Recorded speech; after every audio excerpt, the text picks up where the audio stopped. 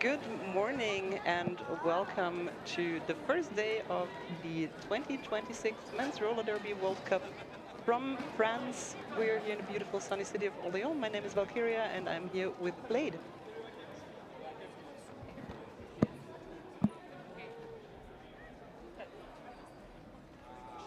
We are looking at game one of a four-day tournament, starting off with New Zealand, Kiwi Toa up against l'équipe de France masculine plus.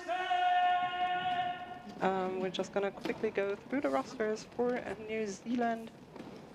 We're gonna have X-Ray, McBain, CJ McKenzie, Iki, Monsterella, Simba, Diamond, the Professor. But first, we're going to have the Haka performance by Kiwi Toa.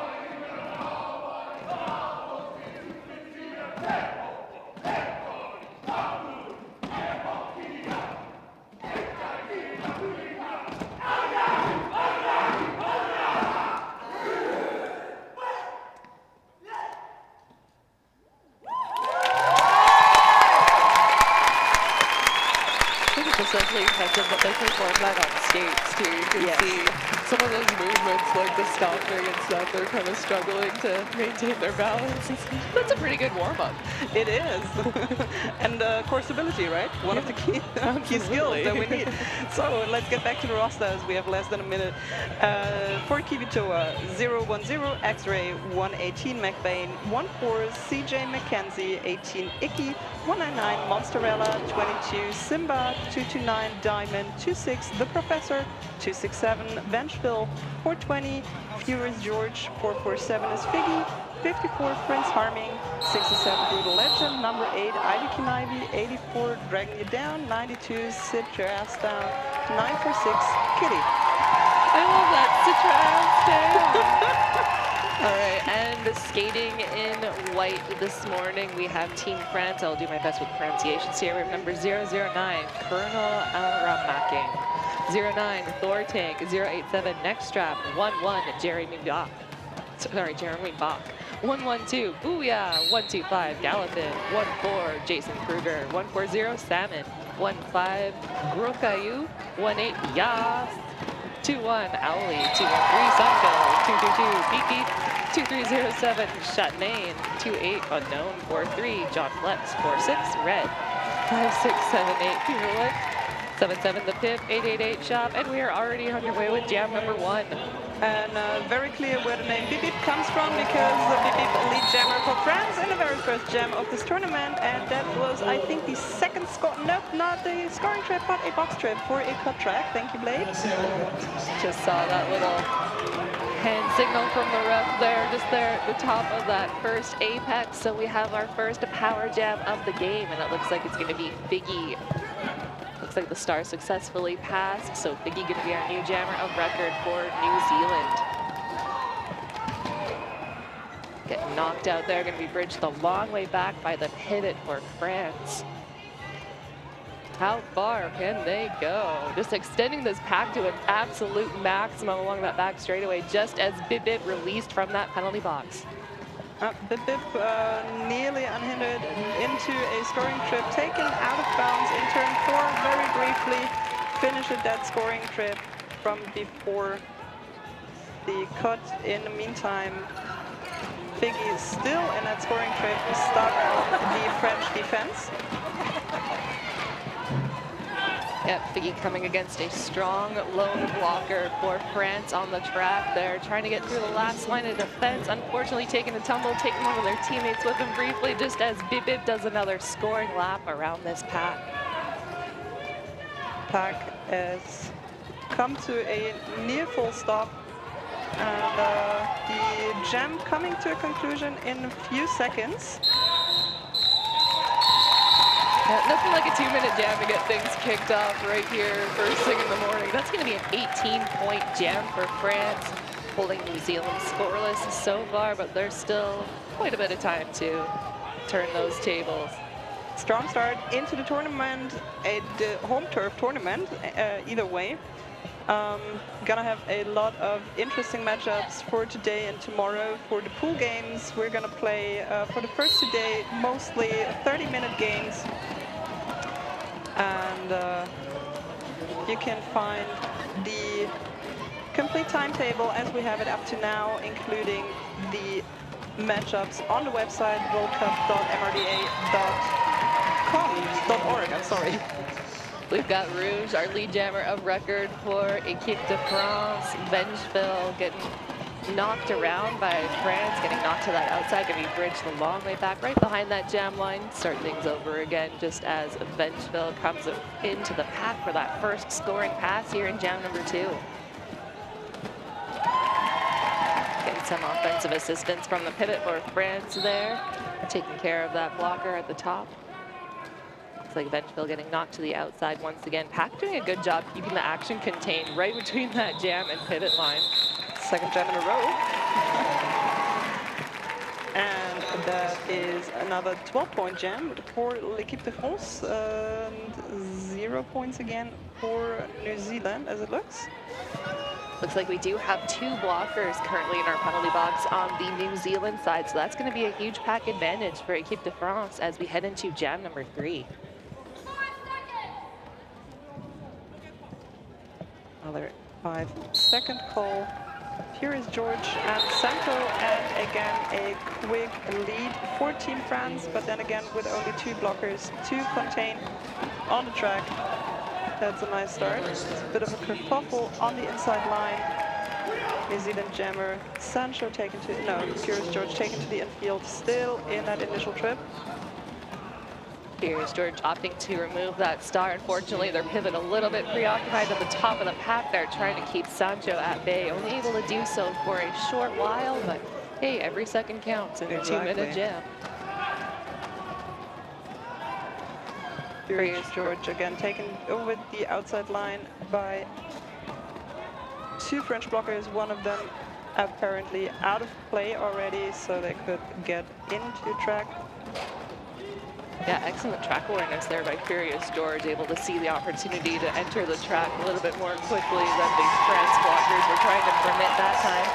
Doesn't look like we have a successful star pass. That's going to be Citra ass down as our new jammer record for New Zealand. That was the call from Sancho to keep New Zealand at a 0-point jam. Hard hit into the pack, but still in the call of whistle. Does look like our penalty box currently sitting empty, so both teams going to be at full strength here as we head into jam number 4. I imagine we do have a penalty box sponsor. We're just looking through our records this morning. Looks like we do have La Pif donning the star for France, going to be our lead jammer, and that's dragging you down for New Zealand, getting locked down at the back of that pack. New Zealand trying to move in, provide some offensive assistance, having to relent as La Pif comes back into play. A little spin move at the top of the pack there, making it look fairly easy for those first 4 points. Dragging you down, trying to bust apart this defensive formation, but France absolutely locked down, matching almost every movement, not giving them a lot of room to work with there. La Pif coming back into play, just ping-ponging off of these blockers. Another 4 points on the board for France, and only a minute or so into this jam number 4. Does look like our star successfully passed on the New Zealand side. That's going to be Ivy Kanivy, our new jammer, but Only if France allows them to get free of the pack. Little dynamic duo there. Locking down at the back there. I like how the France teammates are like, you know what, you guys look pretty solid there. We're just gonna bridge you guys out, let this pack stretch out a little bit here. Allow Le Pen to get through. Another 4-point pass.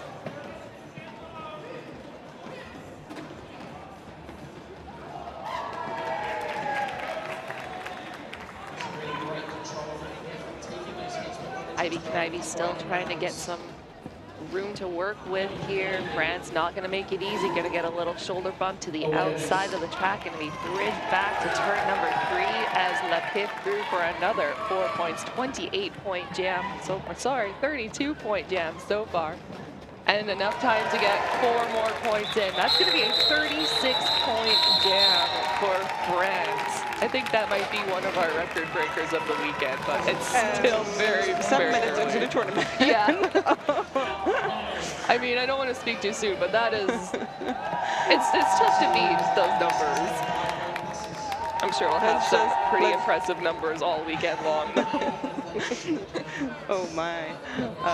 So we're definitely gonna jot that down for our super secret scoreboard. Going into the next one with Beep Beep, Beep Beep and Vamschville for New Zealand.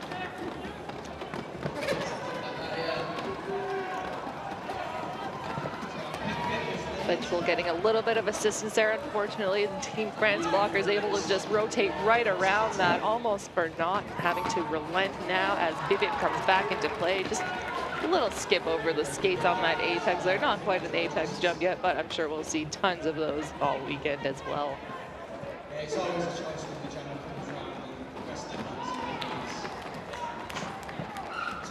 I mean, France are known to not give up any points or not hand out any games. It is the 4th World Cup for them.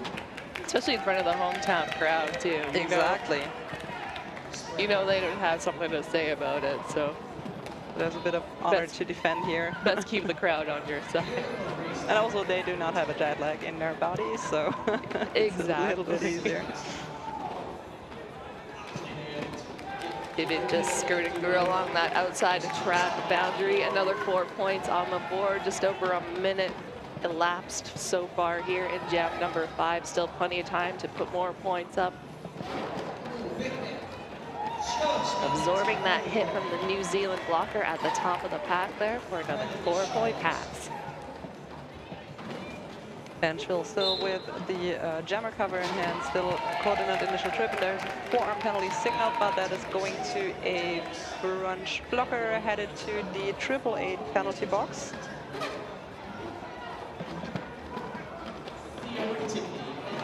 Vengeful getting locked down there, trying to get a bit of speed there, but unfortunately ultimately taken out of bounds just at that turn number 3. They almost saw the light of day.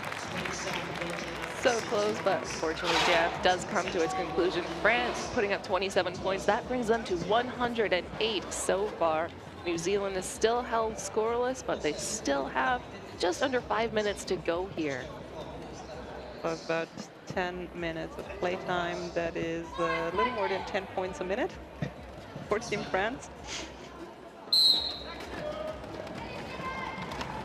Like we've got Rouge donning the star for France, and that's going to be the Professor for New Zealand. Rouge wasting no time to secure that lead jam advantage. Nice recycling again from the French defense. Or is it La Défense when we're here? Sorry, it's too early in the morning to make stupid jokes. I need a little more coffee to warm up then, so let's focus on the roller derby happening on track.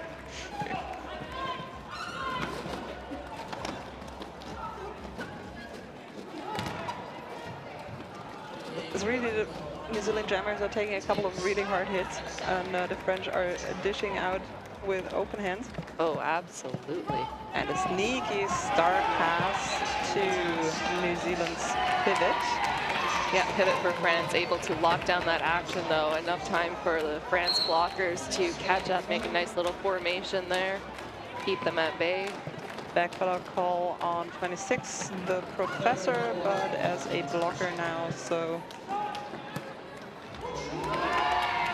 triple eight penalty box now, one New Zealand skater.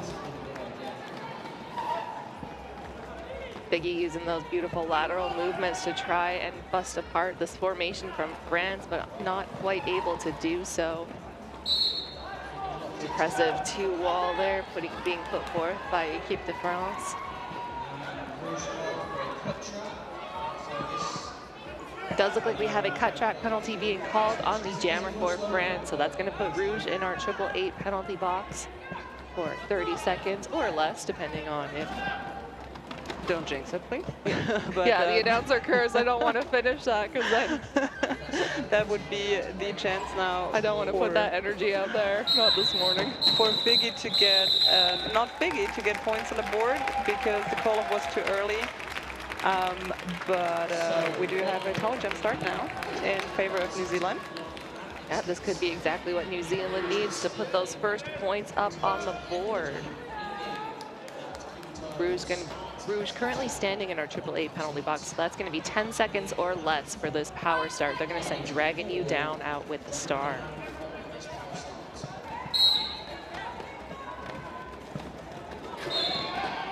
New Zealand moving in to try to split apart that blocking formation. France able to take Dragon to that outside, going to bridge the long way back as far as this pack definition will allow them to.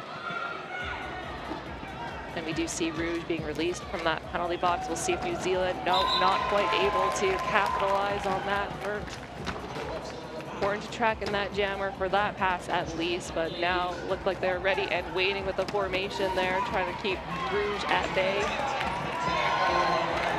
A little side surf maneuver by Dragon You down there, but ultimately knocked out of bounds.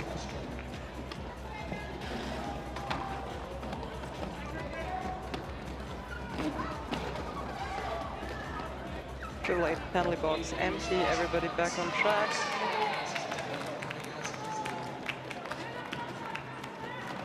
It is a 3-point pass only, so 1 point given away here.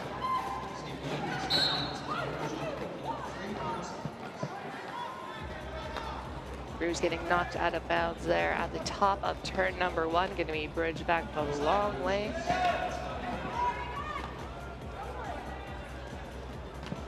Do have one blocker for France in our 888 penalty box, so pack advantage currently lying with Team New Zealand there.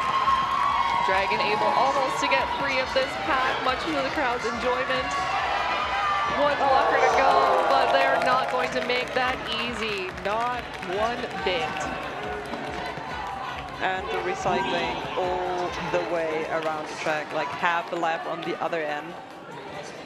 Does look like our star has been passed on the France side. France opting to keep this jam going, give Booyah a chance to put some points on the board. I feel that's an underused strategy. Like, if your pivot is ready and willing to put some points up, why not let the jam keep going? I mean, obviously they've been training very hard for this tournament, So that is halftime. I will have to get used to 50-minute halftime. Yeah, that went by so quickly, almost blink and you miss it. Roller derby there. So this is a halftime score of 0 for New Zealand, 141 for Team France. We have a brief intermission of only 4.5 minutes. Yeah, so definitely don't go too far. Go fill up your waters, get some hydration in, get some snacks, and please come join us for the second half of New Zealand versus France. A little bit earlier than usual due to shorter time. We've got 5 minutes after teams to switch and then we'll straight back into the action. Just what we have this time, we will run through the routes for you. Skating. You stand because you 1, 2, 3, 50 miles per spin. 009. It's hard to see the the numbers, put them here to watch there and then check read if we're talking about what the read check combination. It's easier to go to that up here. Yeah. Yeah, yeah. I mean, we can put it on real quick. When do you want us to go back in? Because we can have like also before, maybe we make time when we go live for want to talk. When the new seats, I can go live. Can you tell? I don't want to go live. No, no, I mean when you start back on. Ah, yes, okay. I let you check. Okay, so we double check and then we got it created.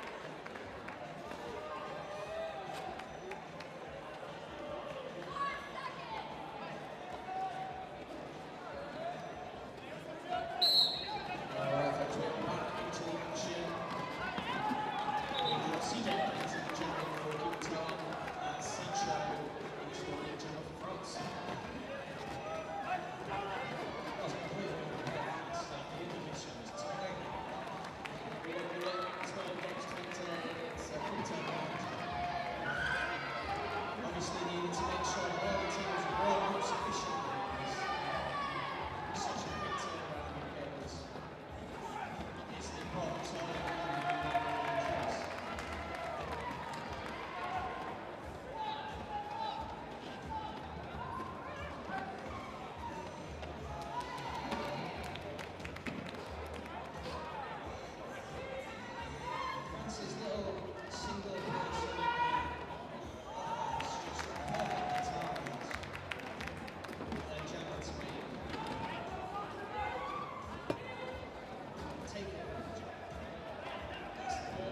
.4 points on that fourth pass.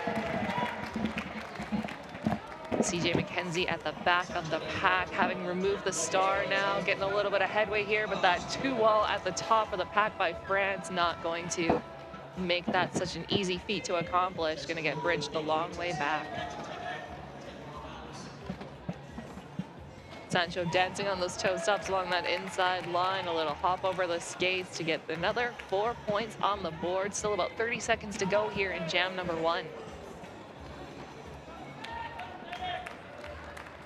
Very much looks like l'équipe de France are looking to keep up the pace of the first half. Sancho racking up a 28-point jam up to now. We have 36 points to beat from the first period, if I remember correctly. Yes, 36 is the record to beat so far. Does look like we have a star pass on the New Zealand side. Simba was our jammer of record, but looks like it came to jam came to its natural conclusion there. That's going to be a 32-point jam put up by France. France now sitting at 173 points. New Zealand still yet to score. Very quick shout out to Halbo Skating quality gear that makes your bruises look badass and your falls legendary.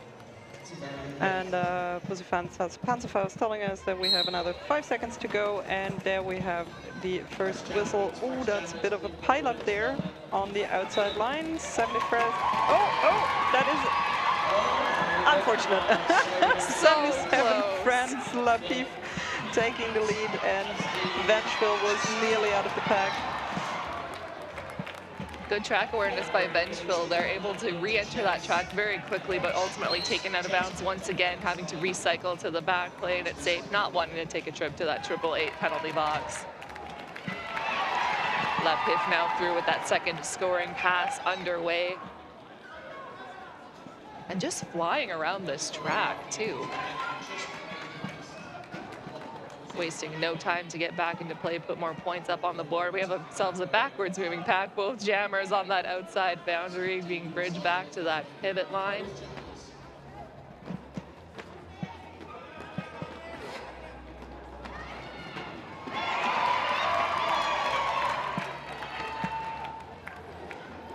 Vengeville really not getting tired, looks like it. Going up again and again and again at the French defense, now taking off the jammer cover, maybe looking for the star pass, but Pivot Figgy is busy with successfully taking the jammer to the infield and now going back for the cover. 15 points to the board for France.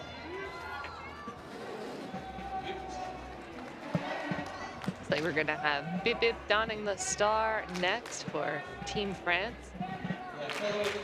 And that's gonna be Furious George for New Zealand.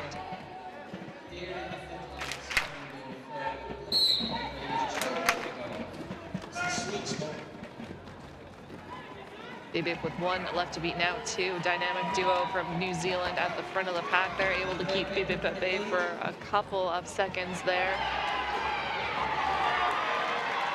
Furious George at the top of that pack there, but France putting forth a strong defensive formation, not going to make this an easy pass to accomplish, and that's enough time for that pack to get reabsorbed, reformed.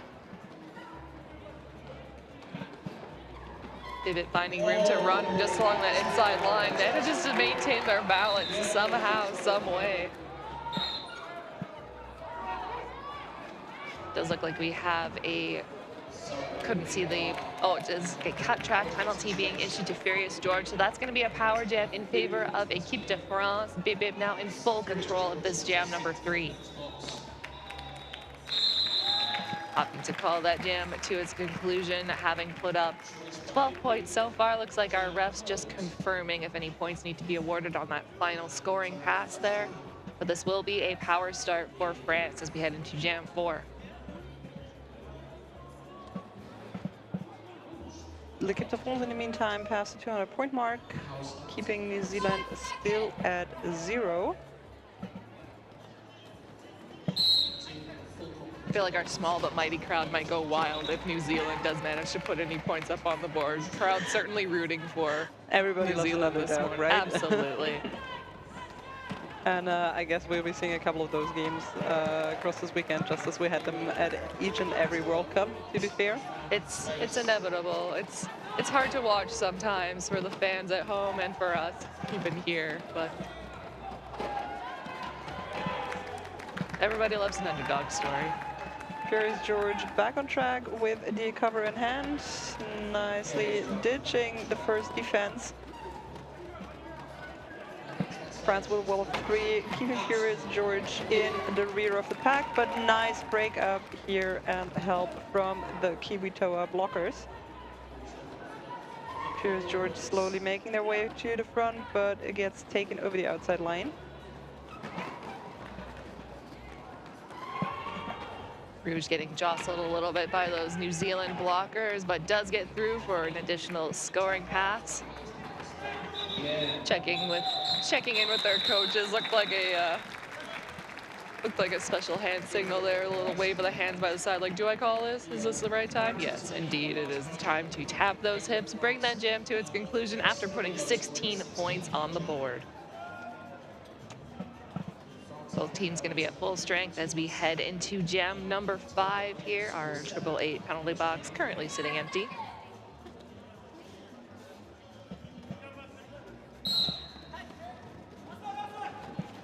Pack opting to give these jammers a little bit of a running start here, but it looked like both defenses were ready and waiting. That's going to be Sancho out first, our lead jammer of record. Professor with one left to beat at the top of the pack. Unfortunately, looks like blocker from France getting knocked into their own jammer there, and it does look like the Professor being sent to our 888 penalty box. So that is going to be a power jam in favor of Équipe de France. Sancho in full control. New Zealand with a 2-all at the back of the pack there, keeping Sancho at bay momentarily just before those France blockers move in.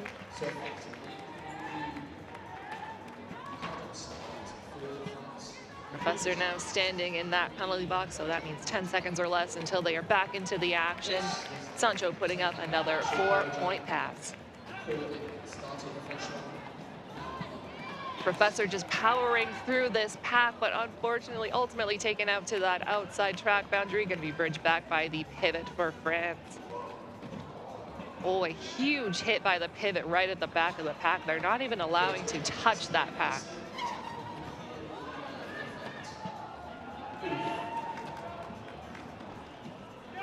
And now number 009 from France taking their turn, giving the gears to the Professor there. Professor almost got free, but that defender at the top for Équipe de France was on the ball this morning.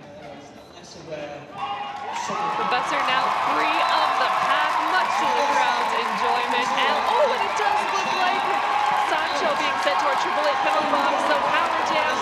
This is the perfect opportunity for the Professor to put those first points on the board. 1.5 points. Let's see if the second hit was passed or not. We see one. We see one on the board, I believe. That is the first point for New Zealand here in the second half. Still about 5 minutes left to go here. That was a tough one. And we do see the jammer for France still sitting in that 888 penalty box, so we have ourselves a power start for New Zealand. The call-off was pretty close after the penalty started, so it should be about 20 seconds. Yeah, still sitting, so we know that they have just over 10 seconds left to go, at least. Dragging you down, our lone jammer on the track at the moment. Getting taken out of bounds.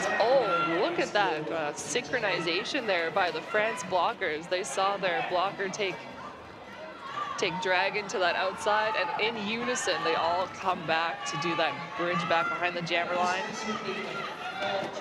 Sancho now free of the penalty box, but New Zealand ready and waiting. And it is going to be another cut track penalty being called on Sancho, so power jam shifts back in favor of New Zealand. And lead has not been awarded yet, so almost a full minute elapsed in this jam number 6 here. Lead still open and available for anybody to earn. Dragon looking very calm, looking for those opportunities to be created by their blocking contingent. Does step enough of a toe stop out of bounds to force that recycle. I don't know about you, but at this point in the game, I would not be so very, very careful on trying to avoid any penalty because it doesn't really matter. I think I would just go like with all that I have. Yeah, absolutely. Like bulldoze into the wall to just try and get past.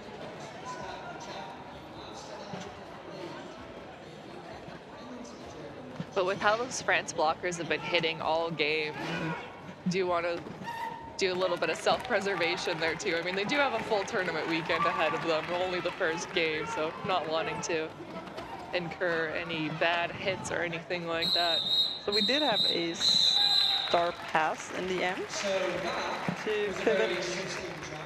Yep, that was Citras down. Citras down. It's definitely in my top 5 of derby names already. With only 2.5 minutes left in the game, let's quickly look at the schedule. On this track, after this game, we're going to have Germany playing País Catalán at 10 o'clock. And on the other track, right now, we have Mexico playing Ireland. No, sorry, that is Friday. Mexico, yes, Mexico playing Ireland, exactly. And another lead for La Pif. With Furious George breaking free of the pack, you might hear it from the crowd without me telling you, but there is a call-off from Team France, and I think this might be the shortest jam of the game. Absolutely was. New Zealand starting to find their footing here and put on just a tiny bit of pressure onto Equipe de France.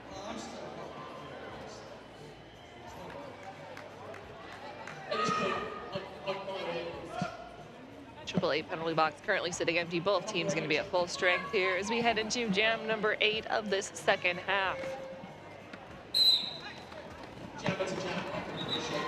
That is Bip Bip, our lead jammer. I like how that's also the noise that the jam rep makes once you get lead, the Bip Bip. And also 2-2-2, that's a little like the call-off whistle, though it needs another 2. Yeah.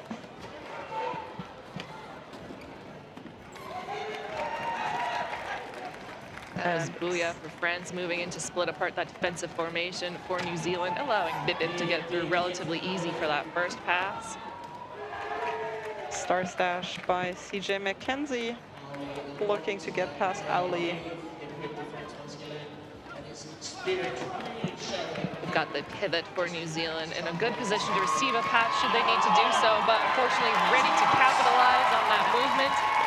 Does get the star free of the pack. Bip Bip now scoring some points and going to call that one off just before CJ McKenzie is able to capitalize and put some points up on the board, but definitely starting to put on a little bit more pressure here. New Zealand is. We are looking at the last jam of the game. We're playing with a very, very hard clock this weekend. So man, at least for the first 2 days. Fast. Yes. Probably not as fast if you're on the track. I mean, maybe a little bit, but they're still working hard for every single point here. That is Le Pif, our lead jammer here in jam number 9. And the professor already with the jammer cover in hand. Ivy Knivy going in for a little offense support.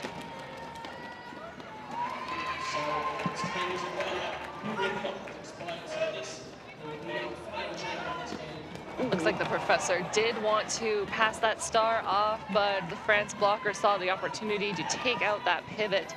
Yeah, someone dished a pretty hard hit on the pivot, but immediately was taken down by McBain. Does look like our star successfully passed. I believe that is Figgy, going to be our new jammer for New Zealand. And a penalty for 2 French blockers. So Triple A penalty box crowding up a little towards the end of the game. So let's see what Figgy is going to do with only 2 blockers to contend in the front. Those 2 blockers, though, working very synchronized there at the top of the pack. New Zealand trying to move in to break them apart a little bit and able to keep Le Pif contained within that pack for a few extra moments there. That's Ivy Knivy and another blocker I can't quite identify at the top of the pack there, number 22, keeping Le Pif at bay for a few steps there. Looks like Figgy getting knocked to the outside, going to be bridged back by their opposing pivot there.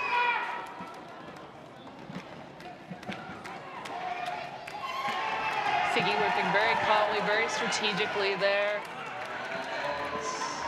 not wanting to exert too much effort here as we are at the conclusion of this game. Our jam clock winding down. And let's check the scoreboard. I think we have one more point in there for also 300 points exactly. Just an even 300 points for France there.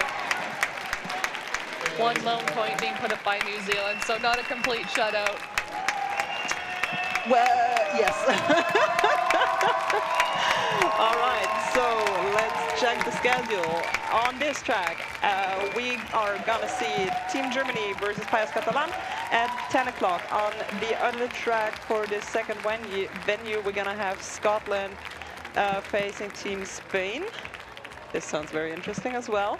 I hope you will all be here or on the other track in about 20 minutes with us.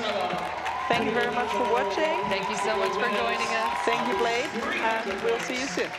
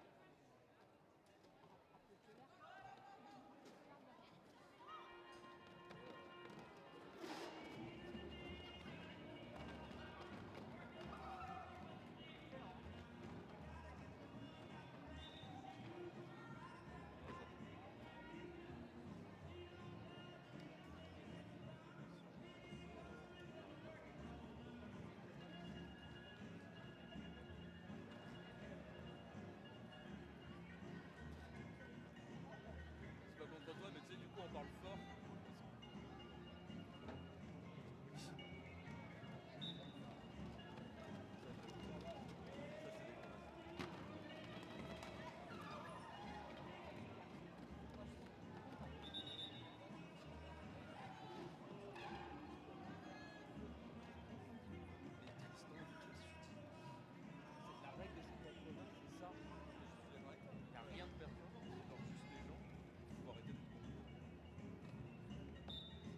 Regarde un match de rugby, tu as des caméras aux 4. 2 caméras en face, des caméras aux 4.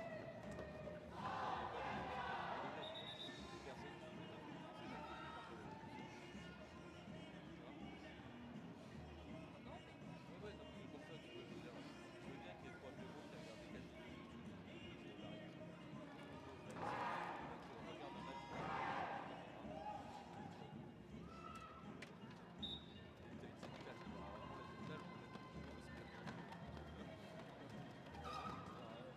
Là, t'as gueulé?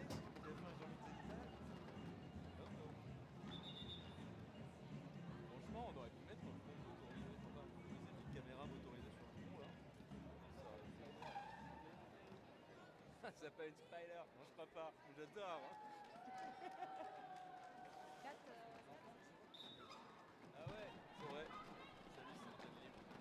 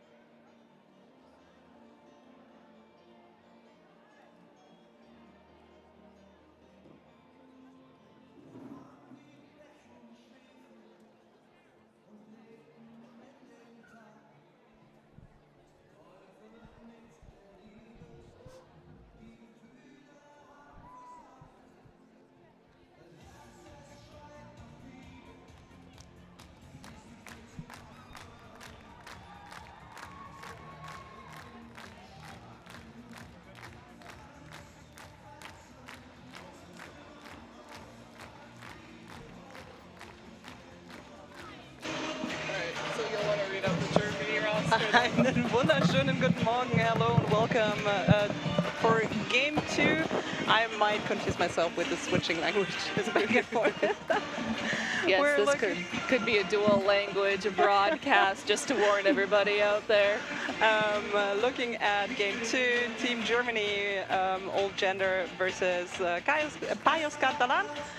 Quickly going through the rosters for Team Germany with 040 Rolf Rakohan, 0815 Cosmo, 1,000,10 Optimus Prime, 111 Andy Bar, 20 is Kante, 224 Shred'em Ripley, number 3 Hulky Frankenstein, team captain, number 4 Pyro, 43 Bets Spencer, number 6 Artemis, 63 is Belladonna, number 7 Deluxe, number 9 Knacker, 935 El Pro Wheel, and number 94 is Crombolage.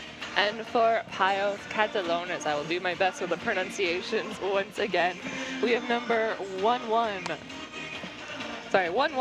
Chaos, 123 Albus, 137 Boo Arbu, 18 Eclipse, 189 Bang, 19 Leon, 20 Mati, 23 Ariette, 258 Sina, 266 Masochist, number 3 Killa, 404 Dyslexia, 456 Calimero, 47 Tatakota, 54 Lieutenant Broccoli, 67 Game Over, 69 M Dickjeff, 707 Hallibell, and number 78 The Search. We are very well sorted for the beginning of this game. With 2.5 minutes left, we're looking at Payos Catalans. Well, can you call it a national anthem if there's a borderless team playing? Yes. Probably not. So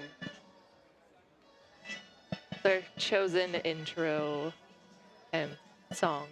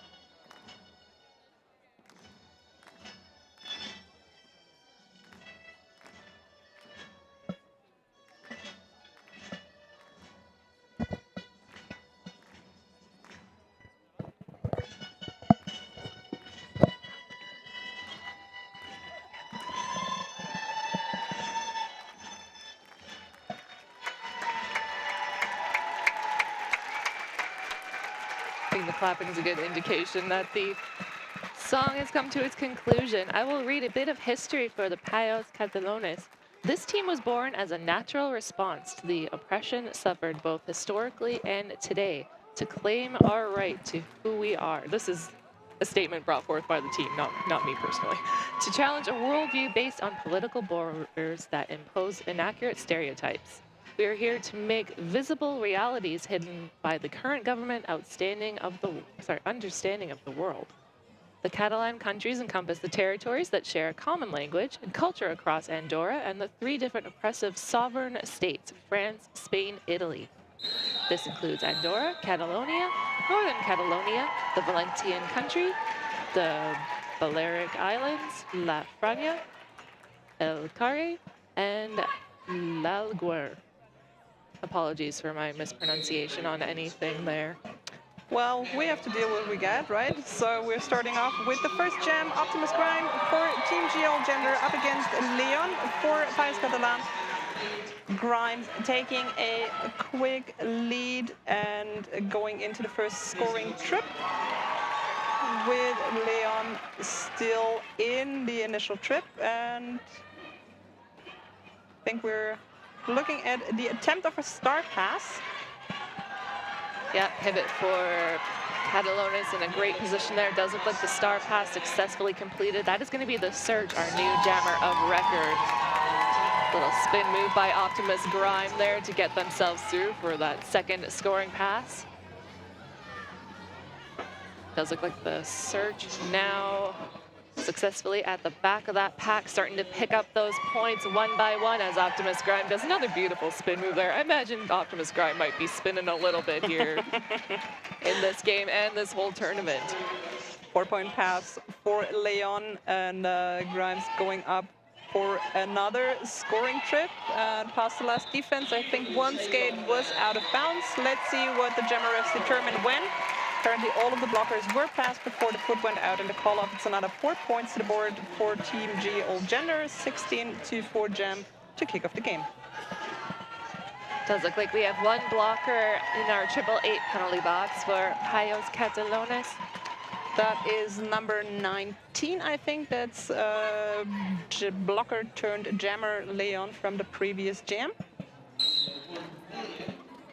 And we are underway with the second jam of this game. That is Million donning the star for Team G versus Game Over. With the number 2-4, Shredder Ripley headed to the 888 penalty box for a multiplayer in the meantime. So 3 and 3 blockers on track. Game Over with the jammer cover in hand. In the meantime, Million making a second scoring trip. Nice defense by Deluxe, Pyro, and Hulky Frankenstein in the meantime. And Million plucked out of the apex by number 20, the pivot Mati. That comes to a stop in turn 2. Million breaks free for a 4-point pass. Does look like our star pass successfully completed, but unfortunately will not get the opportunity to score here in jam number 2. Number 47, Tata Kota, standing in the 888 penalty box for Payos Catalan. And lining up for the next jam, we got number 54, Lieutenant Broccoli. I mean, looking at, well, let's not guess the backgrounds of derby names, maybe. And up against number 9, Knaka, one of the skaters of the tournament with the longest track record regarding men's World Cups, has been skating on Team G since the very first one in Manchester. And can still do it, apparently. Team G securing the 3rd lead in a row, but looks like Lieutenant Broccoli going to put on some pressure there. The jammer race now underway. Team G looking to speed up the pack. The Cosmos pivot in front. Nako had taken a tumble there and had to recycle a bit. That was number 11 for Payos Catalan, trying to get Knacker out. That was Chaos. Lieutenant Broccoli on a two wall defense in the rear. Cosmo and Andy Bar. Pivot for Team G. They're getting that last hit out on Lieutenant Broccoli, not before 4 points put on the board. So that's going to double Payos Catalan's score to 8 and add 7 to Germany's total, bringing them up to 31.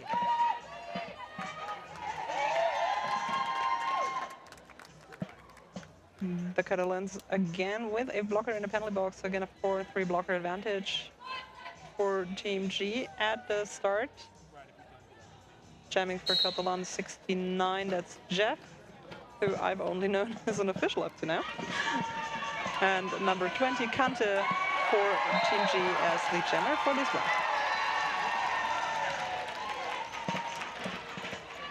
Jeff just dancing on those toe stops along that track boundary, trying to absorb that hit from the Team G pivot. Pivot now being sent to our 888 penalty box, so no real pack advantage at the moment. Looks like Payos Catalan's going to receive their full blocking contingent first here. And that is a 4-point trip for Jeff and a call-off from Kante for 3 more. Some beautifully coordinated offense there by Team G at the last moment, just absorbing themselves around that defensive formation from Payos Catalans, helping their jammer to get through for an additional 3 points there.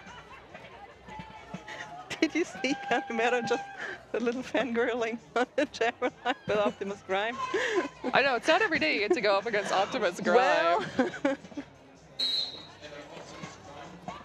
could you imagine the reaction if they were to get lead as well? oh, I had one of those moments way back in the day when Master Blaster was still playing for Berlin. Oh my. It's not an easy feat to accomplish, and then once you do, you're like, what? She probably let me get lead, but that's a different story. It was a friendly game. You gotta take what you can get sometimes. Very quick hit it and quit it jam there. That's gonna be 4 points put up by Team G, 2 going to Payos Catalans. 888 penalty box currently sitting empty. Both teams gonna be at full strength as we head into jam number 6.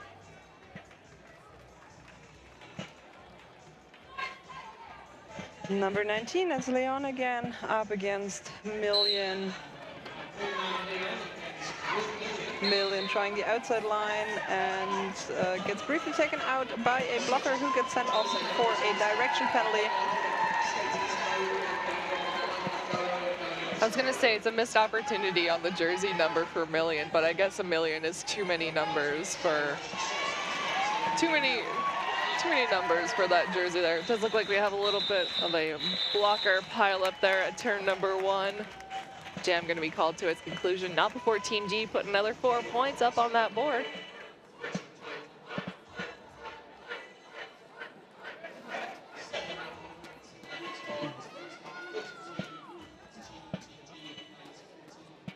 So again, Payos Catalan starting with 1 blocker in the 888 penalty box. Knaka finding a gap wide enough on the inside line and is a bit in front of the Catalan jammer who gets sent off for a cut track, so that is a power jam on the hand of Knaka. Bit of a friendly fire pile up there in turn 1.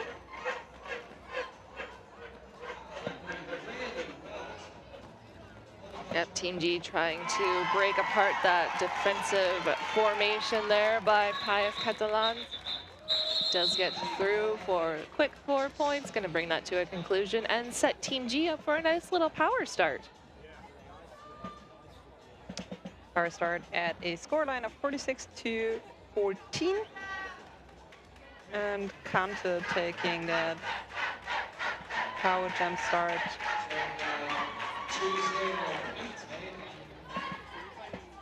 Game over is still seated in the box, so we have about 15 seconds, I guess. It almost looked like the pack wanted to give Kante a little bit of a running start there, but Payos Catalan's opting to move back as those 5 seconds did wind down. Yeah, she's one of those jammers where you don't want to give too much, really.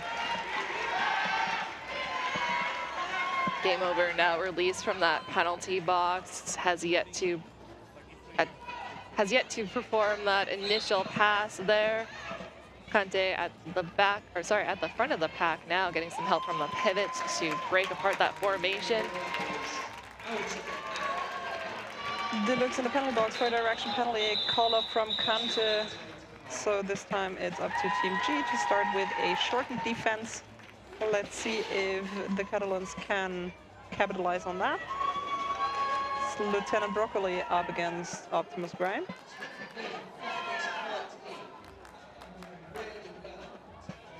Nice little high five before we get our jam number 9 underway. Who doesn't want a high five Optimus Grime?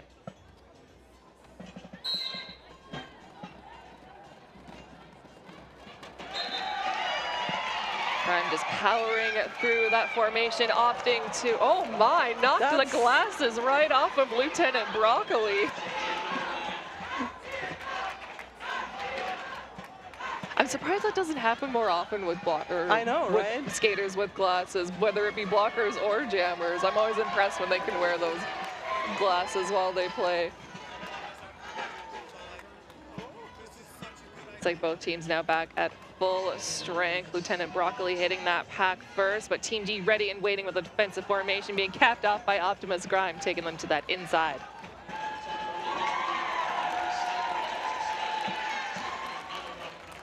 Lieutenant Broccoli looking for some help, getting a bit of a shove from 707, but now the Catalans have to reform and set up their defense again with Optimus coming back to the pack. And that is very unfortunate. Broccoli going off for we have a whiteboard now. Look at that, a cap track.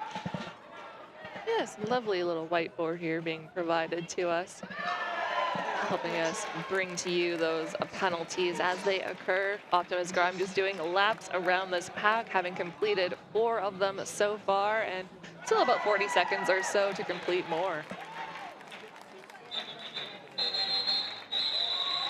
Grime opting to bring that jam to its conclusion, going to leave Lieutenant Broccoli standing in our 888 penalty box. That means 10 seconds or less.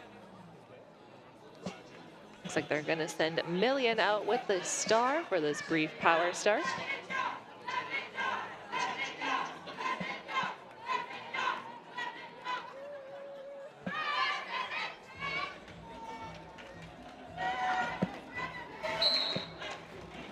Pack moving backwards there as those 5 seconds wounded down, taking away all of Million's space, but Million doesn't seem very fazed by that, wasting no time to secure that lead advantage for Team G.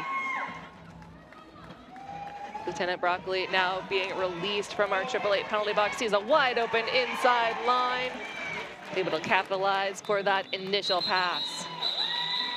Million seeing the threat, having secured all 4 points, going to bring that jam to its conclusion. Still just about 2.5 minutes to go here in this first half.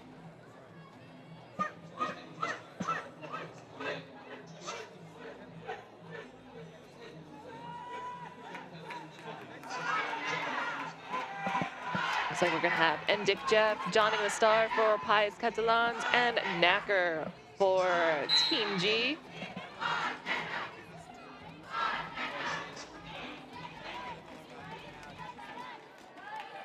Some solid defensive formations being put forth by both teams here. And effortlessly maneuvering around each other to boot. It's always hard when you have those formations side by side on the track there. That is going to be Endic Jeff, our lead jammer of record for Pies Catalans. First lead jam for the Catalans now. And Knacker still a considerable distance behind, so I guess Jeff will try to make it work, but no, calls off to be on the safe side. Securing, looks like a couple of points there, and gonna hold Team G scoreless, I believe, for the first time in this game. Yes, I think you might be right. Yes. Okay, we have more tech to figure out after this game. So let's look at the next one. Cante for Team G, and with the number 456, Calimero for Catalan. Deluxe taking a bit of a tumble, leaving just enough room for Calimero to get out as lead jammer, second lead in a row. Much to their excitement as well. I don't know if the camera could capture that little excited face there. I think it just took a moment for them to warm up. And Kante taken out and recycle a considerable distance by Masochist, I think. Calimero getting knocked to that outside there. Looks like our pack gonna move backwards for the moment here, almost to that pivot line. Team G ready and waiting with the defensive formation, and also bridging back Kante along our front straightaway here. But Calimero is a one scoring trip ahead of Kante, so this is the moment to make use of that. That is, yeah, Deluxe went out of bounds during that block, so Kante did not have to recycle. In the meantime, Pyro with the number 4 going to the penalty box for a direction. So leaving a little more room there, and here comes the call off for another 4. That is a 12 points. Yep, that's going to be 12 points, and that's going to be our intermission. My goodness, I still have to get used to these shortened seeding games here. Almost blink and you miss it. Just when we have warmed up, and just when the teams have warmed up, because very apparently it took the Catalans about 10 minutes to find their footing against Team G. A little bit, yeah. And it just managed to grab a couple of points. So let's see how they will perform in the next one. With all the excitement, we forgot our duties. So very, very quick shout out to 888. Deep cover helmet from 888 provides unmatched technology and fit options. And then we can get back into the really important parts, which is the schedule for today. Yes, currently happening at the Club Robert. Yes. Apologies. Looks like we've got Belgium taking on API Fury, that is. Is that the current? No, no. Currently they have Scotland versus Spain. The next one. Sorry. Our schedules are a little bit reversed here. Right, weird a second. Yeah, exactly. So Belgium versus API Fury is going to be on at 11 on this one. This track. Exactly. So in the other venue, we have Scotland versus Spain. Let's see if we can get you an update on the halftime score. Not yet, unfortunately, but we can briefly talk about the games we had before. We had on this track New Zealand up against Team France. Yep, the hometown crowd. A hometown crowd racking up 300 points for Team France, 1 point for New Zealand.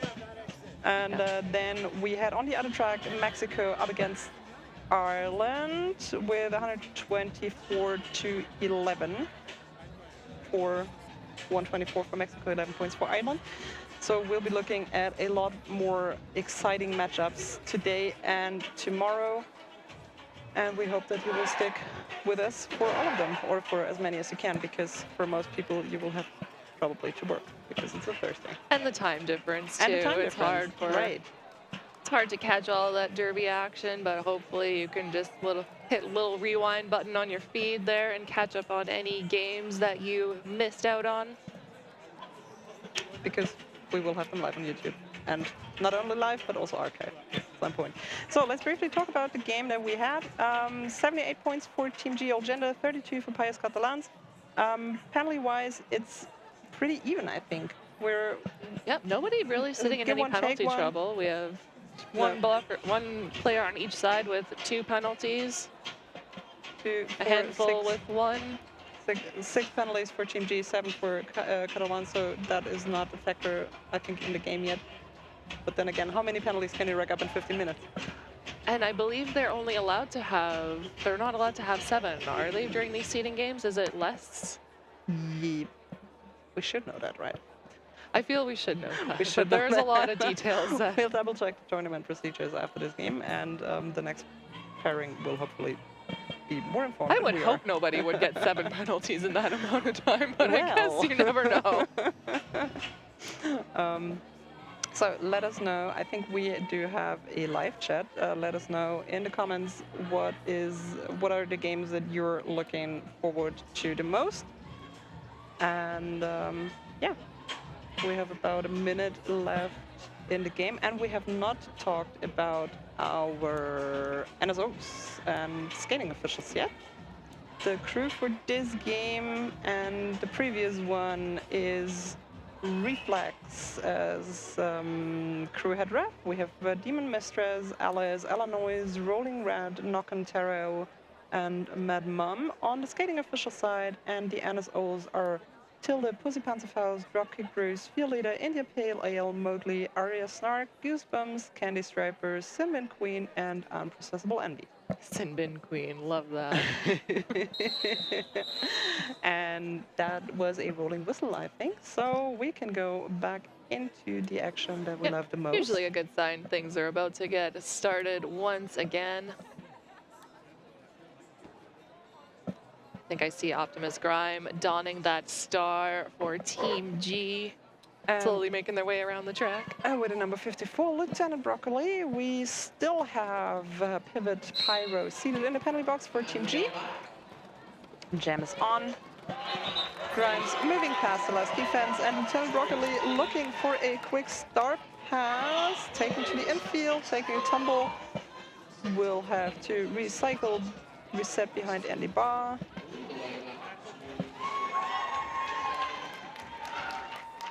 Optimus Grime through for those first 4 points. Lieutenant Broccoli with one left to beat along that second turn there. Star in hand, opting to replace that helmet cover and keep things moving here.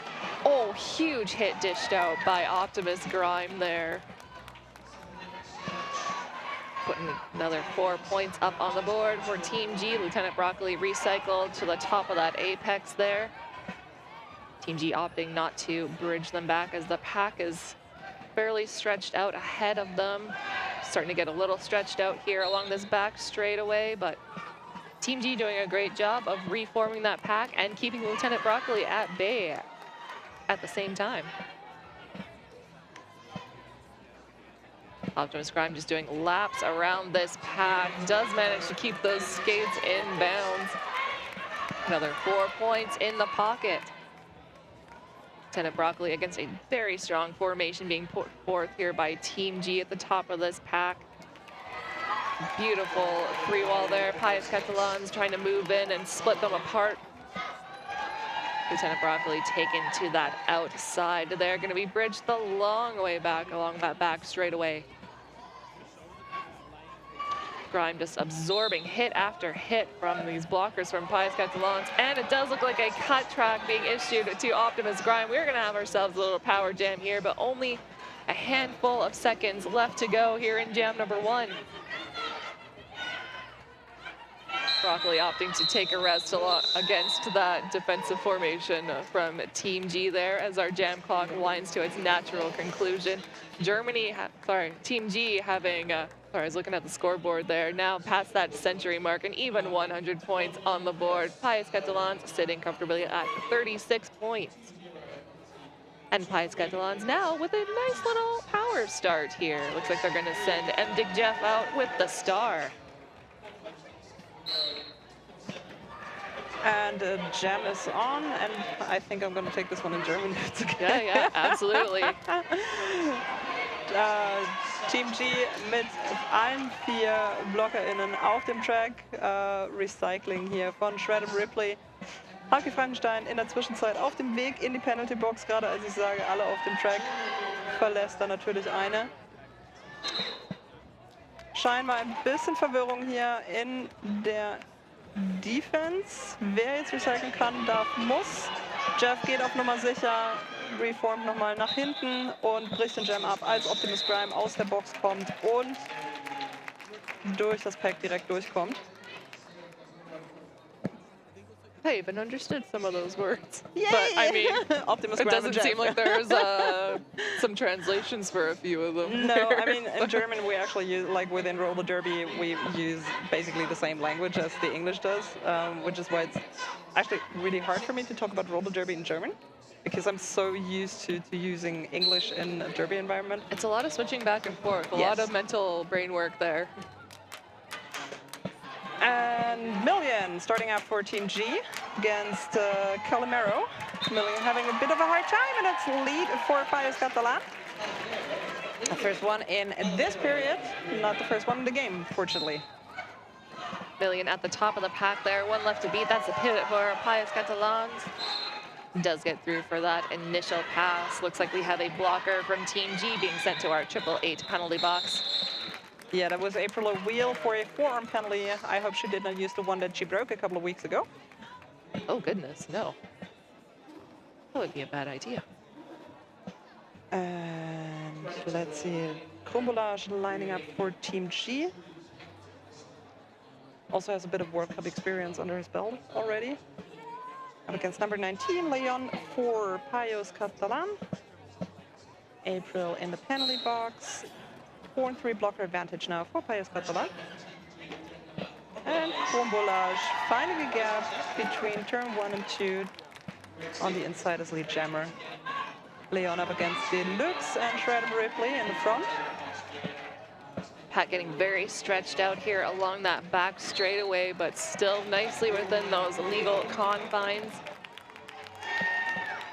Leon now through for that initial pass. Krombolage getting instructions from the bench to bring that jam to a conclusion, going to deny any points from Pius Catalan for this jam number 4. Tadakota in the end of the jams sent for the penalty box for forearms, so we once again have a 4-3 blocker advantage for Team G.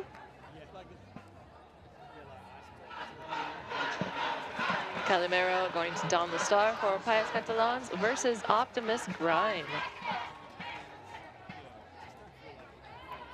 Jammers giving themselves a little bit of room to run up at this pack here. Optimus Grime obviously hitting first. 2 left to beat, and that is Calimero out first, lead jammer of record. I guess she has you to thank for that. Possibly. Is there a positive jinx in English? Oh, I wonder. That would be an interesting. It's not often that the announcer curse works in anybody's favor. That's going to be a 3-point jam put up by Pius Catalans, holding Team G scoreless. Not something they've been able to do very often, but a couple of jams here and there managed to hold them to 0 points while adding some to their own total. Well, every once in a while, you need jams like those to not get too cocky, right? And that is with the number 67 game over for Pius Catalan, taking a tumble and taking the safe route, resetting. I think they even were in position that they wouldn't have to, but rather safe than sorry. And Million being recycled as well, so everybody going back on track. Beautiful little apex hop over the hips of that blocker from Pius Catalan. Number 1 Million, our lead jammer here. Game over, opting to remove that star, hold on to it, but not before taken to the outside boundary and bridge back to the top of turn number 4. Pivot now in good position, was good in good position for a star pass, but game over saw the opportunity to break free of the pack for that initial pass. Million now coming against that pivot from Pius Catalans, getting knocked to that infield, opting to bring it to a conclusion there after putting up, looks like 7 points. So on the other side, you have very nicely lined up the Team G supporters, which you can just not see because it's covered by the clock. All right.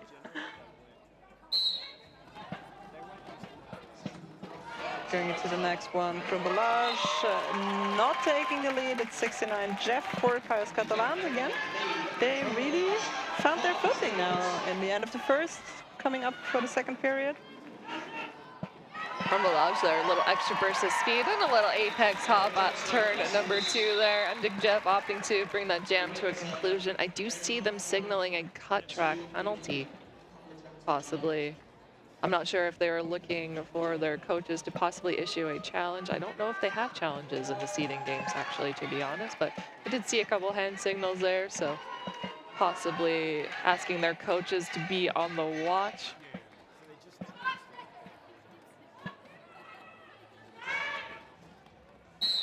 Optimus Grime up against Calimero. This might become my favorite matchup in this game. Calimero at the top of the pack. That. Second time getting lead against Optimus Grind. No big deal. Calimero coming up into a scoring trip, and yeah, pass Pyro. Just could stand that hit, that lean hit in the end. Yeah, putting all of their power into absorbing that hit. Not going to be taken out of bounds that easily.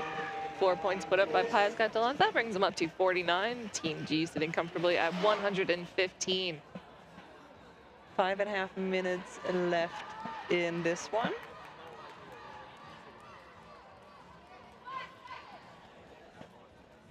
Triple 8 penalty box is empty for the upcoming. We have Kante up against Leon. Kante with a bit of an advantage, but it seems like there is a gap opening on the outside, and Leon sucked back into the pack. Finds a gap now and is out as well, but half a lap behind Kante. Kante now coming up into the scoring trip. First points down, bit of a blocker tumble outside, and quick call off here from Kante to deny any more points to Leon. Couple of very quick jams there getting us through. Still just under 5 minutes left to go here in the second half. Looks like we're gonna have game over Donning the Star versus Cambolage. The tempo of this game is quite different than the one that we had before, with I think mainly 2 minutes, natural power gems more or less in the indeed, in the game. France definitely opting to let those jams run longer in that first game there. A little bit of a blocker pile up there.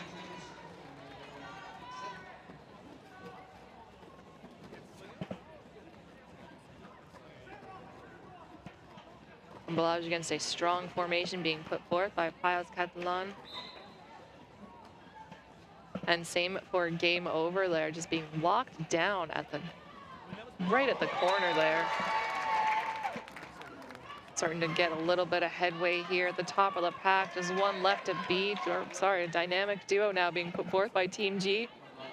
We have a cut track penalty being issued to a blocker from Pius Catalans. We have 2 in the Triple H penalty box. So pack advantage currently lies with Team G at the moment. Cambolage through for a second scoring pass.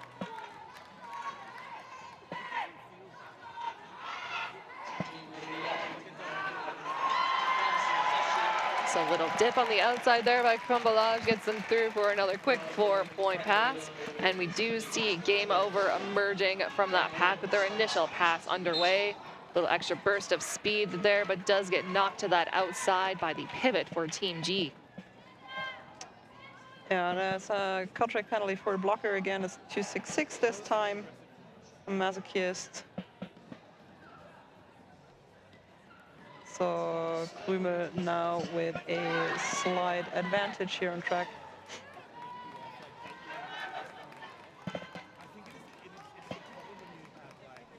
Game over, definitely working for every inch of momentum on this track. Team G putting up a strong defensive 3-wall. Catalans able to recycle in front of Cambolage there just as the jam comes to its conclusion. That's going to be a 19-point jam put up by Team G, 3 points put up by Pius Catalans. A bit over 2 minutes, a little over 2 minutes.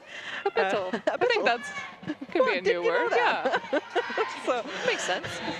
1 blocker each in the penalty box. Going up into the next one with Lieutenant Broccoli and Optimus Grime. Und Grimes als Leadjammer aus dem Pack raus. Lieutenant Broccoli noch an Pyro, an die Bar und April Wheel. Da kommt ein kleines bisschen Support von Masochist. Aber Optimus Grime im nächsten Scoring Trip. No Pack Call, der dann Lieutenant Broccoli endlich aus dem Initial Trip rausbringt. Triple A Penalty Box ist wieder frei. Deluxe wieder auf dem Track zurück. Und da kommt der Call-Off von Optimus Grime als Lieutenant Broccoli zum Scoring Trip. aufs Pack aufschließt. Kept seeing so many cool things there. I'm like, no, I'm not going to interrupt this momentum in German here. Just going to let things play out. So let's see where we're at. We have, yeah, one more in there. Yeah, time for at least one more jam. Kante up against Jeff. Both teams ready and waiting with their defensive formations there.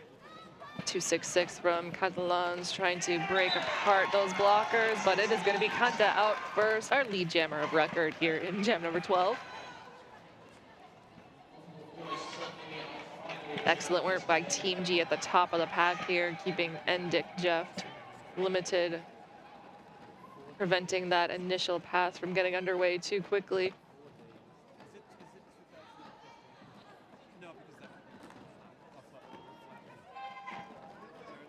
Catalans doing great work at the back of that pack there with their 3-wall. Oh, look at that. Did look like a star pass was imminent, but Endick Jeff opting to keep that star cover. Kante seeing the threat, going to bring that jam to its conclusion, and that's going to be the end of the game. Our unofficial score, Team G 149, Payet Catalans 52. Definitely an exciting game for our second game on this track here. I believe it's game number 3 overall in the tournament. 3/4 because I think we're the uneven side here at Palais de Spa. Yes, and then on the other one, let's see if we already have a score from the other one, 149 to 52 for this one, but still unofficial. I mean, we did have a 3-on-1 score ratio, but still, Payet Catalans did show that they do know how to play roller derby and that they can work well together. So I'm excited to see what they will bring for the rest of the tournament. Good start into the weekend for Team G Bender. Anyways, the next games are starting at 11 o'clock. We're gonna have Belgium versus API Fury on this track, and we're gonna have Italy up against the Kalmar Union on the other track from Claude Robert. I will quickly check if we already have a score update. Otherwise, you will have to check social media yourselves first. Sorry. Yeah. My name is Valkyria. Thank you very much, Blade. It was a pleasure. Yes, and thank you for joining us from wherever you are, all around the world. And whenever you are. Yes, wherever, whenever you are. I think for us it's time to find some croissant and coffee au lait. And we'll see you later at some point. Bye. Bye.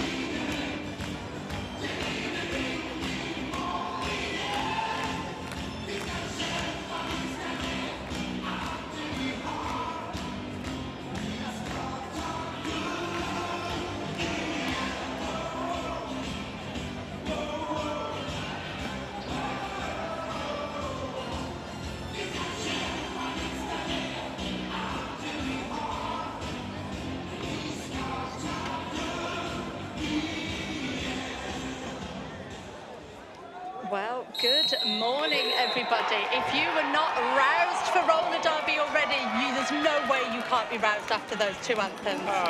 Great introduction there to both teams. Italy, the home team for this first game, up against, no, Italy will be in blue, up against Kalmar Union, who are in white. I'm so sorry. I'm already roused. You join us here for, I think this is the fourth game of the Men's Roller Derby World Cup. It's game 5, actually, Cherry. Great start. My name is Very Cherry. I'm joined by the wonderful Tom Bowler. We're going to let this first jam play out, and we will bring you your teams in just a moment. But straight in, off the line, did they grab lead? They did not. So lead is still open. Oh, a tasty jam already, Tom. Yada there. Getting down the outside, but getting through with a no pass, no penalty. So has not been given lead, but is on a scoring pass, goes down the inside line, picks up the first 4 points of this game for Kalmar Union. So we have number 22 for Italy grabbing those first 4 points of the game. We are 2 into those anthems, Tom. It was a long day travelling yesterday and an early morning start. So please, my apologies for getting that wrong. It was Stradamarius who was out first, but not assessed lead for Italy, and picked up the first 4 points. It is Yada with the star for Kalmar Union in the white.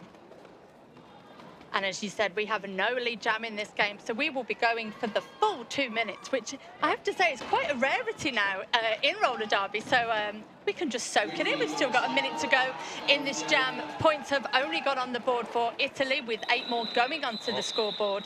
But it looks like we are calling this jam for an injury.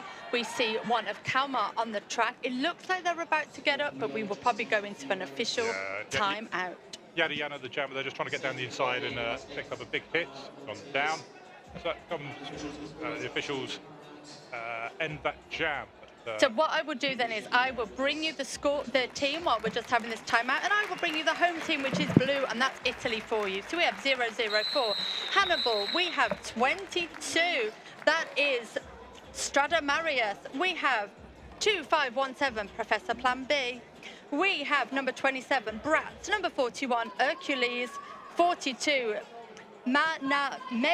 We have number 44 TC, number 451 Kuka Licha. We have 47 Max Payne, 610 Mana Greco. We have 618 FIBA Necha, number 69 Brazilian Wax, 711 Achaleta, number 8 Franks, and 89 Goofy, and 989 Fisto Terrorist. And that is your team for Italy. Carlos Terrorist doing that out. Beppe did get through and was given lead jammer, but was recycled, and in that time Hannibal has got out, and we have the jam called by Beppe, so it's a 0-0 jam on our second jam of the game, which keeps Italy at 8, Kalmar at 0. So for those of you not familiar with who Kalmar Union are, they are the open gender Nordic national team made up of skaters from Sweden, Denmark, Norway, Iceland and Finland. So does that mean, Tom, we're not going to see those individual teams represented here at the World Cup? This is your chance. If you're from those countries or you support those teams, this is your team to get behind, isn't it? This is indeed the team for all the Nordic countries. Amazing. To get behind. And if you're from Italy or want to support Italy, it's right in front of you, nice and simple. Here's Italy. If you happen to be coming to the venue today or over the weekend, you will know Italy by their merch. There's pizza boxes everywhere, living up to the stereotype. God love them. There are plenty of Italian flags around the venue and in the crowds today. And we have our first jammer penalty going to Bratz for Italy. So it is a power jam for T-Bag and Kalmar Union, who is out of the pack and coming around on a scoring pass. So a chance for Kalmar to get the first points on the board. And looking trying to get down the inside, but they're being cut off by Frakar, who is knocked out by Nurgle, Nurgle picks up a back block. Naughty Nurgle. But was it worth it? That's what you've always got to ask yourself. Jammer is through and picking up 4 points, so yeah. And Bratz is out of the penalty box and now back on track for Italy. which means that we see Kalmar getting together that tripod, but Bratz having a simple time around that outside there, coming out of the penalty box, picking up some points. We have 16 points on the board for Italy, 8 for Kalmar. And it looks like we're about to get another 4 for Kalmar as Teabag gets through that last blocker, but quickly followed by Bratz. We have 12 apiece on this jam as we come into the last 15 seconds of this third jam. Lovely hit there from your pivot, Goofy, trying to take Teabag to the outside line. Teabag able to shrug them off with those shoulders and was through, picking up some more points. This has been a points aplenty, this jam, Tom. Yeah, 32 points in that jam, but split evenly across both teams, 16 each. Quick maths and quick. What's the word I'm after? Where you divide? Division. Division. Oh, Terry, we might need to learn some words today. We see our first team timeout, I think, of the day in Palais de Sport here. Kalmar Union calling a timeout. There are 2 tracks running. One here at Palais de Sport, one at Robert Claude. You are watching track 1, Palais de Sport, where we have Italy versus Kalmar Union. These are half-hour games as we are in the group stages. And what do we say about, I'm going to make sure I say this correctly, Tom, it's a hard clock scenario. Yes, you have to be very careful. Make sure you definitely get the L in there on that one. So that means that the clock does not stop. So timeouts, if you can see the graphics on the screen, you will see that this clock did not stop for the timeout. So technically, you might not want to be using the timeouts, but similarly, Tom, strategically, you might want to use them. If you're ahead, you're by just a few points, is it strategic to use it and waste that minute, or are you actually eating in time where you could be out there scoring more points, but then alternatively the other team could be. But it is Stradamerius for Italy. I was going to say got lead, but has been assessed a cut track, so it is a power jam for Kalmar and for Esa Tervernen, and they are through and given lead jammer status. Wonderful work here from Kalmar. What we've seen then, and we might not see, as you said, many timeouts during these half-hour games, but actually that timeout really worked in their favour. Perhaps they were able to have a little reset, come storming out. They have lead and only jam on the track. So that 30 seconds was well spent, Tom. Yes, yeah, it's good timeout for Kalmar. Gets them out. They are on a scoring pass. We see Stradamarius is standing and has now been released from the box, so is back on track, but still on their initial pass. And looking to try to get down the outside and finds the space there to get through, completing the initial pass. Now on a scoring as Esa Tervonen is trying to get down that inside line, keeps finding Italian blockers in their way. That jam is called. Lovely shoulder work there from, I think, one of the best game names I've heard this weekend, Brazilian Wax. When I was doing my pronunciation reads in the hotel last night, much to probably the annoyance of everyone else in the hotel, I actually did a laugh out loud when I read their name. I thought it was very funny. Also, very good power jam dilution by Italy there, not allowing any points on the board for Kalmar until the very last second. Yeah, so 4 points there. Does cut the lead to just 4 points, but it is Hannibal getting down the inside line, finding the space there, picking up lead jammer for Italy. I would say, Tom, this is the closest game we've had all morning, isn't it? It is, and it is going to be a power jam to Italy as Beppe goes to the box for Kalmar for a back block. Was indeed. So now we have Italy with the power jam. Are we able to see Kalmar doing the power jam dilution?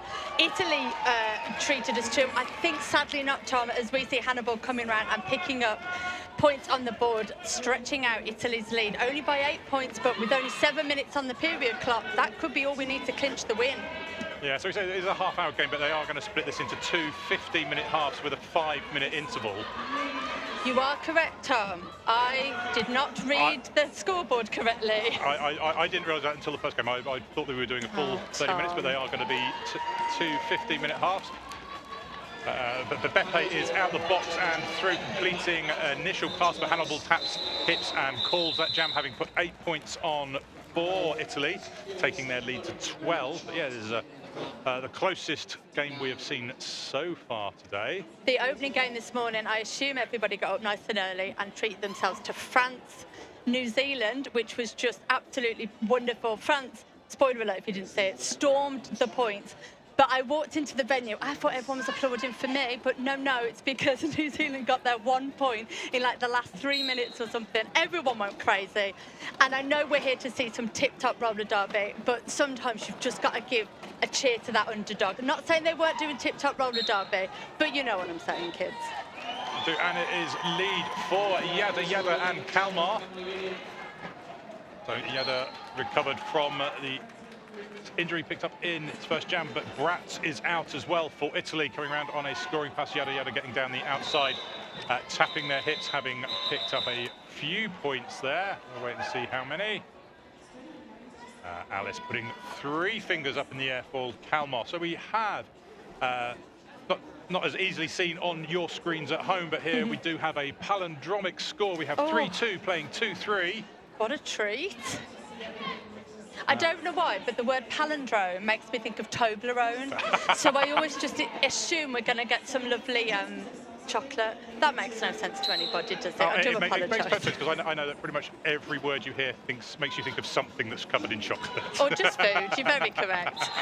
All right, then, we have out on their first jam, and please excuse my pronunciation of this, we have Bonacia out jamming, getting their first jam of the day, I believe, and I think we're going to be getting some points on the board for their debut jam. And Bonacia there has got a Greek symbol at the front of it. It looked like I'm not sure if that's a theta or not. Greek symbol knowledge is poor at best, so we'll just leave it at Bonacia. So I've just pulled up my pronunciation sheet on my tablet.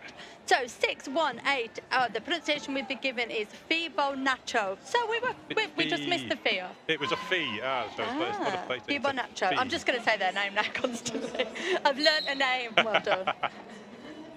Alrighty then, we have a complete pack as everybody is out of the penalty box and out on track at the moment. But it is Hannibal at the front of the pack coming through and grabbing lead for, I'm going to say, about the 3rd time. Don't have all the stats in front of me, so I'm just going by my memory. Oh, and it is a cut track for Beppe, so it is going to be a power jam for Hannibal and Italy. I mean, I feel like if there's a jammer that perhaps doesn't need a power jam, it might well be Hannibal, but drink it in. I think it was a big hit, by Nurgle, and it was assessed as a direction penalty, so Nurgle off to the box, along with a pivot. It is a very full Kalmar box. 2 blockers sat, a jammer sat, and a blocker. The pivot has been sent back to the track because there wasn't enough space for him in the penalty box. Story of my life. Not enough room, carry on. But Hannibal has has picked up 4 points in this jam. So whilst we've had some penalty box shenanigans. Thank you for that word. That's the word there. There was a lot of shenanigans. Italy not able to capitalise on this power jam, as one might have assumed they have been, but we do have 8 points on the board. So maybe, Tom, I'm just being greedy for points. Yes. I'm thinking of sharing that Toblerone, so I've gone into greedy mode. And we have our jammer out of the penalty box for Kalmar. So both of our jammers are out on the track, and we just have one of the pivots in the box. So we've got pretty much everybody out on the track. And of course, as I say that, Professor Plan B goes to sit down to ruin what I've just said. And that jam is now called. So let's have a look at the scoreboard. We have 23 points for Kalmar. We have 46 points for Italy. We have 2 minutes and a bit left in this first period. And as Tom said, we will be having a half-time. I believe all that you'll see happen is that the teams will swap benches. The jam rest, I believe, will be swapping over. And you'll probably see us take a big glurp of water. Yeah. Glurp, not obviously been a word. Glug, glug, glug, glug. I should probably learn some more words today. Alrighty then, we have track advantages sitting with Kalmar at the moment. Beautiful defence as we see 2 tripods in perfect symphony. Yada, the jammer for Kalmar, trying to break through that tripod. Whilst it is Bratz for Italy, who is coming up against Jaeger. There for Kalmar at the back. But Brat's finding a space on the outside, but Yada Yada had already broken through. Oh, smooth work there from Brat. Past 3 of the Kalmar blockers comes through, calls off the jam, not allowing the opposing jammer to come through. So that to me is a chef's kiss. Yeah, Yada Yada getting out first, but not being given lead, and then that's a double stab to the heart. Brat's getting out just in time to call that with a 0-0, and Italy remembering they have to put 4 blockers on track as Professor Plan B rushes on just as the 5 seconds is called. We are going to see Fibonaccio up against Teabag. Oh, lovely pronunciation there. And Goofy doing one-on-one blocking as we see the Kalmar jammer being recycled to the back of the pack, which means, let's hear that lovely pronunciation again. Fibonaccio. Oh, perfection. Comes through, grabbing lead. I'm not going to say it now, I'll just point at you to say it. I mean, you say perfection, the people listening in Italy are probably going, that is terrible. So wrong, that is so wrong. Could you not? Put the other one on, at least you ruined it better. No, we do apologise for any mispronunciations. Please do let us know if there's anything else we can do. We have been given some phonetic sayings, and of course we are trying our best. That's all we can give you. Oh, now. That looks like a mouth guard. That does look like a mouth guard, and as soon as they pick it up, they should. Do they get a penalty, or is it? Wow.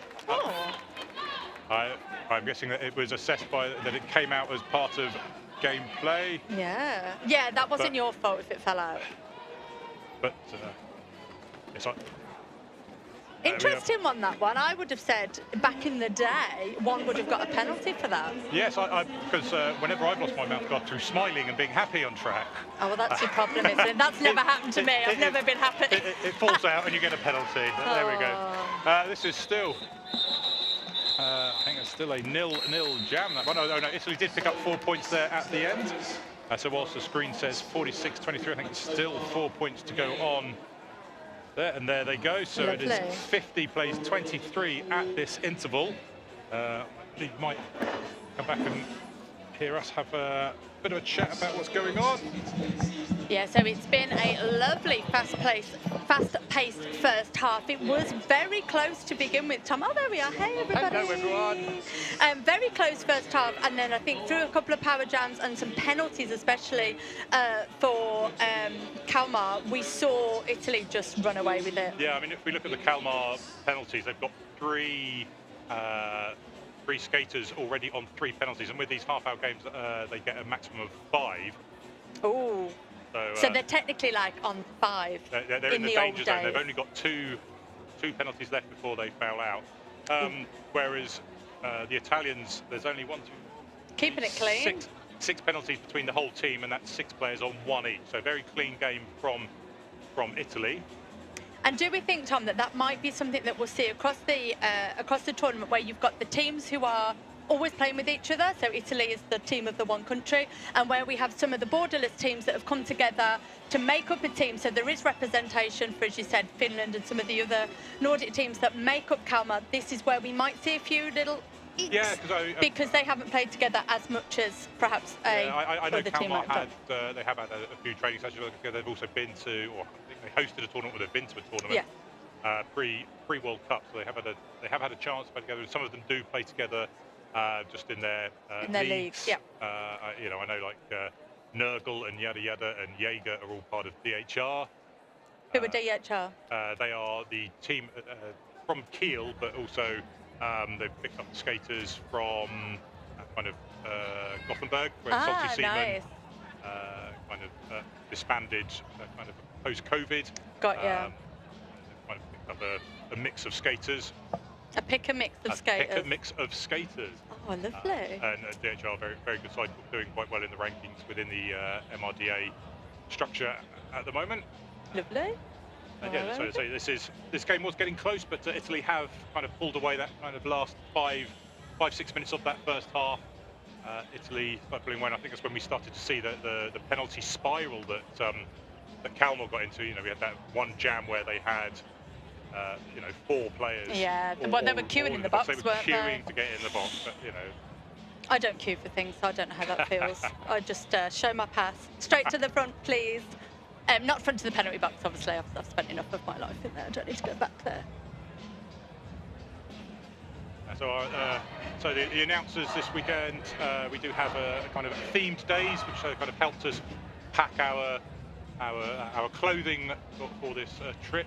Is that you're just trying to explain why we're both sat here wearing like fruity shirts, like we work in an office and it's like Hawaiian Friday or something? And it is tropical animal print. So I've got my cassowaries on from Northern Australia. Oh, That's very unbiased of you to be very biased of you. Well, I'm not commentating on any Australian games at the moment, so I feel it's allowed to wear my shirt with a native creature of Australia. And I've just gone for fruit because I will say, as food. Well, as a goth, we're quite restricted when it comes to animal print, I must say. So here I am. But yes, enjoying the tropical vibes. It is absolutely beautiful here in Orléans. I've never been here before. It's a really beautiful part of France.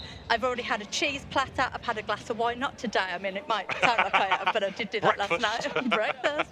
And so far, so good. It has been an absolutely beautiful time here. There are loads of people here. It's so lovely to see. So many people from roller derby and from other teams and whatnot. And do you know what I really love, Tom, which I've seen this morning, is when you see, who I can only assume is like the mums and dads. They've come to support their skaters. I think there's probably some grandmas and grandpas here as well. And it's just so lovely where you see people and they've travelled really far to come here. So thank you, everybody. And thank you to you wonderful people at home that have joined us here for the Men's Roller Derby World Cup. Let's go. Let's go. Second half of this fifth game, the third game here at Palais de Sport.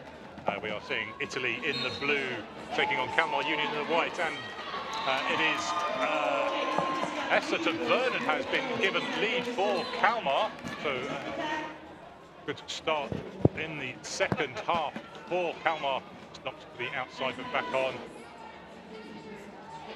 So, Tom, we have started this second half with an empty penalty box. We have everyone out on track, and we are being treated to some beautiful defence from both of our teams. Neither jammer having a lovely time through.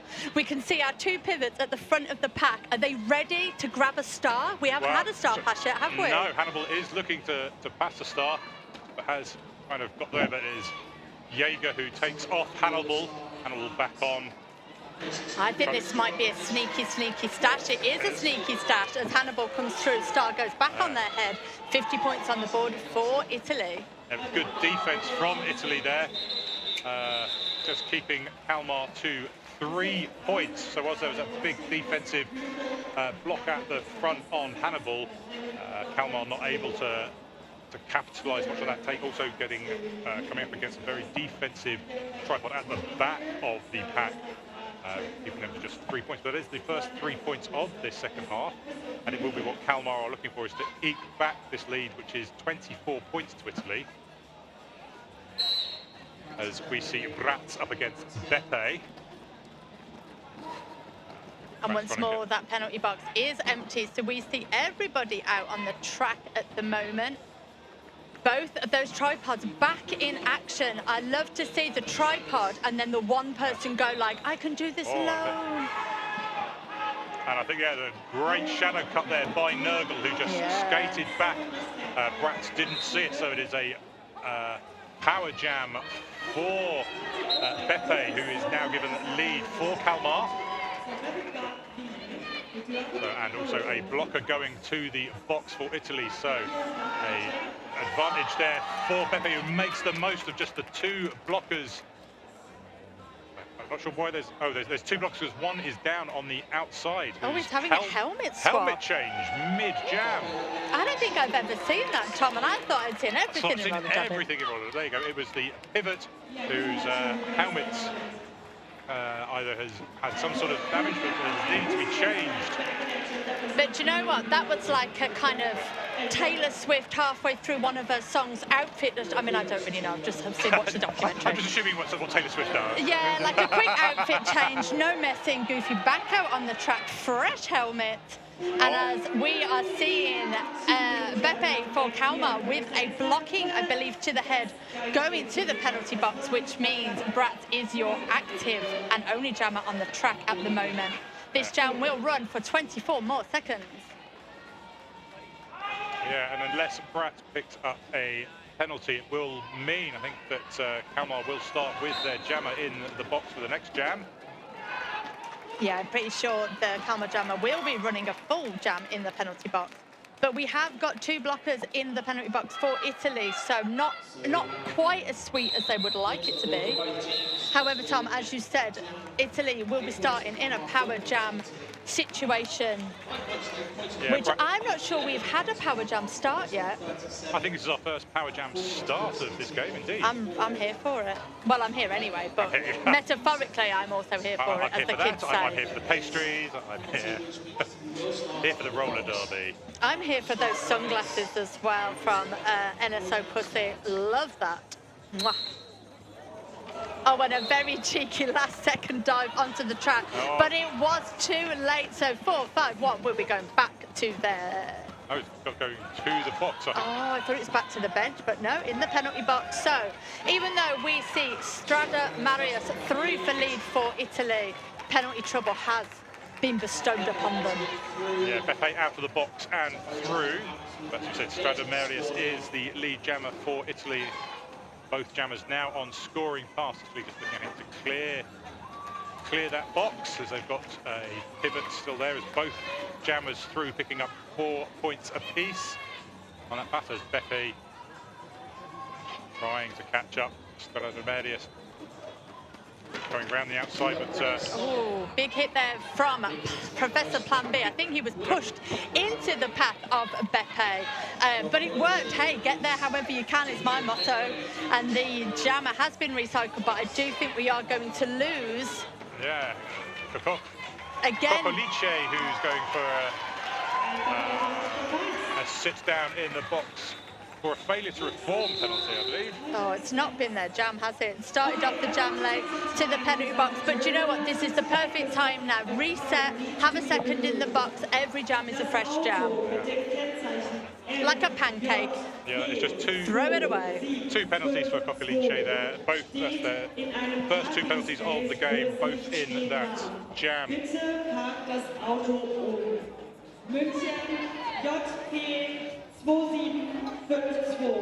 Your car needs to be gone. So it is Teabag up against Fibonaccio for Italy. Then a 3-all, but some offense trying to split up that tripod. And then a big push from Fracas to try and get Fibonaccio through. But solid defense. Fracas coming, trying to just break it up.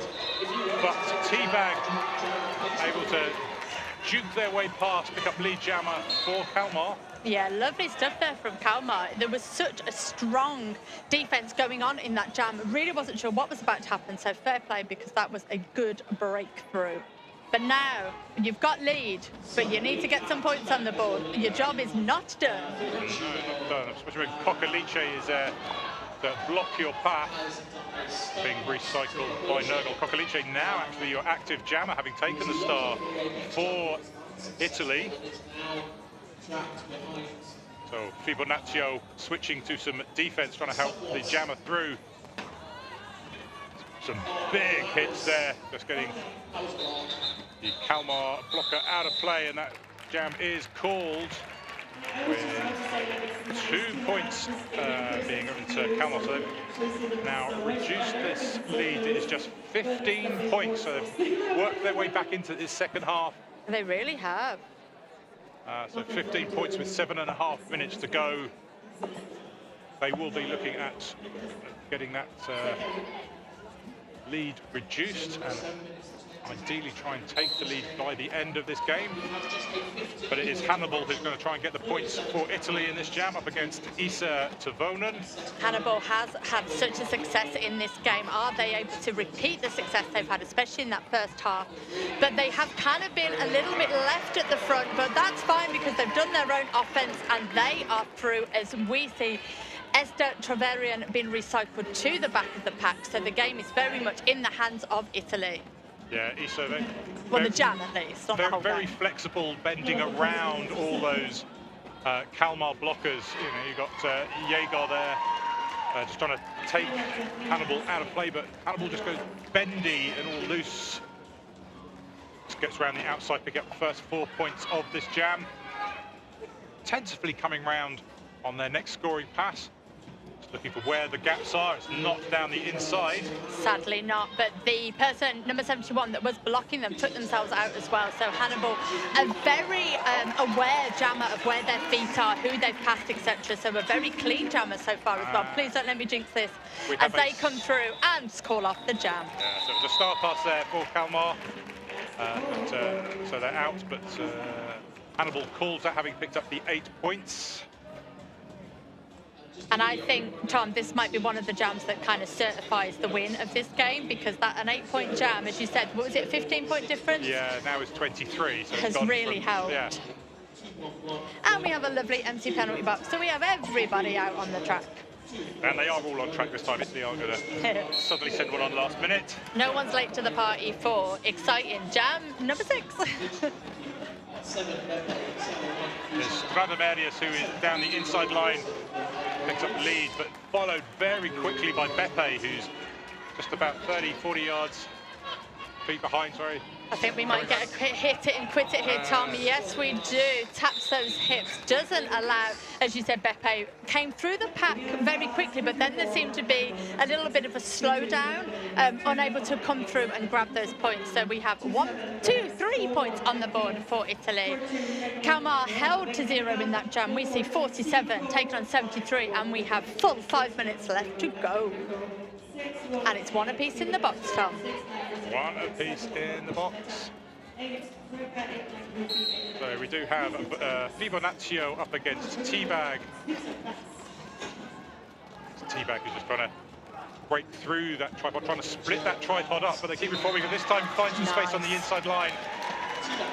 That was beautiful, patient jamming there, not doing anything too crazy. As you said, we've had some penalties racking up in this game, but that was very beautifully weighted out, almost waiting for, I think it was Goofy who was leading that tripod, to just step a little bit aside, saw the gap, off they went, lead jam, points in the bag, buff, buff. So those 4 points, but it is a star pass for Italy, as Goofy now has the star coming around the outside. So that jam called with neither team picking up points on that pass. Kalmar picking up 4 on their first one, so 73 playing 51. We've got less than 4 minutes left of this game. It's 22 points in it. We're going to see Yada Yada with the star for Kalmar. And we're going to see Italy starting with a blocker in the box, so an advantage for Kalmar here and for Yada Yada. Up against Bratz. Yeah, I think that's maybe where the advantage ends, as Bratz is coming up to jam. Has had an absolutely storming morning already here for Italy. But I'll probably have to eat my words, as Yada Yada was taking that inside line. But look how much that Italy defence just swooped in. And I think when you've got a tall jammer like that, you've got to take that centre of gravity away. You've got to be like, no chance. However, Tom. Yep, Yada Yada is through. Some good offensive work there from Kalmar, just splitting up the Italian tripod. Who's now being, their 4th blocker is now back on track. And that Italian defence has brought themselves back into play. TC at the front, number 44, holding off Yada Yada. But 71 for Kalmar, once more coming in like a wrecking ball, splitting off players one by one. Beautiful defensive work. Oh, and Yada Yada picking up a cut track there. So this is going to be a power jam for Italy and for Bratz. So that advantage that Kalmar had there kind of being taken away. Bratz now on a scoring pass up. Some great defensive work from Kalmar. Number 71 is Kuyala. Sorry, I just was desperate to find out their name on my sheet, because they are having an absolute and Bratz picks up a game. cut track. So we want to see our first jam, a switcheroo. With just 2 and a bit minutes left of this game. So out comes Yada Yada, who's got 31 seconds left of this. So Bratz will get back on track before the end of the jam, but let's see how many points Yada Yada can pick up. Beautiful offense there by number 73. That is Doodle for Kalmar, trying to do the push from the outside. Not successful, as TC is running the jammer back, as is 888 for Italy, and the power jam is over. So Neither team able to rack up points in that power jam. However, neither team giving away points in that double power jam situation. So it was 4 points to Italy and 3 points to Kalmar in that jam. So it was an 8 in total for Italy. So 81 plays 54 as we enter into what is most likely going to be the last jam of the game. Kalmar trailing by 27 points as we see Hannibal up against Beppe. Hannibal, who's had a tremendous game for Italy. One of the standout jammers picking up points. So we don't have any kind of stats, but from memory, Hannibal proving me there with the exceptional jammer getting through, picking up the lead for Italy, which is exactly what they needed in this last jam. Yeah, I think it's safe to say this game is going to go to who is classed as your home team, Italy, for this game as they are coming through now. We have 38 seconds on the period clock. As you know, the clock will keep going on until the period ends. Yeah, the other thing with the hard clock, you can't call a team timeout or an official review in the last 5 minutes.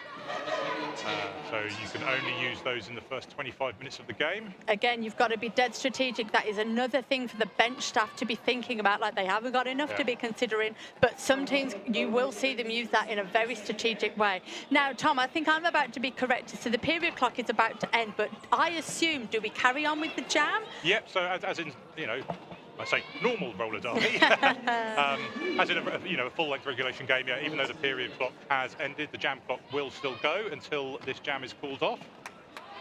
So we have 40 seconds on the jam clock. As you said, we will keep running this down until Hannibal taps their hips, which they do there. Brings this game to an end. We have an unofficial score of 85 to 54. Yeah, that game ever so close at one point. I think we were 15 points was the closest differential we had, but Italy absolutely storming their way through. And I think we're going to see Bratz, Hannibal, those jammers are going to be... we're going to see them again, I think it's fair to say. They're not a one-hit wonder. Yes. I mean, they've got 2 more games this weekend, so the likelihood is we will see them definitely again. Well, we might not. You at home will, if you tune in to the feed. Which I hope you do, because it'd be rude not to. What else are you going to be doing this weekend if you are not watching the Roller Derby World Cup? And as it is, it's Thursday today. I mean, I don't know what I believe, yeah. So one assumes that some of you are at work. So one also assumes that perhaps we've got like a sneaky tablet scenario, a dual laptop. Maybe you've put yourself on an all-day meeting in your calendar for work. But we know what you're doing, and it's watching the Roller Derby World Cup with us. And we will be with you for the next game, which is Schmeer campaign up against the Netherlands. Excellent. Again, we're going to have a team that has been established and been in about 500 Roller Derby World Cups. And then we will see a borderless team who have come together to create an amazing team. So, again, one team that you kind of perhaps know what they're going to do, another team where we're not too sure about, and we are very excited to bring you that game in about 20 minutes. Yeah, so we will be back for the anthems or songs from those sides, and then we'll go through the teams with you for that next game here at the Palais de Sport in the Men's Roller Derby World Cup 2026 from Orléans in France. Thank you.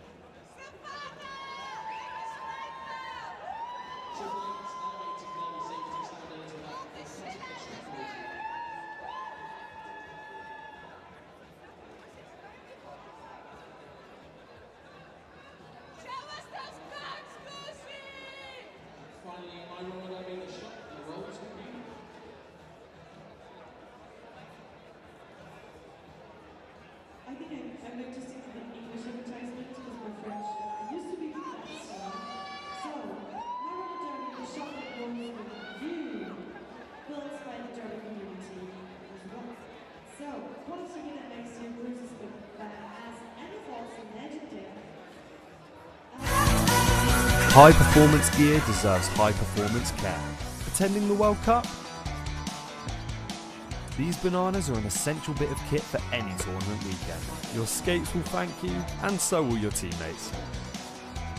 Feel ready for life with Boot Bananas.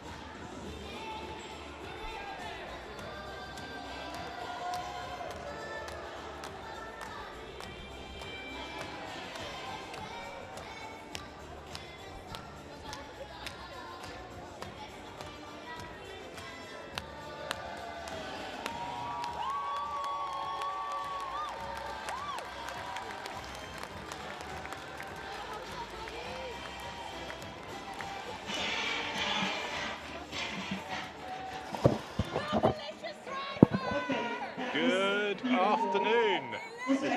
No, morning. Just about. Morning here in Orléans in France.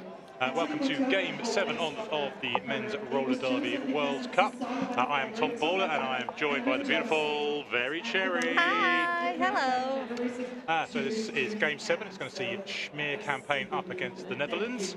You will have heard the song choices there from both teams. Some bit of Wenger Boys from the Netherlands and then a bit of, not sure what it was for Schmeer campaign, but they were dancing beautifully out there to their chosen song. So their chosen song is called He Mo Tov, which is chosen because it's a song about gathering together and rejoicing. It's a bonus because it brings back memories of Jewish youth camp, which I think is maybe where the dance came from. It looked a bit okey-cokey-ish to me.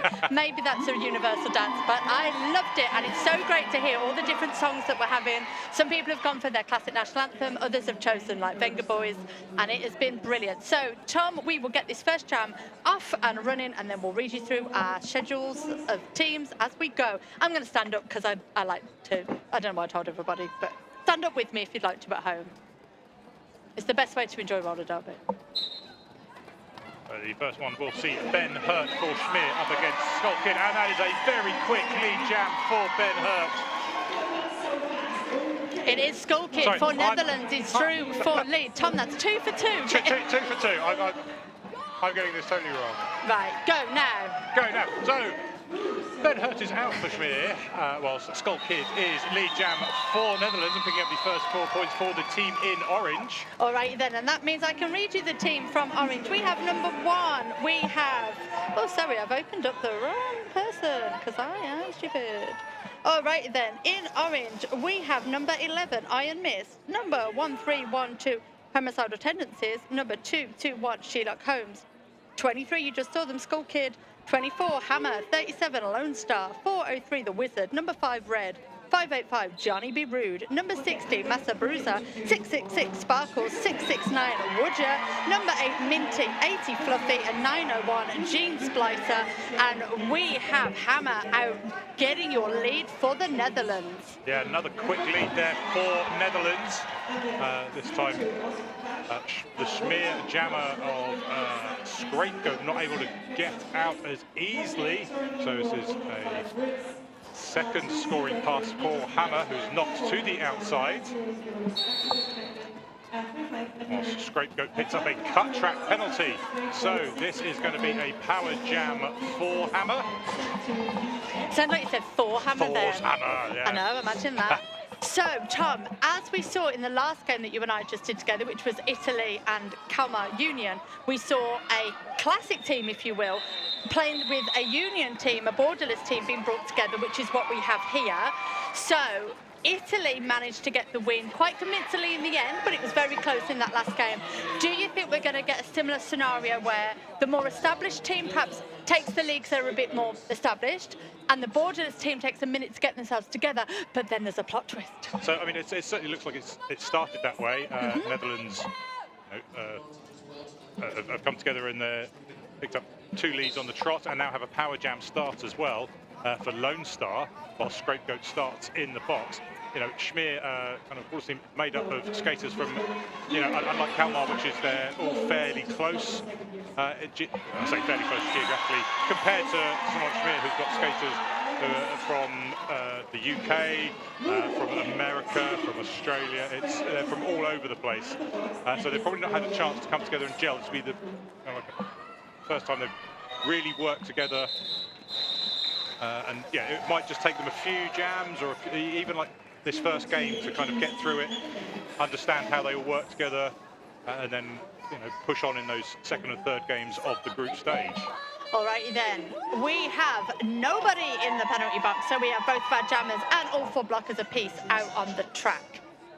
We have a 12-point lead for Netherlands, holding Schmeer to 0 at the moment. As we said before, maybe this is your first game that you're joining us here today. We are in a 30-minute game. The clock does not stop except for when we will have a quick half time to swap the benches over, give everyone, including the officials, a quick rest and start again.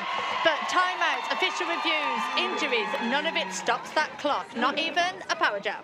No, there is a power jam to Netherlands. Trick Sanchez going to the box for Schmeer campaign, leading homicidal tendencies as lead, and another 4 points for the orange team. But we have an injury on the track. We will be going into an official timeout. Official timeout does not stop the clock.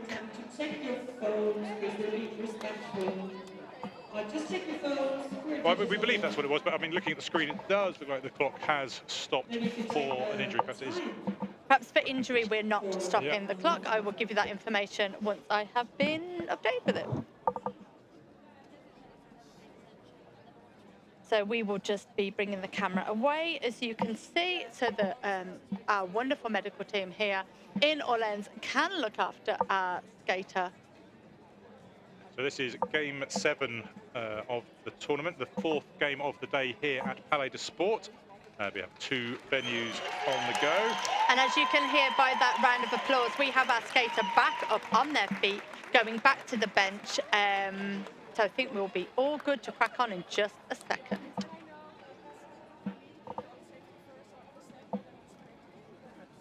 Yeah, we're going to have a rolling whistle. There it is from our jam timer.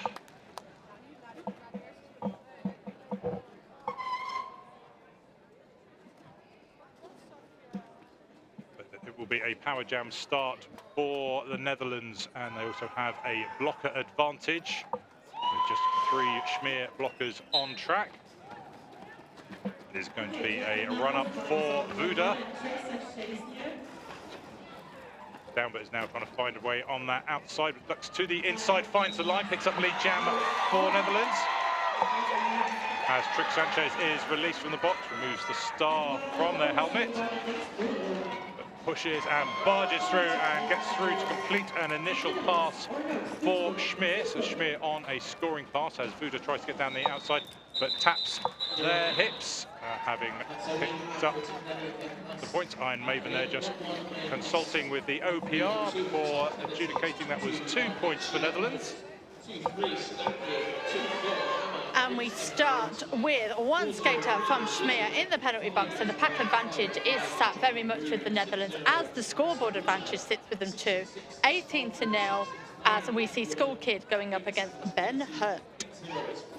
Schmeer, they're just realising they had 1 too many blocker on track. They had 4 blockers, they still had 1 in the box. There was a lovely skip down the outside there by Skull Kid. Ben Hurt is also out for Schmeer. Are we going to be able to see some offence here for Schmeer? Unfortunately, not as we saw. Netherlands jammer coming through, grabbing a couple of points and calling it off. Number 23 there. I think that is Skull Kid. Penalty trouble a little bit still in the Schmeer camp, as they have 1 in the box, and we have a lovely complement of Netherlands out on the track. Yeah, that was such a quick jam, that one, that the Schmeer blocker is still sat in the box from the previous. Oh, it's painful when that happens. It's painful when you're that blocker. You're like, this time has not been on my side. But look at that defense at the front of the pack there, Tom, held by Schmeer campaign. Beautiful 2-on-2 blocking. We're going to need a bridge. We don't get one. So we are able to see Hammer coming through and grabbing lead. Good offense there from Beastie, who came out of the box, but the Schmeer jammer scapegoat just getting caught up again and now being recycled back to the pivot line. Lovely bit of communication there from Sprinkle666, doing a little, I don't know how else to say except for like a hands on the bum wiggle. Perhaps that is to tell their jammer, follow me, or perhaps it's a double bluff to tell everybody else, you think the jammer's going to follow me, but they're not gonna. Either way, I liked it. And either way, it worked. Yeah, there was an attempted star pass, but the star got dropped onto the floor. Now we have, it's mid-pass and has been successfully passed. But the pivot has been knocked out and is being recycled. So who is our new jammer now New for cutter Schmeer? is Cutter for Schmeer, as Hammer is through picking up 8 more points for the Netherlands. Sorry, 4 more points to add to the 8 they already had. Big hit on the outside there. Sees Hammer being pushed to the outside, having to redo that inside pack again. We are seeing some really great roller derby from Schmier. They just kind of need to bring it together a little bit more, but we are seeing some very beautiful moves from this team. So as we said before, you cannot write off any of the teams that don't win their first games. There's plenty more roller derby to come from them. Hammer there was trying to call that jam from the outside. The UPR signalling that he was calling it, but someone else called them on a cut track penalty. So they have gone for a sit down. It is a power jam for Schmier. That jam comes to an end, so it will be a power jam start for Schmier. And that big cheer that you're hearing in the building here goes to, because 2 points on the board for Schmier. 2 points for Schmier. So Schmier have got their first points of this game, and the opportunity here to put some more on as they have a power jam start. Oh, tasty. That's a double dollop, isn't it? We will see if Hayter can make the most of this. Offense tries to break up that tripod with some a bit of one-on blocking, but yeah, there we go. We have our first lead for Schmier and Hayter. Lovely big cheer in the Palais de Sport this morning, and what I love is I can probably say that people haven't necessarily come here to support this team specifically, but they see good sport in front of them and they give it a good cheer, and that's what we love about the Roller Derby World Cup. Hammer is back on track for the Netherlands. Star is off and it has been passed. I think that's Johnny B. Rude is now your jammer for Netherlands. Star pass indeed, but it is Hayter for Schmier who's picked up the points in this jam, as we see, and I'm just going to double check there's no more to go on. I don't think there is, so there's no points picked up there for the Netherlands, holds them at 36. 7 points, 11 lovely big juicy points picked up there for Schmier, takes them to 9. And we've got just over 5 minutes to go in this first half of half, if that makes sense. The first half of a game. So like a quarter, if you will. If you think of it like a pie, like we're doing very basic maths at school. I'm back to food again. Food again. Cherry and food, what a surprise. Just a hungry little cherry, what can I say?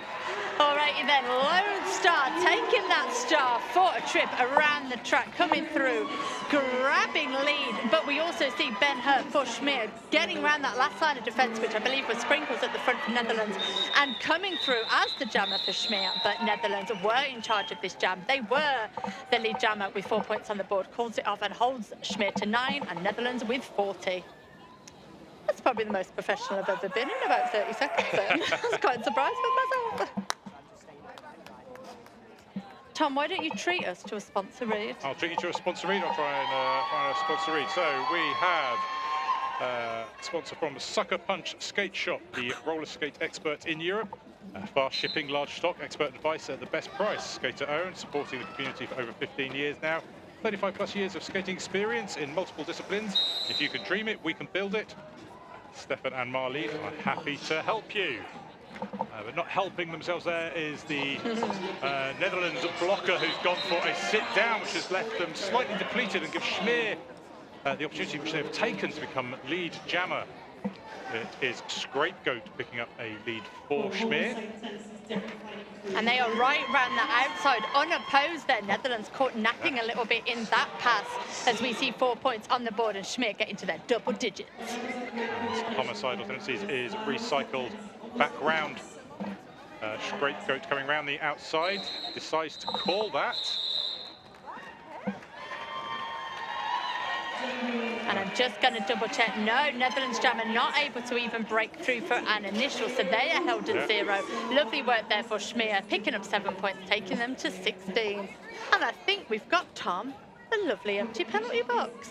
Treat yourself. Indeed, at the moment, empty penalty box, 4 blockers apiece on track. And we have Hayter and Vuda with the stars waiting to get this jam underway. If you could choose how many blockers were on track, how many would you have? I would have at least 14. Oh, I think that's fair. Per team? Yeah, one jammer, 14 blockers, and the other team can have 1 jammer and 1 blocker. Oh, fair, yeah. Don't leave them alone. That's, you know. Although, hang on, you'd only be able to score 1 point then. Yeah, you've screwed that Oh, over. yeah, but they won't score any. You know, you only need to win by 1 point. That's it. Yeah, fair. Okay, I think it's fair to say the WFTDA will not be calling us for a rules change at any point.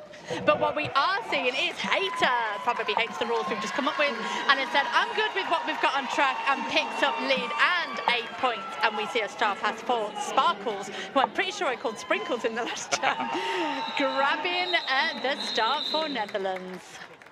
Sparkles, Sprinkles. It's in the similar, you know, ballpark.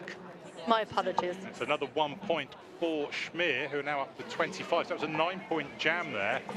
And as we were talking about at the start, Jerry, yeah. they've taken a few jams just to kind of warm it up, get familiar with each other, get familiar with the opposition, and now they've started to claw their way back. You know, 15 points with 2.5 minutes left. Although we do have a team timeout, so as I said, the clock won't stop. So this will take a minute off. Mm-hmm. So Netherlands, who have got that 15-point lead, have decided we've been conceding the last 3-4 jams, kind of 3, 4, 7, 9 points. They're just going to take a timeout, bit of a breath, reset. They don't mind about the clock going down. They just want to kind of talk through what's been going wrong in these last few jams and come back out, try and stop that flow of points that they've been conceding. Although what I will say, Tom, is in the last game, which was only about 45 minutes ago, we were in a 15 points differentiation. We had a timeout, and it was the team that was not in the winning position that called the timeout, and then they came out and absolutely stormed it. So a Netherlands thinking, we'll have a timeout, we'll take a second, and then we can come out and maybe, you know, pull this lead further along. Yeah, that's it. You know, that's exactly what they wanted to be doing. I mean, if you don't want that, I don't know what you're doing. To be honest, in sport. Yeah, let's not extend this. Yeah, let's keep it spicy for everybody. Yeah. No, eat those points like the hungry caterpillars that you are. Keep those fans happy in the stands and at home. Keep this nice and close. No, that's not what they're saying. All right, then we have one in the penalty box for Schmier, but we have Ben-Hur up against Skull Kid, which I'm pretty sure was the maybe first or second jam of the day. But Skull Kid, again, they've used that timeout perfectly. Yeah. Came out absolute, put the burners on those legs, come through, grabs lead, and is now looking to score. Ben-Hur is fighting there at the front and does make their way through, but meets another blocker. Big hit there from, I think that was Sheila Holmes, not allowing Ben-Hur an easy pass, but it did take a little bit of the wind out their sails, but it kept them on track, and Ben-Hur came round, but it was Netherlands who were in charge of this jam, picks up their 4 points and calls it up. Yeah, so good time out there from Netherlands, just chance to regroup, come out, pick up 4 points, take control of that jam, and there were just a few seconds left of this half. I'm not quite sure whether we'll get to another jam, but we are ready to go if there is. Well, everyone looks in place. Oh, no, you were right. We go into our intermission. So we have, I'm going to sit down. We have 5 minutes now where we go into a mini intermission, which means we will see both teams swapping over benches, and it means that our officials will also swap over, so you'll see a different jam ref. But do you know what doesn't swap over?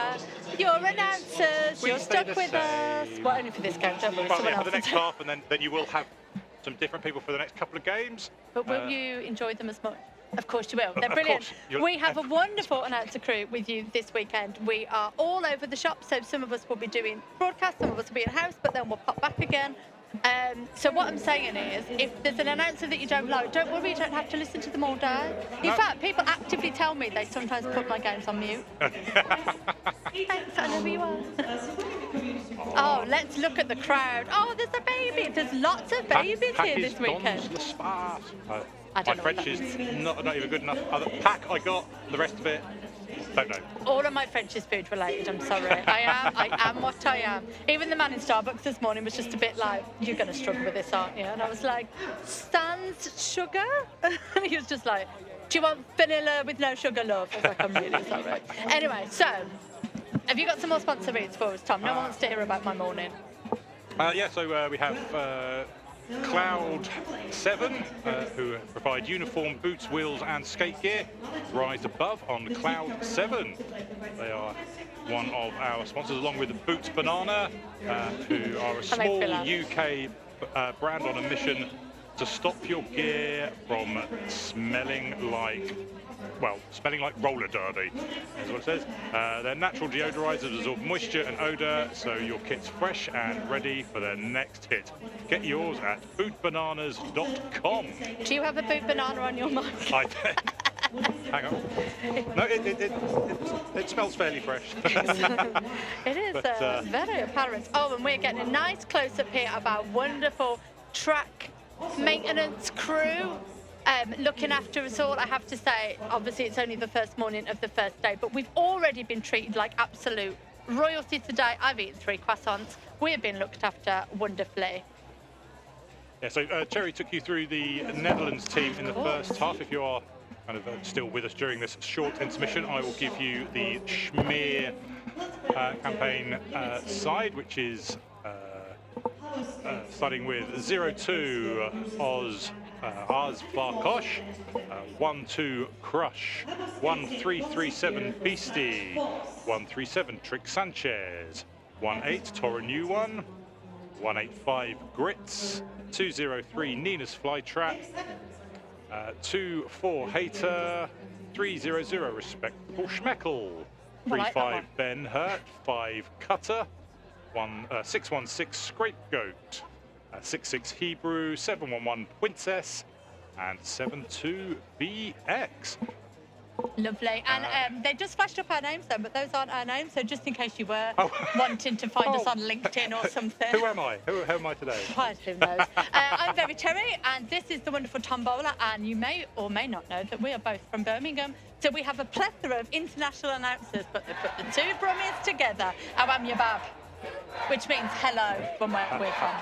Yeah, I'm just an honorary Brummie. Brummie. Well, you couldn't even say Brummie I properly. can't even say it properly, you know. Oh, well. I've only played for the team for like 11 years now, but... So Tom plays for Crash Test Brummies in Birmingham, and I am a team member of Birmingham, formerly of TCR, before the teams came together. But yes, both from the central of England, so hello. Hello. It's lovely to be here, and it is so wonderful, but to actually be here at the Men's Roller Derby World Cup, as we know, most of us were all set to go to St. Louis a couple of years ago, weren't able to go. Let's not go into all of that. Let's not do that. Painful memories. But do you know what? It's wonderful to see so many people that are still in roller derby, that were still able to make it here. Massive shout out to those people who hung up their boots, hung up their microphone, hung up their whistle, hung up their clipboard, and weren't able to come to one more World Cup. But hopefully you're still with us and tuning in to still be part of the roller derby community. So hey! Indeed, we have 20 seconds until this second half gets back underway. It's been a fairly clean first half. Netherlands picking up 3 penalties. Schmeer only picking up 8, but there is one blocker, which is Beastie, who has picked up 3 of those 8. So they are kind of in the danger zone. So with these half-hour games, it is just 5 penalties before you foul out, which is quite a lot, really, because you think if you put it into a full-length game, that's 10. Yeah, but if you think like 3 feels a bit too. Yeah. What's funny is the screen is on in the arena, you can see us on the big screen, and no one knows why I just did that facial. Like, what's going on? They can see us, but they can't hear us in the screen. They can hear the in-house announcers. But we are ready to get this second half back underway, so hopefully the camera will cut away from us to the action. There we go. We can stand up and actually see the action now. I mean, we have to do it on screens, but if we stand up, we can see the whole... Is this a pivot line start? Are we going... We have a pivot line start because it is a power jam start for the Netherlands. Skull Kid with a start, whilst Schmeer starting with the blocker the jammer in the box. I would say this is a very clever move by Netherlands. Skull Kid has been an absolutely storming jammer and fast as well. And what you do need in a power jam, not to give the game away, speed is very helpful because, yes, we've got all of the Schmeer campaign blockers on the track. But if Skull Kid is able to just blast their way through, I think that we will be getting a lovely power jam. Boom, if you will. Yeah. But I could be proven wrong, and I'm happy to be proven wrong. So it's 5 seconds. Schmeer haven't come back, so they're staying on the pivot line. Trying to run away, but there's that speed. Comes in, takes the deflection to the inside, but now Schmier able to reform. But that gap opens up. Doesn't take much for Skull Kid to get through. It really doesn't. However, I will say that probably wasn't the fastest start that I and Skull Kid were expecting, and hats off to Schmier campaign because they were able to neutralise that power jam just by a couple of seconds, but sometimes that's all you need. Yeah, as I say, so it's 2 seconds where they're not kind of getting through, takes a bit off the clock, especially when someone of Skull Kid's pace. 2 seconds is a quarter of the track. That's like half a mile for me.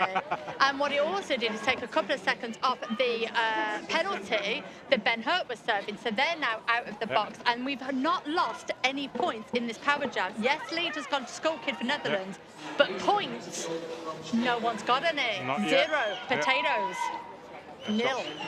Skull Kid is fighting for the points, but Ben Hurt skips down the inside, completes their initial, so also on a scoring pass. So yeah, good defensive work there from Schmier, and the tap of the hips calls that jam. Nothing for Schmier, but 3 points for Netherlands. I feel like Schmier will be quite happy with that, actually, because there was a lot of time wasted in a really good way. Only 3 points were lost to Netherlands. Nobody got a penalty doing anything a little crazy during a power jam, which sometimes you can see, even at this high level of roller derby. So I would say they won't. I think they would be like a 6 out of 10 on that one. Maybe a 7, why not?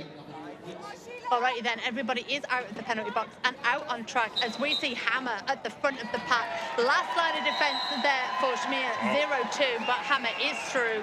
Has lead, but it's been called for a track cut, so we are in a power jam scenario for Scapegoat and Schmier campaign. Indeed, I wasn't sure if that penalty was called before or after the lead, whether it got rescinded, but the star has come off of Scapegoat, so whatever, we will go for a full 2 minutes. The Scapegoat fights down the inside, completes initial pass on a scoring pass. Now Star back on the helmet. See if Schmier can make the most of this power jam. But knocked to the inside by Johnny B. Rude. Interesting that they have gone for wait for the jammer, not all go on offense. The jammer was still sat down, so perhaps there was a second or two, but if we look at this defense that they've set up, it was probably worth their while not taking that second to do offense, because they've been able to put together a lovely tripod to hold off Hammer as they came out of the penalty box. So a clever move, an unpredicted move, but I liked it. And I think we have a star past Johnny B. Rude now with the star for the Netherlands. Coming back round to turn one, back on track. Lovely defense again by Schmier campaign, really showing their grit in this second half. As we've said, sort of perhaps had a bit more time to get used to each other, get used to the opposition. So lovely work here as we see Johnny B. Rude coming round and grabbing their first points of this jam, with taking Netherlands to 51. Yeah, completely unopposed there. Johnny B. Rude just finding the space, going round and almost again, but this time knocked out, but a penalty picked up, so goes round, picks up 4 points. I love it when a jammer goes to check in and the jammer is like, I'm giving you all the points, I have nothing else to give. All righty then, so we see 4 points picked up in that jam for Schmier, takes them to 29. We saw 12 points picked up in that star pass for Netherlands, puts them on 59. We have 11 minutes left to go in this game. It is not a done deal just yet, but I have to say Netherlands really are showing some dominance in this game, while Schmier campaign are showing that they've perhaps got themselves a little bit more into a rhythm, and I'm here to see it. Yeah, 4 points taken back off there for the Netherlands, so they were actually only 8 in that last jam, so on to 55. But trying to put those 4 points back on is Lone Star coming round now, and does so and calls that off. So we are now at 29 plays 59, 30 points in favour of the Netherlands, with 10.5 minutes left of this game. Nice empty penalty box with 10 minutes left to go. Apart from the one stood up. Oh, I didn't see that. Because they were stood up. I was looking for bums on seats. Looking for bums on seats. I was looking for ass to grass. There's no grass in here, but you know what I mean. The Schmier pivot is standing in the penalty box as we have Ben Hurt up against homicidal tendencies. in jam 4 of this second period.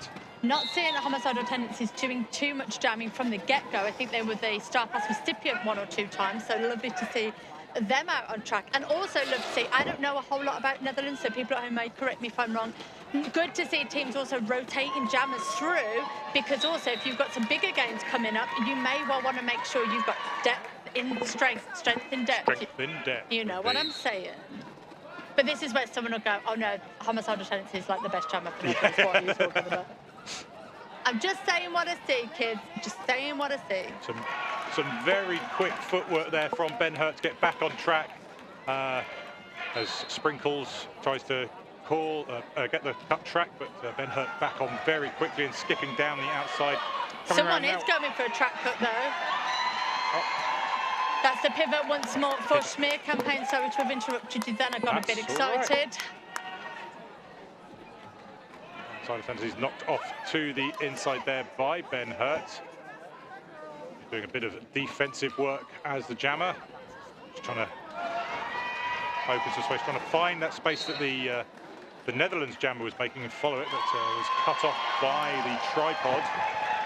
Netherlands is forming nicely around that. Schmear Campaign getting into a bit of penalty trouble in this jam. I think we saw their pivot go in and out of the box at least twice. We have one of the blockers sat down, but you know what? Get that jam, it is done. Let's roll on to another jam. As we saw 6 points picked up in that jam for Schmear, takes them to 35. 7 points picked up by Netherlands, puts them on to 66, and we have 8 minutes left to go in. I think Ben Hurt, they were just trying to eat the clock down to get the blockers released, but was just getting knocked off, and the Dutch jammer was coming round at that pace, so balls up before they were able to pick up more points. But we now have Vuda up against Hater. Jam 5 is underway. Lovely tripod at the front of the pack there from Schmear Campaign. Everybody breaking off to do one-on-one defense. But Wooder was through and has grabbed lead, even though they have now been recycled to the back of the pack. Yeah, so but the force is with you. Has to get through this pack again. Well, they could just call it off. That's what I'm doing. They could, yeah. But they want points. They don't want to waste any track time that they have at the moment. And Wooder comes through after having some beautiful offensive help there from their teammates, comes through and grabs. So Hater coming down as well. Calls it off before Hater engaged getting any points, but there was no points either for Vuda. So our first 0-0 jam of this game.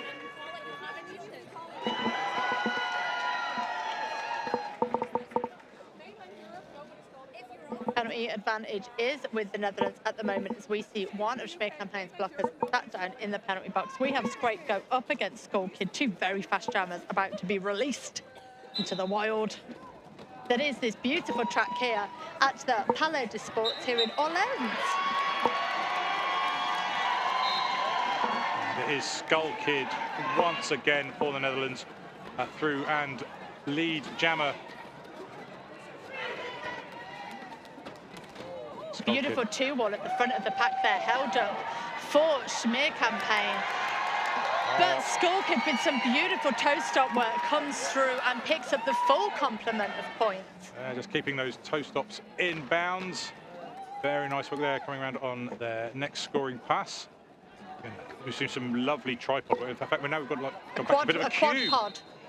Extra cube, and then the braces just left. See you later. Braces left because they got a penalty. Yeah, they kind of legally have to. Yeah. Pivot is out of the box there for Netherlands, but Skull Kid does not need the pivot in a star pass scenario. Obviously, they came in to help for a little bit of offense. And they are through the pack once more. So we'll have 8 points picked up in this jam. Schmear Campaign still held at 0, just over 5 minutes left to go, but it is 35-74. Now Scriptbook has removed the star, trying to find the pivot, but the pivot is, I'll say, sat in the box now, stood in the box. Will be coming out soon at the... Do you think we're going to see a straight out the box star pass? Because we're on the stream, we're allowed to say tactical things that we can't say if we were in the arena. No is the answer to my question. We did not get that. So we still see Scapegoat as your jammer, star in hand at the back of the pack, being held up by a beautiful tripod. We see Skull Kid at the front of the pack, being held up by a beautiful tripod.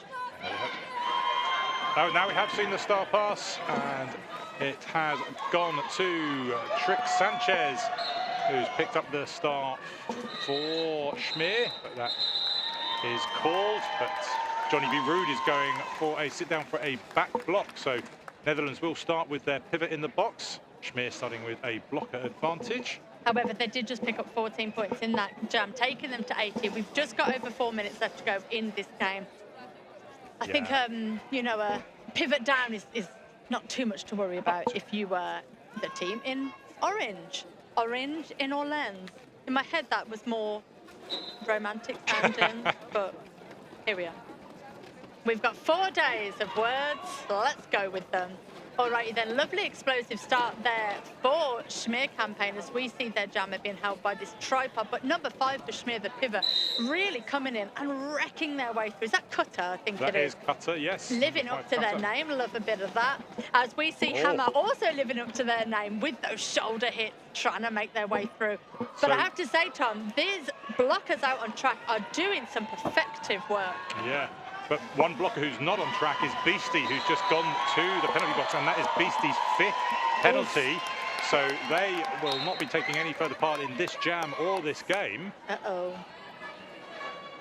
Hammer coming back around the track now. They are your lead jammer. They will be looking to score. I think they've already got themselves past the hits of a couple of Schmier campaign. So we will see the full complement of points going up on the board, taking Netherlands to 84. Yeah, so Netherlands now will, if they run this jam, have a minute where Schmier will only have a maximum of 3 blockers on track. Is knocked off by one of those blockers. 6-6. Back on it. Trying to do the recycle again, and they do. Lovely, sort of gentle, soft hit to the outside. Doesn't always have to be a big smackaroo, does it? No, just enough to get them off. That's all it takes. And we have a lovely empty penalty box as Hammer is in charge of this jam, has their points, calls off the jam. And we've got just over 2.5 minutes left to go in this game. And this is game number 6, 7? Oh, God, I just said 6, 7. Oh, God, sorry, put me in the bin for that. It was accidental, though, so you can't enjoy it. I don't know if 6, 7 is universal, though. I think it is. You know, like the kids do it. The kids, you know. The kids, God bless them. They're all at school now, so they won't hear this. But on Saturday, we can't be saying it. Oh, big loud whistle there. What was the big loud whistle for? I think it was for the Schmier blocker. Hater going to the box. So the pivot for Schmier is in the box as Lone Star comes around on a scoring pass for the Netherlands and does score 4 points, whilst Ben Hurt is still being held at the back here on the jammer line. Lone Star picking up those 4 points, puts Netherlands on 92. I think we're going to see a 100-point scoreboard in this game. We've only got 1 minute 35 to go. That would be certainly what the Netherlands will be aiming for. They'll be looking at a scoring pass here for another 4. If they can do it in this jam, they certainly will. We've had the star removed from Ben Hurt, not passed to the pivot just next. The pivot's just coming out of the box. Here they are. Hello. And it's Hater who has been jamming for them. Clever. Hasn't yet been past. Ben Hurt still at the back here, but that jam is now called. Having picked up the 4 points, I think that is going to take us to the 100 mark for the Netherlands. There we are. 12 points in that jam takes us to a solid 100. That's a century in the bag. Love a bit of that. As we have our final few seconds left of this game. So, Schmier campaign 35 and Netherlands with 100. Are we going to see any more points before the end of this game? And we're going to see Skull Kid trying to get some for the Netherlands and Trick Sanchez trying to get some for Schmier campaign. And it's Skull Kid who is out first for the Netherlands. So they have 27 seconds left on the game clock. But as they can't stop the clock, they could easily call this now, and that will be the game. No one can actually stop the clock with a timeout or anything. You are not allowed. But I'm right in saying that if School Kid called the jam off, as the period clock is about to end, that means we wouldn't have any more time. That's right, they would just carry on, but we were just about to expunge the game clock, so that is done. This game will finish at the end of this jam. And we have 1 minute 16 left to go on the jam clock, which means School Kid could run this for another 1 minute 11, or they could call it off and we wouldn't have any more jams. But we can see the bench coach for Netherlands doing the universal sign for keep on trucking. Keep on trucking, and the star has been passed for Schmier. It is now with Cutter. Cutter doing some beautiful work today as blocker, as jammer, has been lovingly all over the place in the very best ways. Yes. But we have 45 seconds left to go in this jam. We're seeing some beautiful defense from Schmier, not allowing School Kid to have a lovely last few seconds of this game. Yeah, the offense there trying to clear the brace out of it, but the two wall at the back just staying solid even without that brace. And Cutter really finding it a struggle to get through the two blockers, which is again reforming there to form a tripod. Really, really solid work. Last 10 seconds of this game in front of us now. We see 8 points picked up on the board for School Kid. They are probably not going to get any more points. They are not. They're calling this one off. They know that jam's over. They know that game's over, and they know that they have taken this game 112 points to 35. That is your unofficial score, but I think it's fair to say we know who the official winner of this game has been, and it has been the Netherlands. But it has been an absolutely enthralling game here. We've had some wonderful crowds. I mean, I have not been to an event where the Netherlands have not brought what feels like half of the country with them to come and support.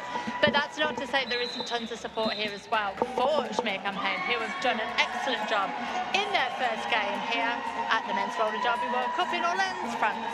Yeah, so I mean that game kind of hinged on that. I think that timeout that Netherlands took just before the end of that first half.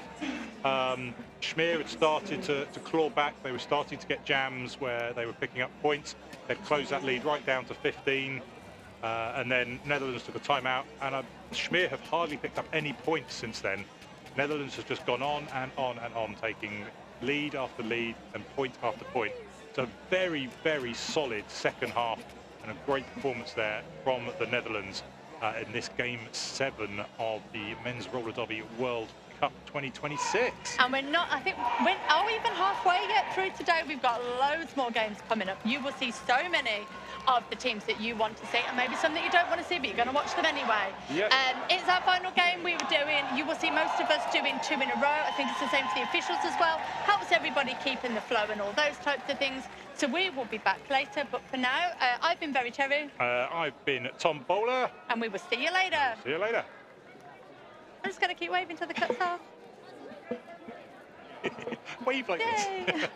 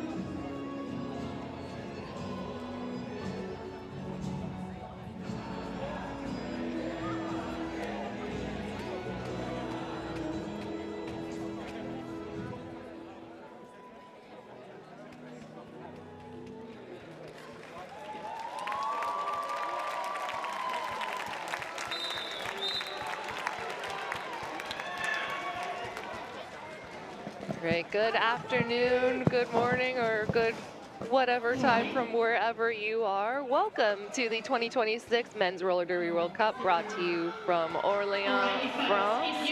I am Blade, joined here by Hazard. Thank you for having me. And you're about to see Team Australia, Wizards of Oz, taking on Team Argentina. All right, so skating in blue today. I will read our rosters momentarily here. Looks like a very little bit of a false beginning to our game there. I'll try and rattle off this roster quick for you. Skating in blue, we have number 0207 Sosa, 04 El Nini, 087 Bibote, number 10 Navarro, 1234 Rasta, 16 Android, 1618 Mingo, 1621 Culo, number 2 Toro, 20 Bercana, 22 Optimus Quad, 33 Barba, 42 Lucho, 420 Jawari, 43 Vandalay, 44 Pablitox, 550 Mr. Gauto, 56 Well Done, 66 Tora, and number 99 Donut. Probably, and I'll take you through your Wizards of Oz roster for this tournament. You have 0 Shrek, 010 Nomad, 039 Jigglytuff, 04 Thuggernog, 10 Jimpeccable, 238 Changtave, 25 Seville, 3 Denominator, 401 King, 426 Bazinga, 51 Sin, 54 Drop Blair, 58 Butcher, 6 Mr. Bump, 633 Walters Milling, 666 Slender Jam, 7 Ghost, 747 Scramjet, 75 Just Incredible, and number 8 Lulu. As we go into Jam 2 of this game. Does look like we have 2 on the Argentina side, 2 blockers sitting in our 888 penalty box, so definitely a pack advantage in favor of Team Australia here in Jam number 2. That pack advantage not helping them much as they're out but not lead. Quite the speedy pack we have at the moment. Everyone trying to get their laps in. It's very early on in the game. And a quick call off there, denying Australia any points in that jab. Or no, I lie, 3 points in that jab. The announcer's curse, yeah, it always trips us up. So score nice and close still. Australia 7, Argentina 4. Looks like we've got Changtave donning the star for Australia next versus Toro for Argentina. Nice tight on that line from both teams there, really trying to dominate that jam line, I would say. A lot of emotions are quite high on track today from all teams, so these half-hour games are really having to bring the skill and strategy together. Definitely. Excellent defensive formation being put forth by Argentina there, keeping Changtave at bay.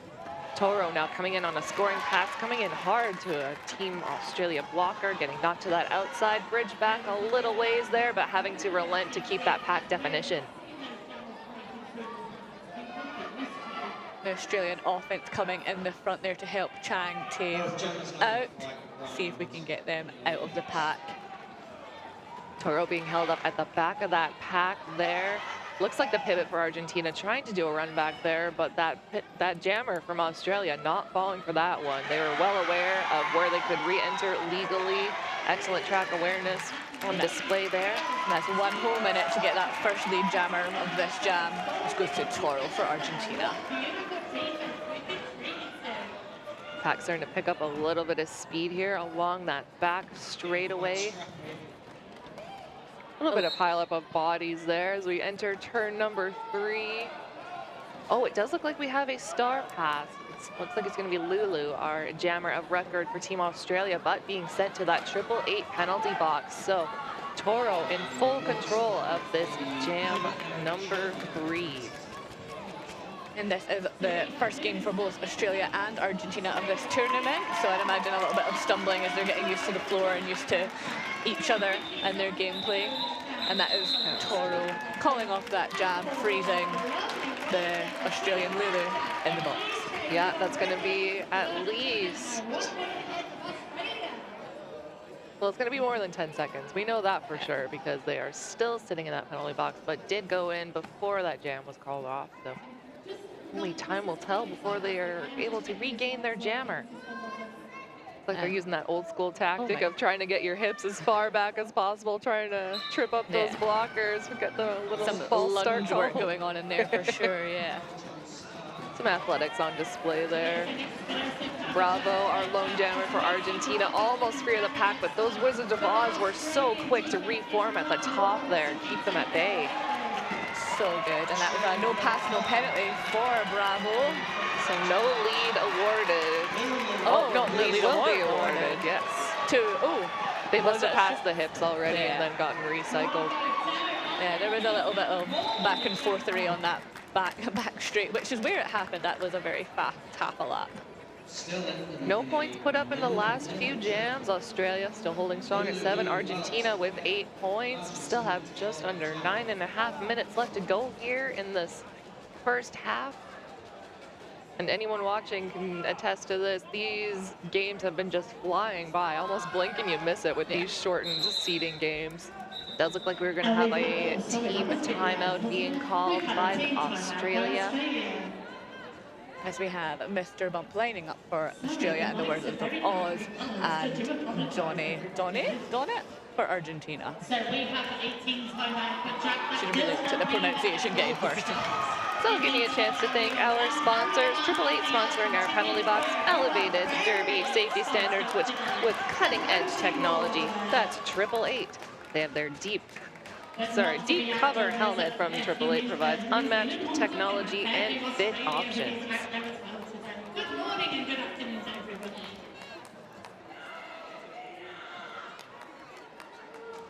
I'll also give a shout out to my roller derby, the shop that rolls with you.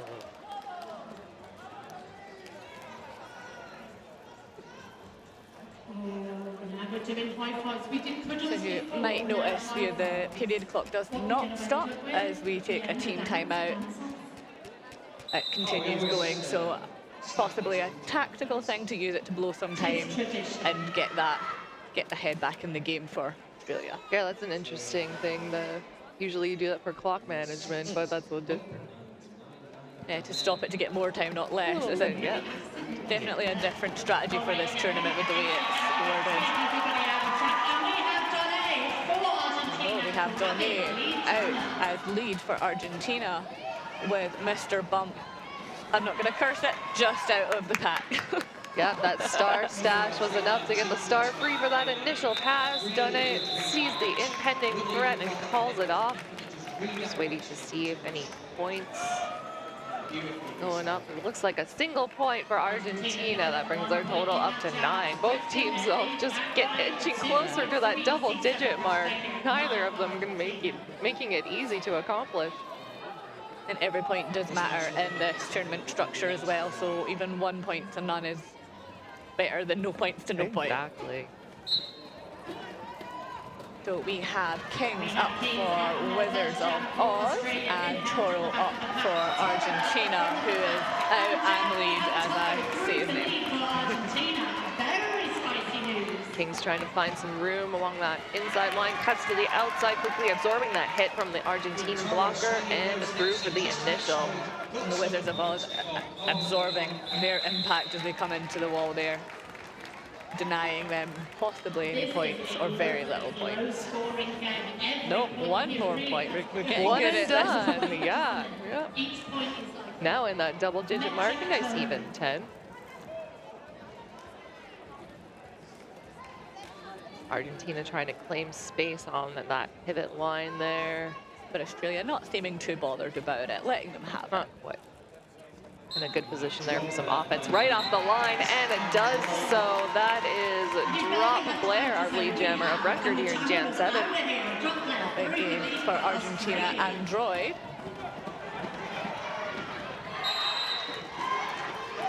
Who is taking the start off, but now out as not lead. Fast approaching that pack.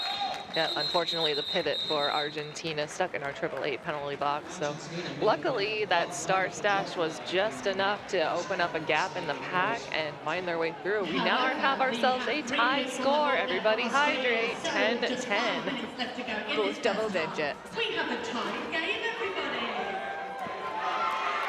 I don't know what we do in a tie game. So lining up for Australia, we have Go and Bravo for Argentina. Pack advantage slightly for Australia. They only have one in the 888 box, two in the box for Argentina. Using that to their advantage to get through for a lead, but the Argentinian Bravo fast behind. Yeah, both these jam are so fast. Beautiful apex hump by apex jump by Bravo there to get through the pack. Didn't quite stick the landing, but was still inbounds. Just enough to keep things going. Some big air. And yeah, still tied 4-4 for that. Now another 4 for Australia, pulling out with the lead. Ghost is. I'm sure the Australian bench is very happy with that. Absolutely. Ghost now back into the fray. Argentina not making it an easy pass to accomplish, but collects all 4 points, it does look like. I'm going to call that one off. That's going to be a 12-point jam for Team Australia, bringing them up to 22. 7 points put up by Argentina. The biggest jam for this game so far, 12 points. See if we can Very much so. I want to say that was the first jam where they were able to complete multiple scoring laps as well. So. And again, with games like these points do matter to secure whatever ranking that we are aiming for. As Donnie out for lead, with Chang-Tae still stuck in the Argentinian pack. Donne coming in hard to that pack, but Team Australia ready and waiting to absorb that impact there. Now being taken to the inside, bridged quite a ways back, not too far though, having to maintain that pack definition that was at the front of the pack. Jammers now neck and neck as they escape on scoring and initial pass. Both approaching that pack at the back there. Donne trying to take that inside apex, but being thwarted and calling it.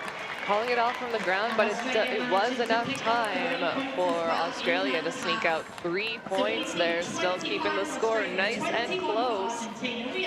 Just under 3 minutes to go here already, almost through this first half. Because they are going so fast, you really do get engrossed in it and it's done by the time you look back. So we have Mr. Bump for Australia as jammer, and Toro for Argentina. Again, as I say their name, they get out of the pack.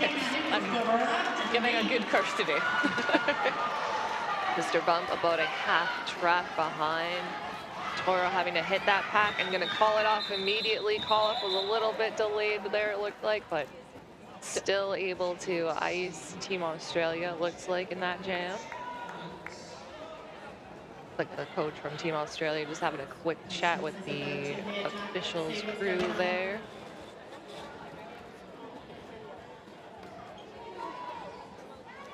Looks like both teams are going to be at full strength as we head into jam number 11. Our 888 penalty box currently sits empty. It's been quite an empty penalty box, to be fair, this game so far. Only several penalties for, 2 penalties so far for Australia. A little bit more for Argentina, but nothing troubling. That is Argentina, Donnie with lead. And Kings for Australia, really pushing hard against that Australian wall, using their offense to create some movement there. As Donnie comes back round. Kings being held up by strong defensive formation, being put forth by Argentina, knocked to that infield, opting not to bridge back, maintain this micro pack definition. Of course, we have a couple blockers in our 888 penalty box at the moment, so smaller pack to contend with, but nonetheless fearsome.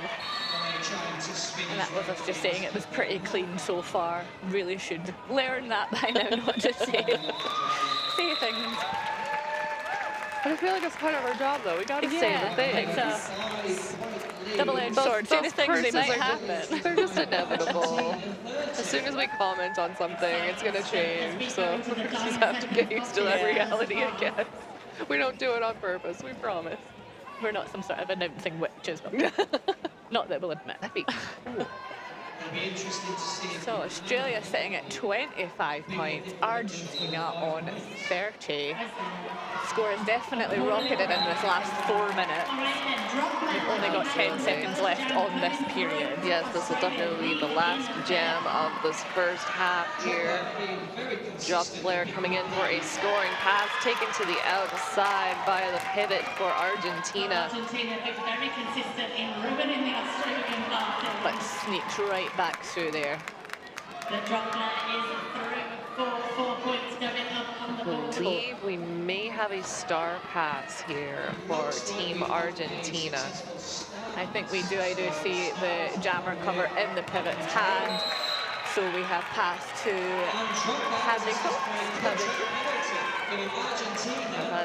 Yes, that is Pavlitovs. They're working hard to get through. It seems like anytime they get a little bit forward, Team Australia takes them to that outside boundary. But we do have Drop Blair with a penalty for Australia, so this jam will run to its natural conclusion. And we'll see where the score ends after that at 29 to 30 currently. Argentina hanging out at the back of the pack there, hoping to let Pavlitovs push this pack to its absolute limit, but Team Australia holding down the fort. Snuck through there though as the two Australian blockers were separated on track, and we had a hit so big someone's helmet literally came off. That's a first. I have not seen that before. Was it even clipped together? Yeah. Wow. I did see a jam earlier today where somebody's glasses flew right off. It was a hit from Optimus Grime, jammer versus jammer, and the glasses just flew right off. Yeah. It's like, oh my goodness. Having been hit by all Grime, kinds of... I can attest that my glasses would fall off too. But what a score. Australia bringing it just back for 33 to Argentina's 30. Well, that was certainly a fast, furious, and hard-hitting first half. Indeed it was. Let's give some love to our sponsors now that we are at halftime. How about to Cloudscape? Uniforms, boots, wheels, and skate gear. Rise above on Cloud 7. Also give a shout out to Sucker Punch Skate Shop, roller skate expert in Europe. Fast shipping, large stock, expert advice at the best price. Skater owned, supporting the community for over 15 years now. 35 plus years of skating experience in multiple disciplines. If you can dream it, we can build it. Stefan and Martin are happy to help you. We also have My Roller Derby. So My Roller Derby built by the Derby community. They also encompass Hellboat skating, quality gear that makes your bruises look badass and your falls legendary. I think some of the Argentinians might have had that for that helmet popping off. I think there'll be a lot of firsts like that this weekend, at least for seeing them firsthand. Yeah, absolutely. So a little bit of a slower start to this game, kept keeping the score fairly low, fairly tight, and then things just took off in the last few jams there, but still very close in points. This team, Australian team, Argentina team. No real penalty trouble. We have a couple of skaters on Australia sitting at 2 penalties. One for Argentina sitting at 2. A handful with 1 penalty apiece, but fairly clean so far. And again, like points in this, the penalties do count double. You only have 5 before you have to sit back. I was wondering about that because, yeah, with these shortened games, I'm like, if anybody's getting 7 penalties, I feel like that could be a problem. But so I think 5 is the max for the half game. These seeding games will be taking place all day today and most of the day tomorrow. Tomorrow we will start into our full-length bouts towards the afternoon. So lots of very quick games that you do not want to miss. Already we only have 2 minutes left in this intermission. It goes so fast. Hardly any time to hydrate, but hydrate after. Yeah, exactly. Just gotta plan out your day, plan out for drink breaks. Yeah, plan to be camped out in front of your screens if you choose to do so.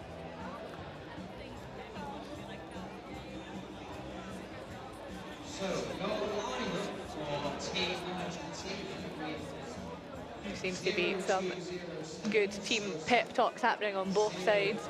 Australia huddling in as well as Argentina. A couple of chants on the go, getting ready for the next 15 minutes. I haven't been able to pay attention to all of the scores so far today, but I believe this is going to be one of our closest matchups so far.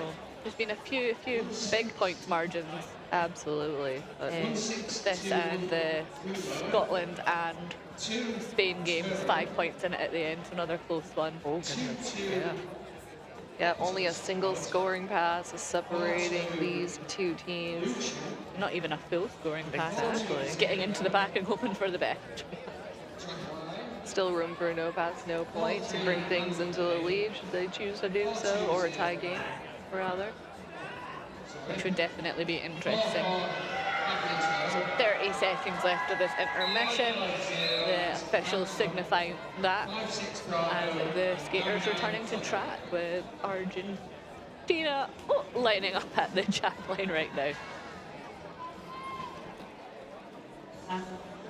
Australia only having 2 blockers on the track right now, but they have put on Drop Blair as their jammer of choice, and Bravo for Argentina with a full complement of Argentinian blockers. Let's see what they do. All right, then, folks, we are in a 3-point game. We have 15. Quick lead for Bravo to earn there. Only 2 blockers to contend with. Now losing an additional blocker to our AAA penalty box as 1 return. So a little bit of a revolving door there penalty-wise on Team Australia's side. Drop Blair stuck at the back between 2 very fierce Argentinian blockers, but with a little bit of offense there, manages to sneak through as Bravo runs up behind with a nice little apex jump, but sneaks through. And that will bring Argentina back into the lead, sitting at 38 points. Australia holding strong at 33. Does look like, yep, couple blockers on the Argentina side in our AAA penalty box and 1 for Australia. So a little smaller pack for our next jamming contingent to contend with.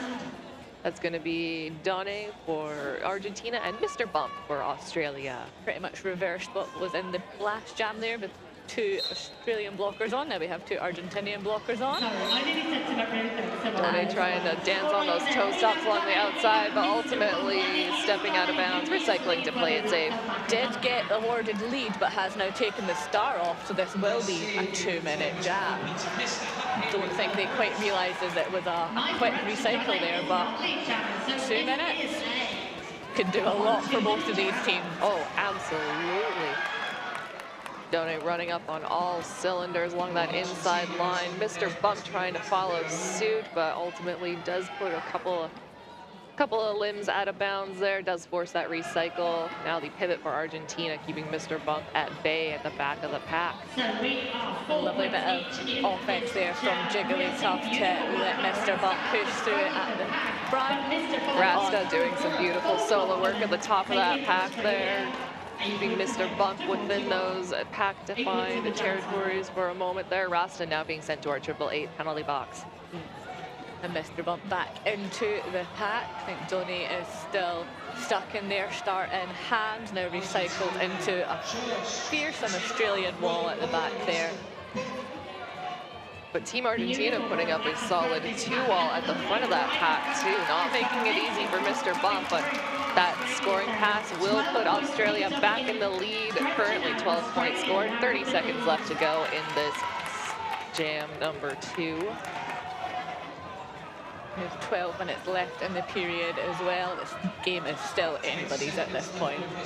Done now, 3 of the pack. That puts Argentina in the lead by a single point, but Mr. Buck running up that inside line brings it back for Australia. Just swapping leads back and forth here. To be an Australian or Argentinian fan right now would make me a little bit sick, I'm not gonna lie. Oh yeah, absolutely. Absolutely fantastic work though from both jammers on that, racking up the points. So much so that we are now Australia 49, Argentina 50. Absolutely fabulous jam.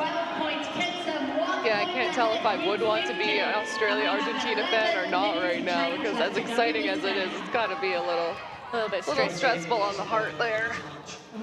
That is a 16-point jam from Australia, the biggest one of this game so far. Now we've got Chantave and Toro. Looks like a pivot cover possibly hanging out on the ground there. Hopefully that doesn't trip anybody up. Doesn't look like anybody's bothered by it as Chantave is pushing through the front. Toro stuck at that back with those Australian blockers. And Chantave out for lead after a hard fought tripod on that second turn, or turn 1. Beautiful little apex hop there by Chantave. Very subtle. Bringing that to 5-3 for Australia, 53. Another lead change. I think we're going to see a lot in this game. Absolutely. Toro being held up by a strong 3-wall put forth by Team Australia at the front there. Even the offense having a hard time making them move. Toro is just having to work his absolute damnedest to get out of the front, and he does it. I'm calling it off from Chantave as Argentina was coming round on a scoring pass. So Argentina still on 50 and Australia, are we getting some more points? We are 56, so 7-point jam from Australia, pulling that lead out as much as they can in this game. It's a good thing Argentina didn't need a star pass in that one, because I don't think the pivots even realized that that cover was sitting on the ground, so they would have been like going to take it and suddenly realize your helmet cover's missing. You're missing an important piece of equipment. Who thought we would have a 6-point game today? So a team timeout for possibly Argentina. I think Australia have used theirs already. Yeah, the jam timer is signaling towards Argentina, so they are taking a team timeout to see how they can get these next 6 points. I see on our screen there, timeout being sponsored by My Roller Derby. My Roller Derby quality gear that makes your jerseys look badass and your balls legendary. 9 minutes left to go. We are cuddling jammers like no tomorrow. 9 minutes left in the second half. Ghost up for Wizards of Oz and Bravo for Argentina. Differential and made it to a 6-point differential. Been a mountain that we climbed, but we're here. Like both teams going to be at full strength as we head into jam number 4. 888 penalty box currently sits empty. Everybody is out on track. We have Ghost versus Bravo. We have a absolute scrum between the jammer and pivot lines there. But that is Ghost through for lead jammer for Australia. However, Bravo just out and caught on their tail. Argentinian offense really trying to break up that pack and get some speed going for Bravo on their entry. Through for 4 as Ghost, who has lead at the back there, but not for long. Ghost getting knocked down there and calling things off from the ground. See if any points are added. Yes, that's going to be 3 points for Australia, maintaining that lead. 59 points to Argentina's 54. Do have 1 blocker for the Argentina side in our 888 penalty box, so pack advantage going to be with Team Australia here. We have, Ghost up again. I believe they mislabeled the last one. I believe that was drop flare jamming for Team Australia. So now we have the real Ghost. The real Ghost. Not the ghost of Ghost, the real Ghost. And Toro up for Argentina. Toro at the top of the pack, still one left to beat, not quite so easily done, but does come out on top. Lead advantage in favor of Team Argentina.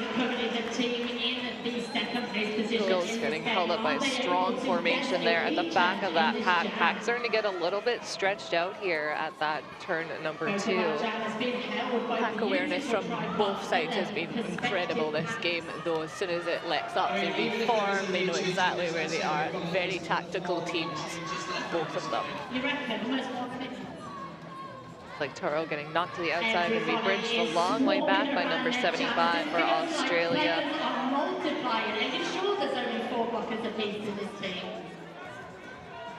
Argentina holding a very strong wall at the front. Net blocker from Australia trying to break apart some of those blockers, but those blockers from Team Argentina just rotating right around that defense, not making them so easy to be pulled apart there. And coming back together like they are actually made of Velcro. Taking the game to a 1-point game. So it is, that is 4 points for Argentina, now a 1-point game. However, Argentina back in and scoring for that next pass. Oh, Toro was almost free of that pack, but the pivot for Australia absolutely locking them down at the top of turn number 1 there. You shall not pass. Another 4 for Argentina makes this 62 to Argentina, 59 for Wizards of Oz. Still anybody's game. And just a little bit over 5 minutes left to go here. We have full complement of blockers for Argentina and one about to exit for Australia in the 888 Henley ball. That Chante donning the star for Australia and Bravo for Argentina. Bravo at the top of that pack, dances along that outside line on those tips of the toe stops. Through for your lead, a jammer here in Jam 6. Chante being hit slightly to the end, having to recycle to the back of that pack and face those very fierce Argentinian blockers once again. However, one has just got a penalty and having a seat in the box.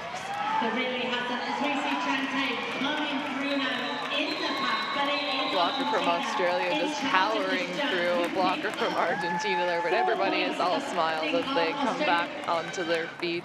Argentina coming out on top of that jam, 4 points to none. That extends their lead 66 points to Australia's 59.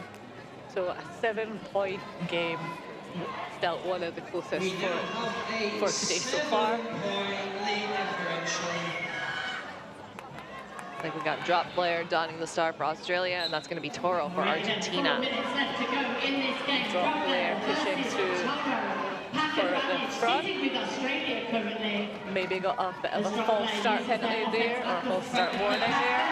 But both jammers out neck and neck, with Toro just sneaking out in front for that lead jammer. And we'll see. A little bit of apex hop attempt by Toro there, didn't quite stick that landing in bounds. That's going to bring it to a conclusion. I don't see any points going up for either team. Going to be no points, just vibes. That's good vibes all around. We do have the Australian bench in the middle, possibly wanting a call for something, but the next jam is about to start with 3 minutes left on the second period.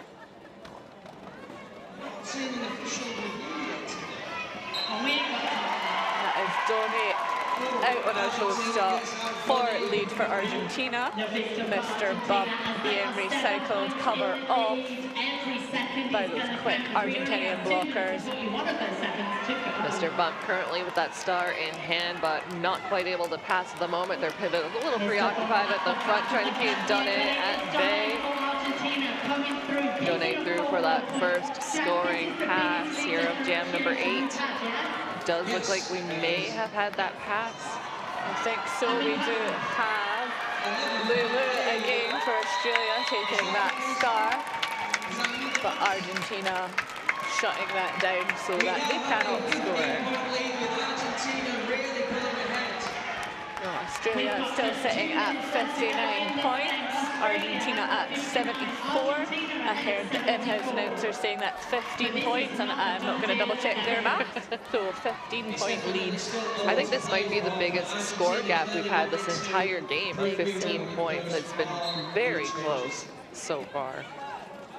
Got Chang Tae for Australia as our jammer, and Bravo for Argentina. Bravo at the top of that pack will be our lead jammer of record. Their star, however, has fallen off, and they do now have a penalty. So, lead jam goes to Australia and Chang Tae. They'll be hoping to capitalise on this. You can see the confusion on the poor jammer's face, like, wait, I need that cover, what do I do? It's like, no, you gotta report to that penalty box first, and then you have to go back and retrieve that star with that pack sitting pretty close to that helmet cover. It's gonna be an interesting one. A little difficult there to retrieve. And I think the helmet cover has disappeared off the floor. Oh no, I believe the pivot for Argentina has picked it up. That is fine, as long as someone's got it. It's always good to have friends on your side out there helping you out. But yeah, being released just at the conclusion of that jam. They didn't have to fight with that helmet cover mid-jam, luckily. But we do have 5 points on the board in that jam for Australia, putting them up to 64. Argentina still on 74 points. Heading into what looks like is going to be the last jam of this game here. Australia will really need to shut down those Argentinian jammers to make this work for them. We'll find out what happens. Oh, bodies all over that. All over that pivot line there, but looks like everybody's up under their own power. We always love to see that. Brilliant jammers struggling to get up under the bodies. Did look like their legs might have been under a body there. Not always comfortable, but everybody quick back on their feet and ready to put together some fearsome defensive formations there on both sides. We've got Ghost fighting at the top of that pack there. Argentina not going to make this an easy lead to earn, but after a hard-fought 45 seconds, Team Australia has the lead here in this last jam of the game. Hopefully for them, they will be able to capitalise on this lead as Toro is still held. Toro got knocked to that outside there, bridge back the long way. Ghost does make it around. That first scoring pass accomplished. Starting to bring that score gap a little bit closer. The Toro still in that Australian wall, but Australia losing blockers to the... But a fearsome 2-all being put forth right at the top of that pack there, making Toro work for every single inch of momentum forward.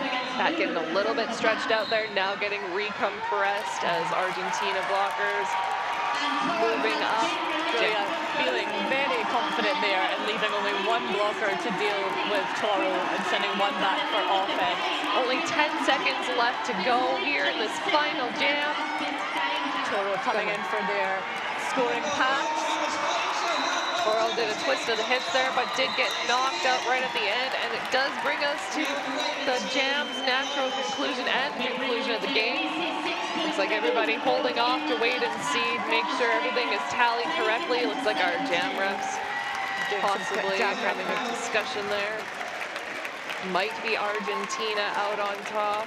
Oh my, no way! Our first tie game of the tournament. No, Argentina 4 points. My goodness, they had us for a minute there. I think that pretty much sums up this entire game. And you can see Argentina Argentina definitely having a well-deserved celebration there on those sidelines. But even as the last whistle went, we were still not sure of how that game was going to go. No, definitely not. Absolutely. Definitely a hard-fought battle by both sides. Congratulations to Argentina and for Australia for putting forth such a valiant effort as well, keeping things nice and close, giving us, you know, little heart palpitations, I'm assuming, for some of the folks at home and here in the venue. It's moments like that that make these kind of tournaments like worth everything you've put into it, especially for the teams. Oh, absolutely. Both teams having traveled so far to be here for this honor, and Argentina just kind of soaking it all in right now. Coming up next on this track, we are going to see Team Canada versus Team Japan. That's going to be coming at the top of the hour, so about 20 minutes or so. And I believe you will have us both again for Yes, that game. indeed you will.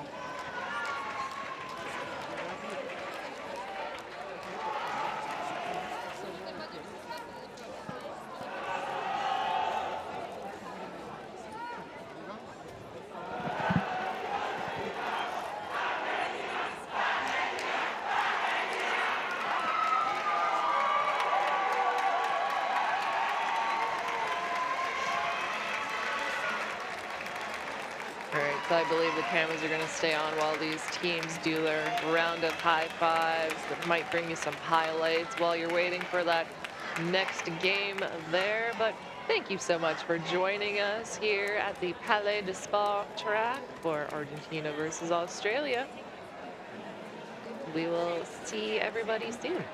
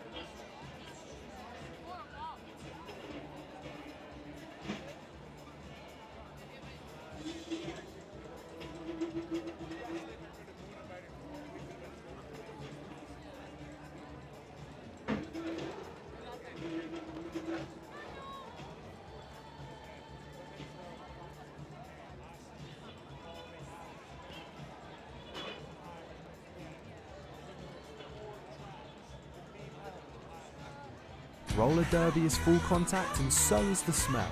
4 days, dozens of games and a lot of sweat. But here's where we come in. Check out our full range of products to level up your gear today. The classic original shoe deodorizers. The active mineral moisture absorbers. The eco travel deodorizers.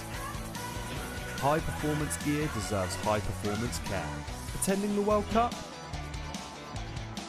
These bananas are an essential bit of kit for any tournament weekend. Your skates will thank you, and so will your teammates. Feel ready for life with Boot Bananas.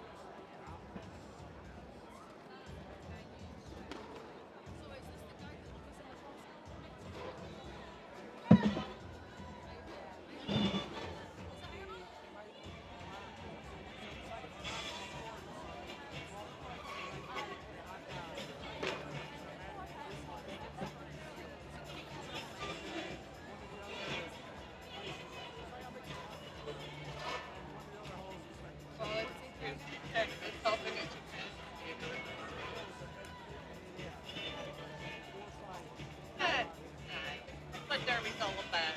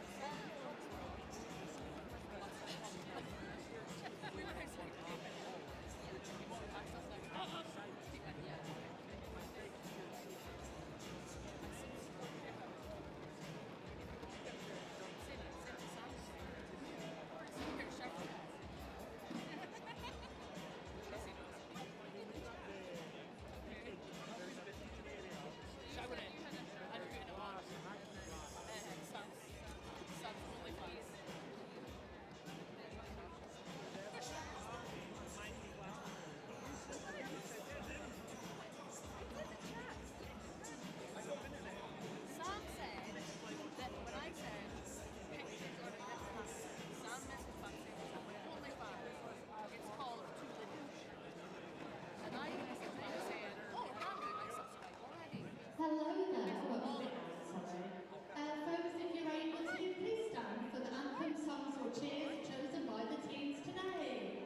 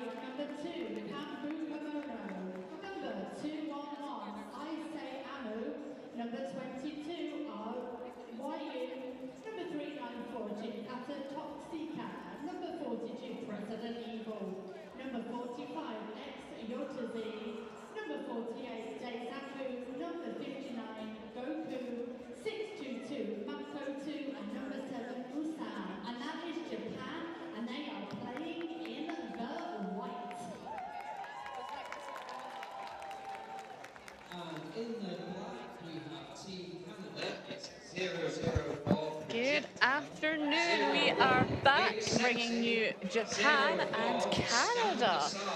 I will run you through the Japan roster.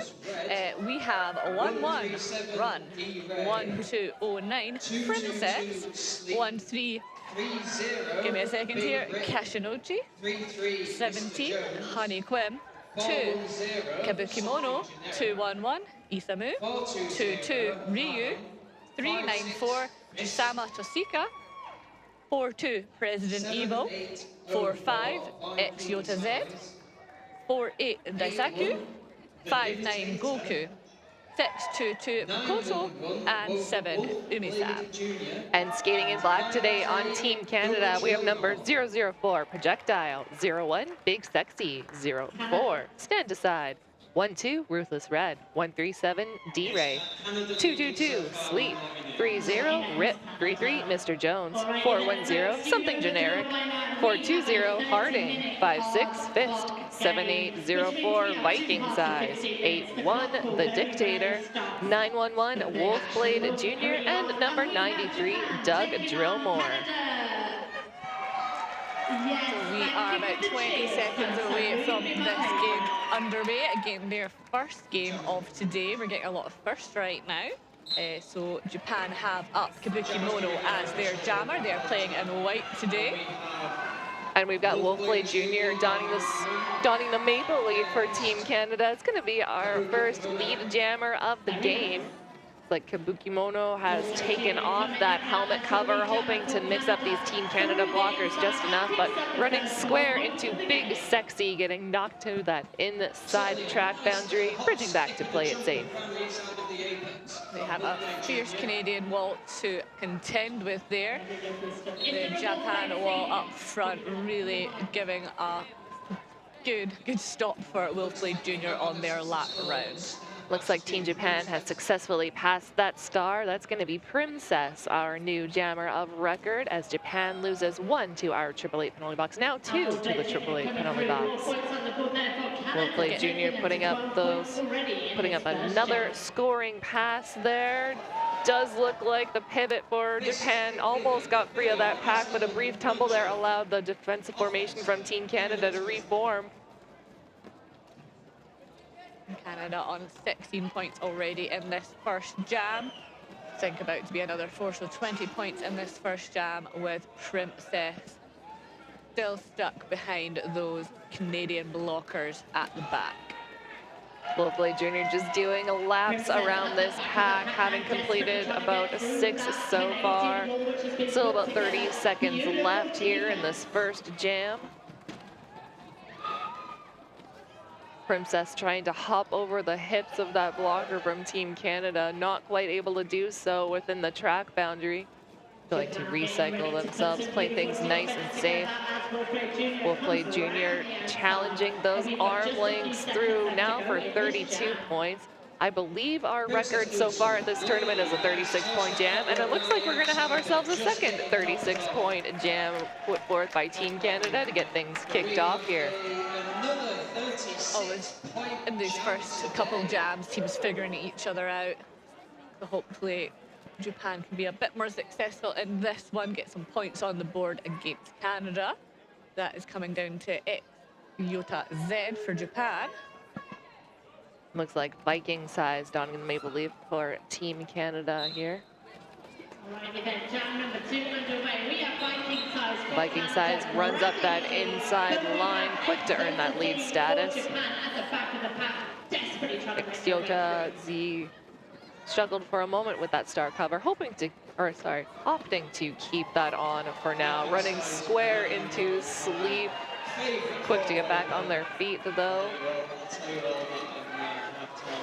Japan staying at the front, going full D to try and stop Viking.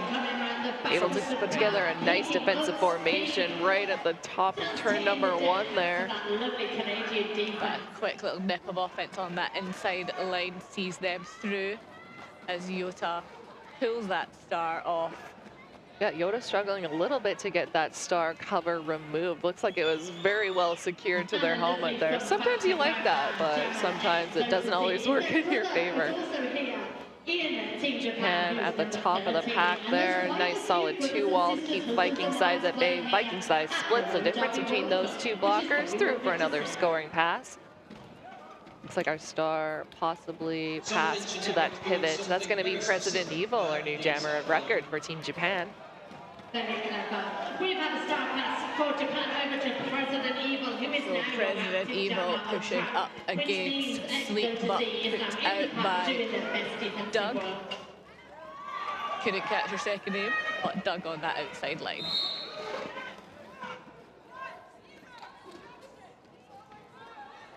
It's like Team Canada losing a blocker to our 888 penalty box.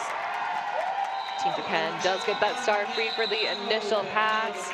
Viking size opting to bring that jam to its conclusion, having put up 28 points. Canada extending their lead to 64 now. Japan currently on 0, but I'm sure they will score soon. There's still 10 minutes left of this period. Plenty time for more points to get on the board. Pack moving back to that jammer line as our 5 seconds wind down. Projectile able to sneak through very quickly to earn a lead advantage. Isamu in that pack, pushing through the front over one of their own blockers. Yeah, it looked like a brief moment there, checking like, hey, bud, you okay? Because I'm just going to keep going here. I got a job to do. Ruthless Red at the top of the pack there, trying to keep Isamu at bay. That's enough time for some blocking friends to join up there from Team Canada. But Isamu through, about to come around and score. However, Projectile told by the bench to not let that happen. It is so wonderful to see so many people. You've travelled so far to visit these teams. So smallest scoring pass for Canada so far, 4 points. We can see lots to of Japan, lots 0. of Japan flags, and that's what we like to see. And aesthetically, they're the same. Does look like one blocker from Team Canada and our 888 penalty box. So pack advantage going to be in favor of Team Japan here as we head into jam number 4. As they have put up Isamu again for Japan. And D-Ray now for Canada. Taking that inside line and getting awarded the lead. Isamu getting knocked to that outside, bridge back by Doug Drillmore. Doug Drillmore now being sent to our 888 penalty box. Isamu finds a way to get through for that initial pass very quickly in this jam. Looks like D-Ray is going to let things run for a little while at least here. Possibly opportunity for Japan to put their first points on the board. Does look like a couple of hips were passed there, but ultimately knocked to that outside, going to be bridged back the long way by Sleep. Isamu pushing out the front, finding those little lines, but then finding a Canadian blocker at the other side, back out again as D-Ray pulls through, pulling Canada's score up to 80. This is a scoring pass for Isamu. Once they get through, we shall see how many they have passed. Isamu getting a little bit of offensive assistance by Run there, but ultimately does take a step out of bounds. Going to be bridged back by Big Sexy there. Pack getting very extended along this back straightaway. D-Ray just doing laps around this pack, opting to keep this jam running for now. Does take enough of a step out, trying to avoid that hit by Run. Going to force the recycle. Able to find some room on that outside line though. So does Isamu coming through, but a big hit to the outside there. Does look like Isamu getting a cut track penalty for that one there, having stepped out of bounds just enough to earn a trip to that 888 penalty box. Still about 10 seconds or so left to go here. D-Ray gonna let this one go fully full. 2 minutes it seems. Nope, not quite. Gonna call it off with 5 about seconds to go. 4 seconds remaining, yeah. So D-Ray putting up a 32-point jam and bringing the score to 100 for Canada. But Japan has now 4 points. First points of the game. Huge jams being put up though by Team Canada so far, and we still have just about 6 minutes 45 seconds left to go here in the first half. Penalty wise, we are looking pretty even for both teams. Nobody with anything of no couple for Canada for round 3. Mr. Jones donning the maple leaf on this very brief power start. Isamu still sitting in the 888 penalty box. Japan ready and waiting with a nice defensive formation there, ready to receive Mr. Jones. Not going to make this an easy scoring pass to accomplish. Mr. Jones cutting quickly to that outside line, though, and does get through the first 4 points up on the board. Isamu now out of the penalty box, back, pushing through these Canadian blockers. So Japan losing 1 blocker to our 888 penalty box. So pack definition now shifts in favor of Team Canada. Harding pushing Isamu to that inside line. A little bit of a bridge back there, but not too far. Keeping that pack definition nice and defined. Isamu really conscious of those wheels coming off that line on the outside there, coming back, keeping it safe. So that does look like Mr. Jones now being sent to that 888 penalty box, though. So power jam now shifting in favor of Team Japan. Isamu with the star in hand, trying to pass it to that pivot, but does take enough of a step out of bounds to not quite make that a legal star pass. They're going to have to re-enter the track in order to complete, but opting to keep that star cover just for now. So gonna battle things out here, try and get some assistance from those Team Japan blockers. So that is Mr. Jones now standing out the box, ready to come back on. Japan trying to capitalize as much as they could on that power jam to get Isamu through. Canadian blockers providing a very real challenge. Japan ready and waiting for Mr. Jones's return, though, able to escort him outside of the track boundary. Very long bridge back there. Isamu helping out on that one. That'll prevent further points being put up by Team Canada in this jam. Just under 4.5 minutes left to go here in the first half. It does look like our penalty box currently sitting empty, so both teams going to be at full strength as we head into jam number 6. I believe that is Wolfblade Jr. donning the star for Canada, and that's Yoda Z for Team Japan. Wolfblade Jr. a quick nip out of the pack there, but really closely now followed by Yoda Z. Some speed on those skaters as they are coming round. Japan able to keep things nice and tight there. With that jammer being released from their initial pass quickly, that forced a very quick call off. Only 4 points put up by Wolfblade Jr. We now have a Viking size up to jam for Canada with Kabuki Mono. I don't think we have seen them so far for Japan on the jam line. 3 minutes 15 left on this period clock as Viking size picks up lead jammer for Canada. A couple of bodies tumbling there in the middle of the track. Kabuki quick to get back on their feet, trying to outrun the last line of defense for Ruthless Red, but does get tripped up enough for Red to catch up there, and pack starting to reform around them. Canada having 2 blockers, having a seat in the 888 penalty box. Japan have that pack advantage. Star is off for Kabuki Mono, who is now out of the pack, eligible to score.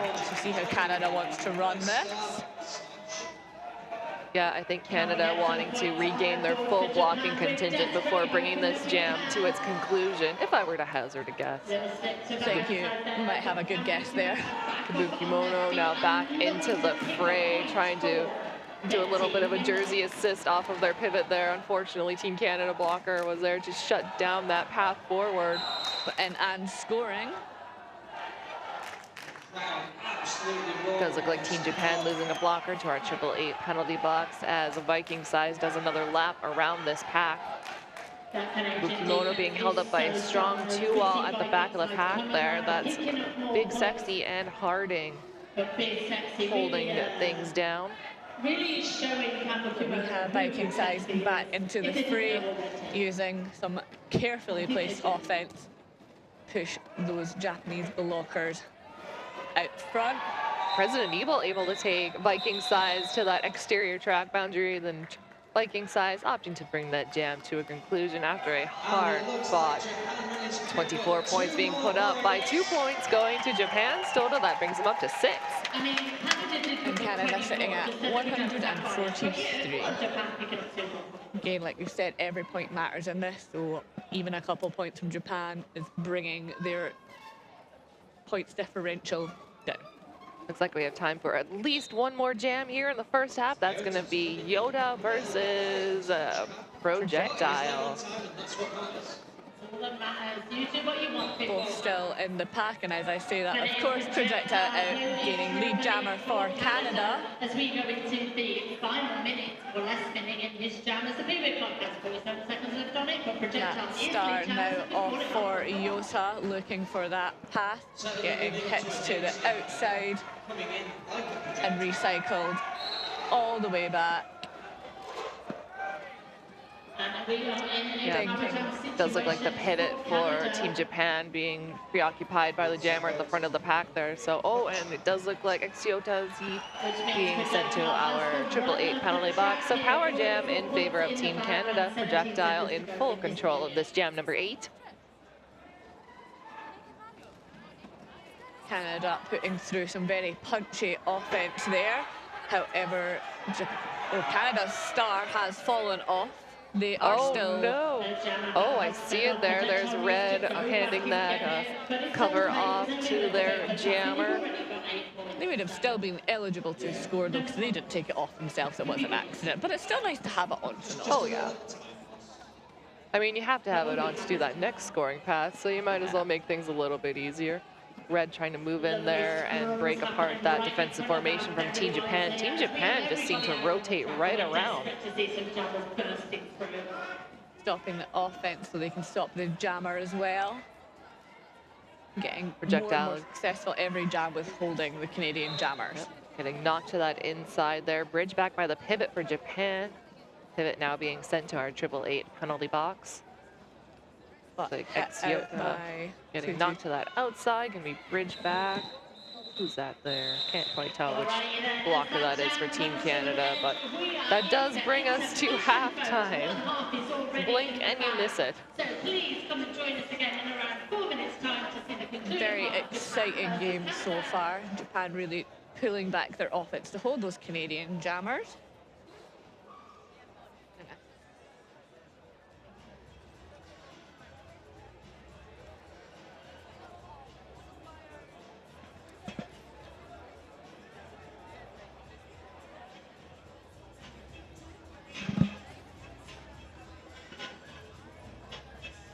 Can't quite tell if we're still on or not. Yeah, no.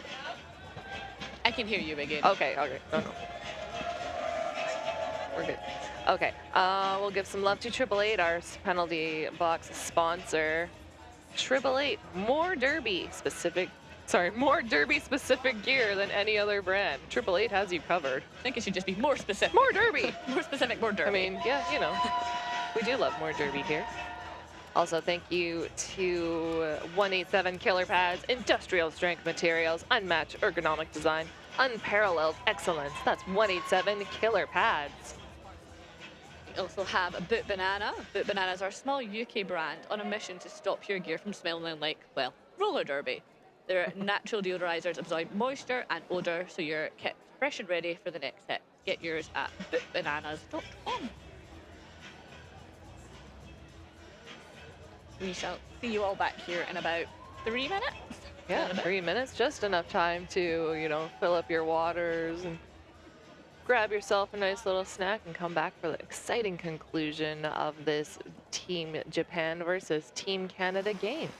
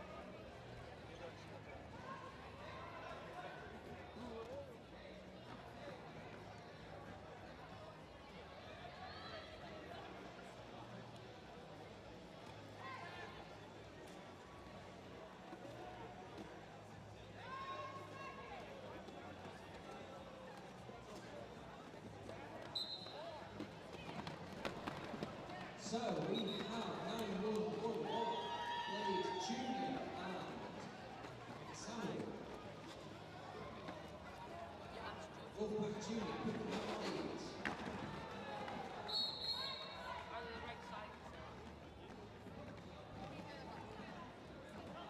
Was it me? Was that intermission really fast? And now we're back onto the action on the track as Wolfpack Junior, 4 points already in the bag. And is Samuel, your point scoring jammer from the first half is absolutely banging their way around the track.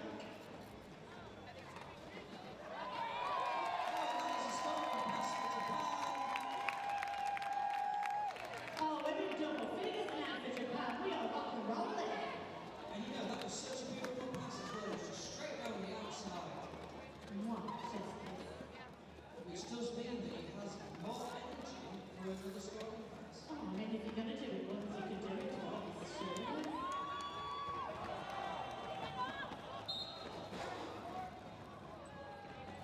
Wolfpack Junior coming down now inside a plethora of points in the back already for Canada here as we see them with 16 points. But it's Japan with 4 points in this jam already picking up the ball figures. Japan ready and waiting with the little defensive formation there. And sorry, folks, we were having a great chat there and you heard absolutely none of it, Mike, you know. But what you missed is Japan getting 4 points, bringing up to 10 for Isamu, who is in and still scoring. Canada on 20 points for this jam so far, with Wolfpack Junior in the lead. But that is another 4 for Isamu, the biggest jam for Japan so far. It's 8 points, bringing them up to 14. Yeah, Team Japan definitely starting to hit back here at the beginning of this second half. Japan picking up 8 points in that jam, taking us to Coming up in jam 2 here, we do have Yota Z for Japan and D Ray for Canada, donning that maple leaf. On the jam line, we have D-Ray 137 and Sayotas. D-Ray challenging those arm lengths to secure lead advantage in favor of Canada. Yota Z getting knocked to the outside. Looks like by Sleep there, getting bridged back. Now knocked to the inside. Japanese blockers at the front were doing a fabulous job there of trying to hold D-Ray, but again challenging those arms as they come through. Trying to land a hit just on that inside line there. D-Ray able to outstep by just a little bit there. Yota Z pushing up the front, pulling those Canadian blockers apart, but being pushed to the inside and having to recycle. He always seems to have a smile. Yota trying to hold down that outside line, but knocked out, looks like, by stand aside. Bridge back to the top of that apex there. Sleep doing some solo blocking work at the back of the pack there. D-Ray now coming through for another scoring pass. Using their offense very well there, following them through, so they did not need to touch a single blocker. Doug Gilmore and Sleep. Nice little 2-all there, now being supported by stand aside. Yota Z on that inside being recycled again by Doug? Yeah, that's Doug Gilmore there, bridging them back to the top of that first apex. Team Japan trying to move in and move some of these blockers around. Does look like it's going to be a directional penalty on number 2-2 from Team Japan there. D-Ray now completing another scoring lap here. And we have had a star pass in that throng of bodies for Japan. So that was 7-4-2 that took the star there for Japan. And that's going to be Team Canada's second 36-point jam of this game, now extending their lead to 215. So that's 201 points separating these two teams. I like when the teams make the math nice and easy for us. It's the only math I We can do. appreciate it. The easy math. So we have Mukimono for Japan with the star and Mr. Jones with the maple leaf. Some choice offense at the front there. But Beautiful Mr. 2-all being put forth by Team Japan. They're just rotating around that offense from Team Canada. Now one left to beat at the top of the pack. Pivot for Team Japan, able to take them to that inside track boundary. And a cut track on that Japanese pivot, though I think a little toe stop popped out there. That is Kabuki Mono still working away with their offense at that Canadian wall at the back there. Kabuki Mono pushing with all of their might against that defensive formation from Team Canada. Looks like Mr. Jones almost gave up some good positioning there, but Team Canada able to rotate around. Japan ready with the defensive formation at the back of that pack there. Mr. Jones brought to the inside of the track. Oh, it does look like a back block now being issued to Mr. Jones. So this will be a full 2-minute jam. Good opportunity for Kabuki Mono to put a couple points up on the board, but not before having to recycle to the back of that pack. Just under a minute left of this jam for them to try and capitalize on that power jam. With Mr. Jones still in the box, but they have decided to take that pivot to the back. Yeah, but with that star cover off, Pivot now in a good position to receive a star pass, possibly completed now that I see I see the Team Canada blockers now blocking that pivot with all of their might. And Mr. Jones out of the box and through. I was about to call him Dr. Jones there, give him a doctorate, PhD, Jones. And through again, he needs to have a doctorate in jamming after this. Oh no, I see the helmet cover placed on the pivot, but the star is not facing the right way. It's so hard to communicate little details like that too with so many people yelling at you. It's like, well, I can't tell what people are saying to me, but yeah, that star cover inside out, so no points awarded if any hips were passed. I couldn't tell if any hips were passed. That's why you always try for reversible helmet covers. Absolutely. Such a good case for it. Just give your skaters a little less think work to do. 100%. Every little bit helps. So Canada is taking a team time out here, using their only one with 7 minutes to go. Everybody can have a little rest. So whilst we have this little quick team time out, we shall do a little shout out to 187 Killer Pad, industrial strength materials, unmatched ergonomic design, unparalleled excellence. 187 Killer Pads, one of our sponsors for this weekend. Don't worry, we won't just break out the caveat. Especially not normally my full time. Our pennantly box sponsor has been seeing a lot of action this in the last couple of games. Currently, we do have a Canadian blocker in the AAA penalty box. Nobody in any real penalty trouble, though. We do have 2 skaters with 3 points apiece on the Canada side.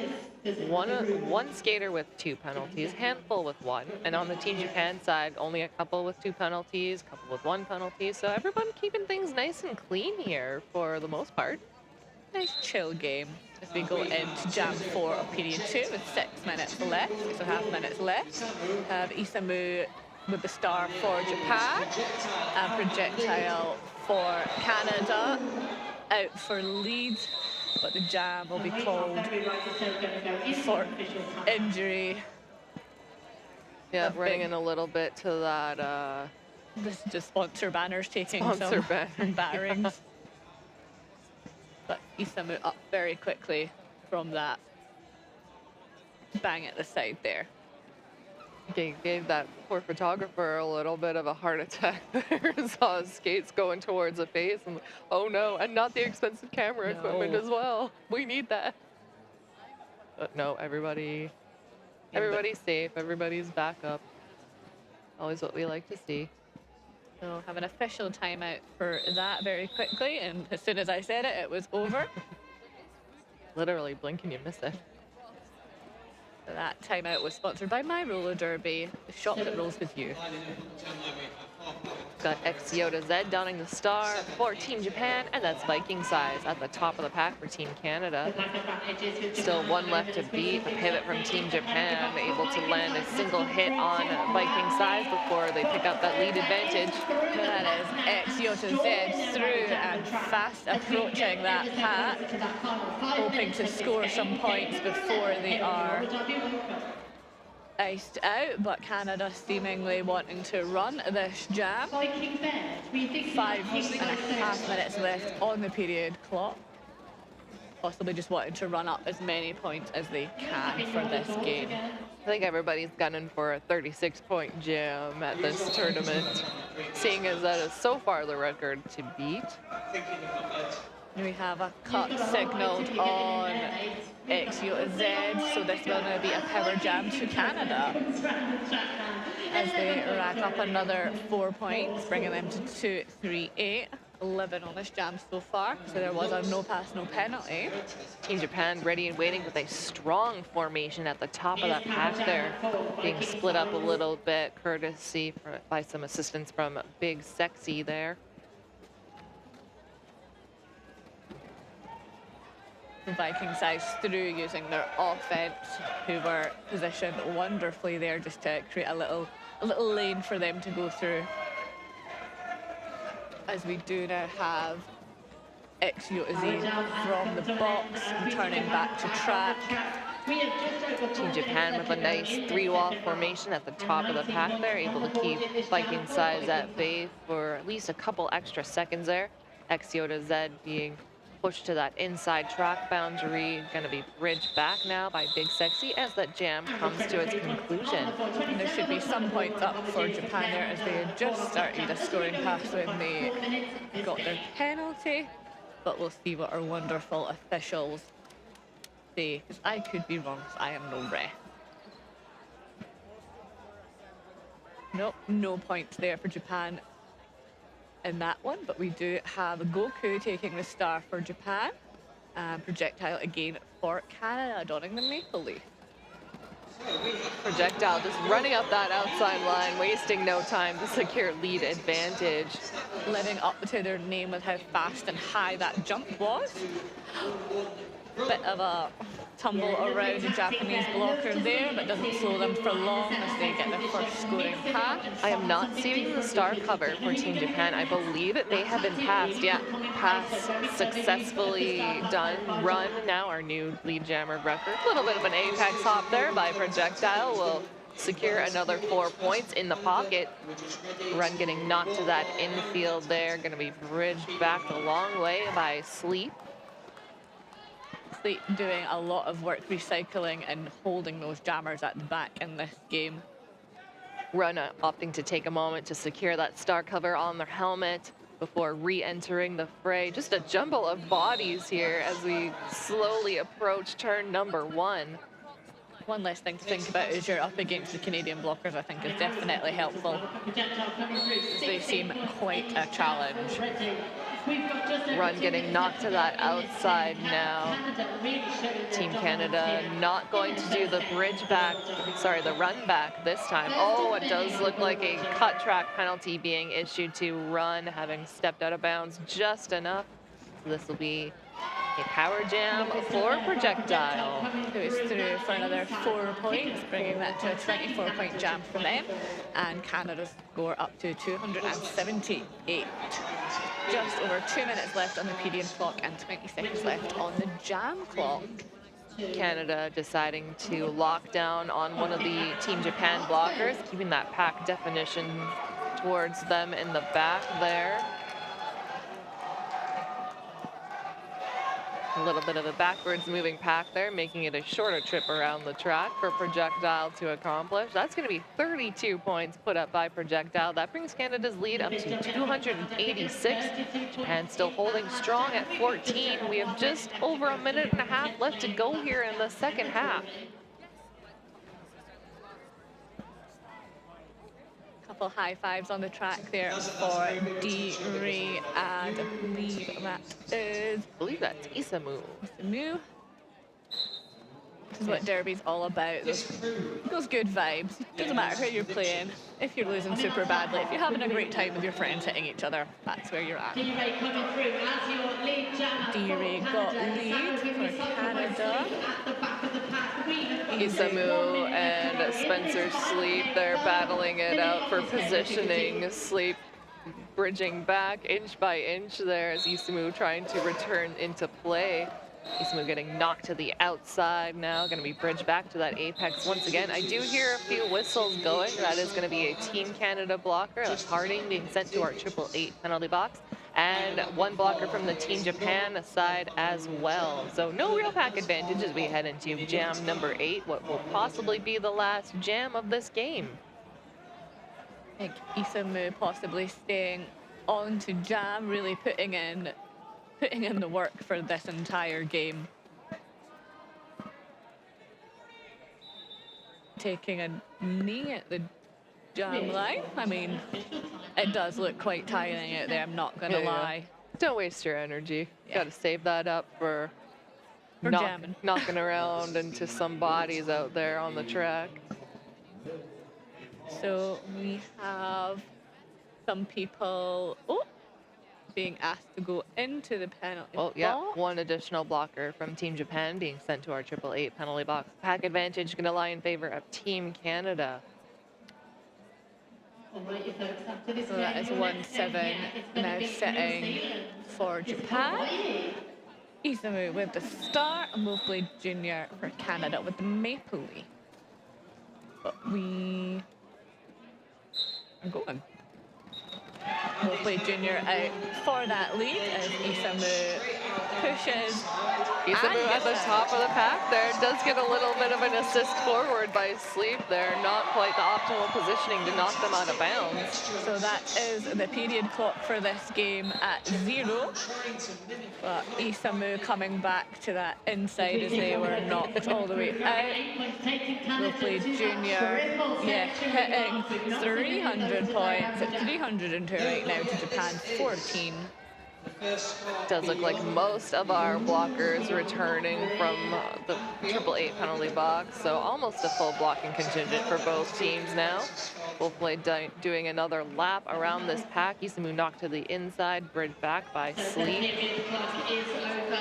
Sleep really putting in a shift at the back of this pack today. I think they've had a good chat and they've decided that this is their role, being at the back of the pack and stopping jammers, at least for this game. Oh, absolutely. Find something you do well, you never work a day in your life.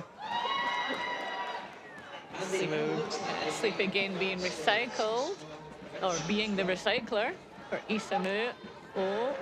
Little sneaky jump back there to try to draw a cut on Isamu. They did not fall for it, however. Back on track. Yeah, I am loving all the Japan support in the room today. Like, just keep bringing it. And that is, we'll play Junior through for another pass. This is 32 points for Canada so far. I think they're going to try and break their 36 record. Possibly. So that's 36 now. Isamu pushing with all of their might. Does look like a star pass successfully completed. That's going to be Run, our new jammer record for Team Japan, but only 10 seconds left to go. And that is Wolf Blade Junior through for more points. 4 more points. 40 so far. We'll see if they were able to secure any more on that final pass. Does look like it is going to be possibly more points. I can't quite tell. Yes, that is a 44-point jam. I think that's going to be a record for the weekend, for sure. Yeah, we'll definitely confirm with the other announcers, compare some notes, but I think 44 points for Team Canada. It's got to have been the biggest one so far, at least that I've heard of this weekend. Excellent work by both teams there. Team Japan able to put 14 points up against Team Canada. Not an easy feat to accomplish at all, but Team Canada prevailing with 338 of their own points. This has been an absolutely fabulous game. We have a few more going on today, I believe. Oh yeah, just a few more games. So we shall see you here for the next game, which I believe is... Ooh, this is the next game. You think we we'd have schedules and be organised.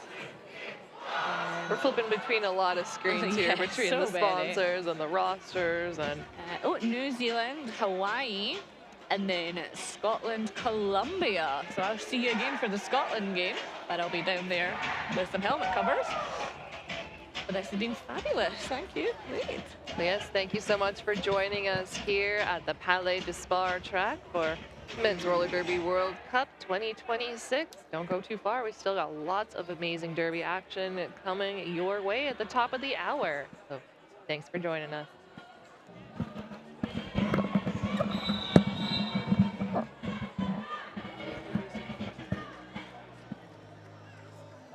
So the whistle has been blown.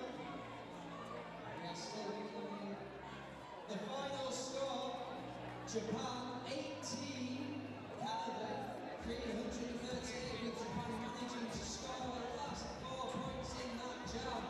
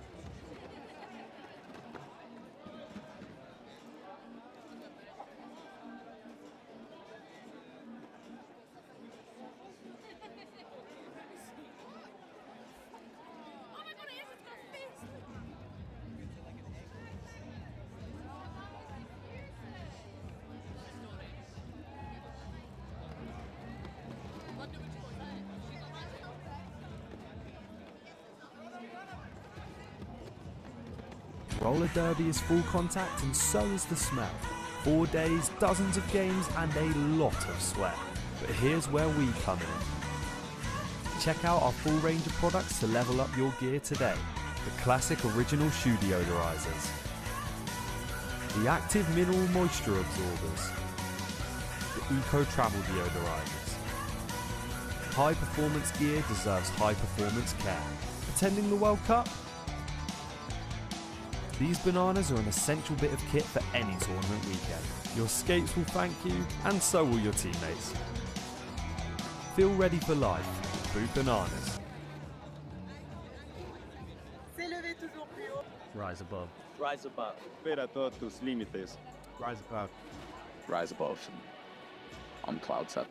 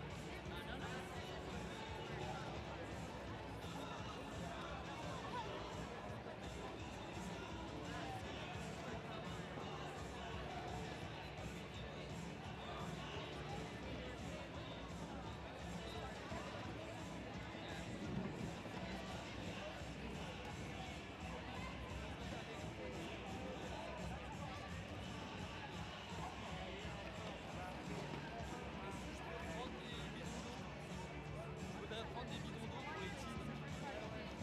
Mais c'est fermé là-bas le.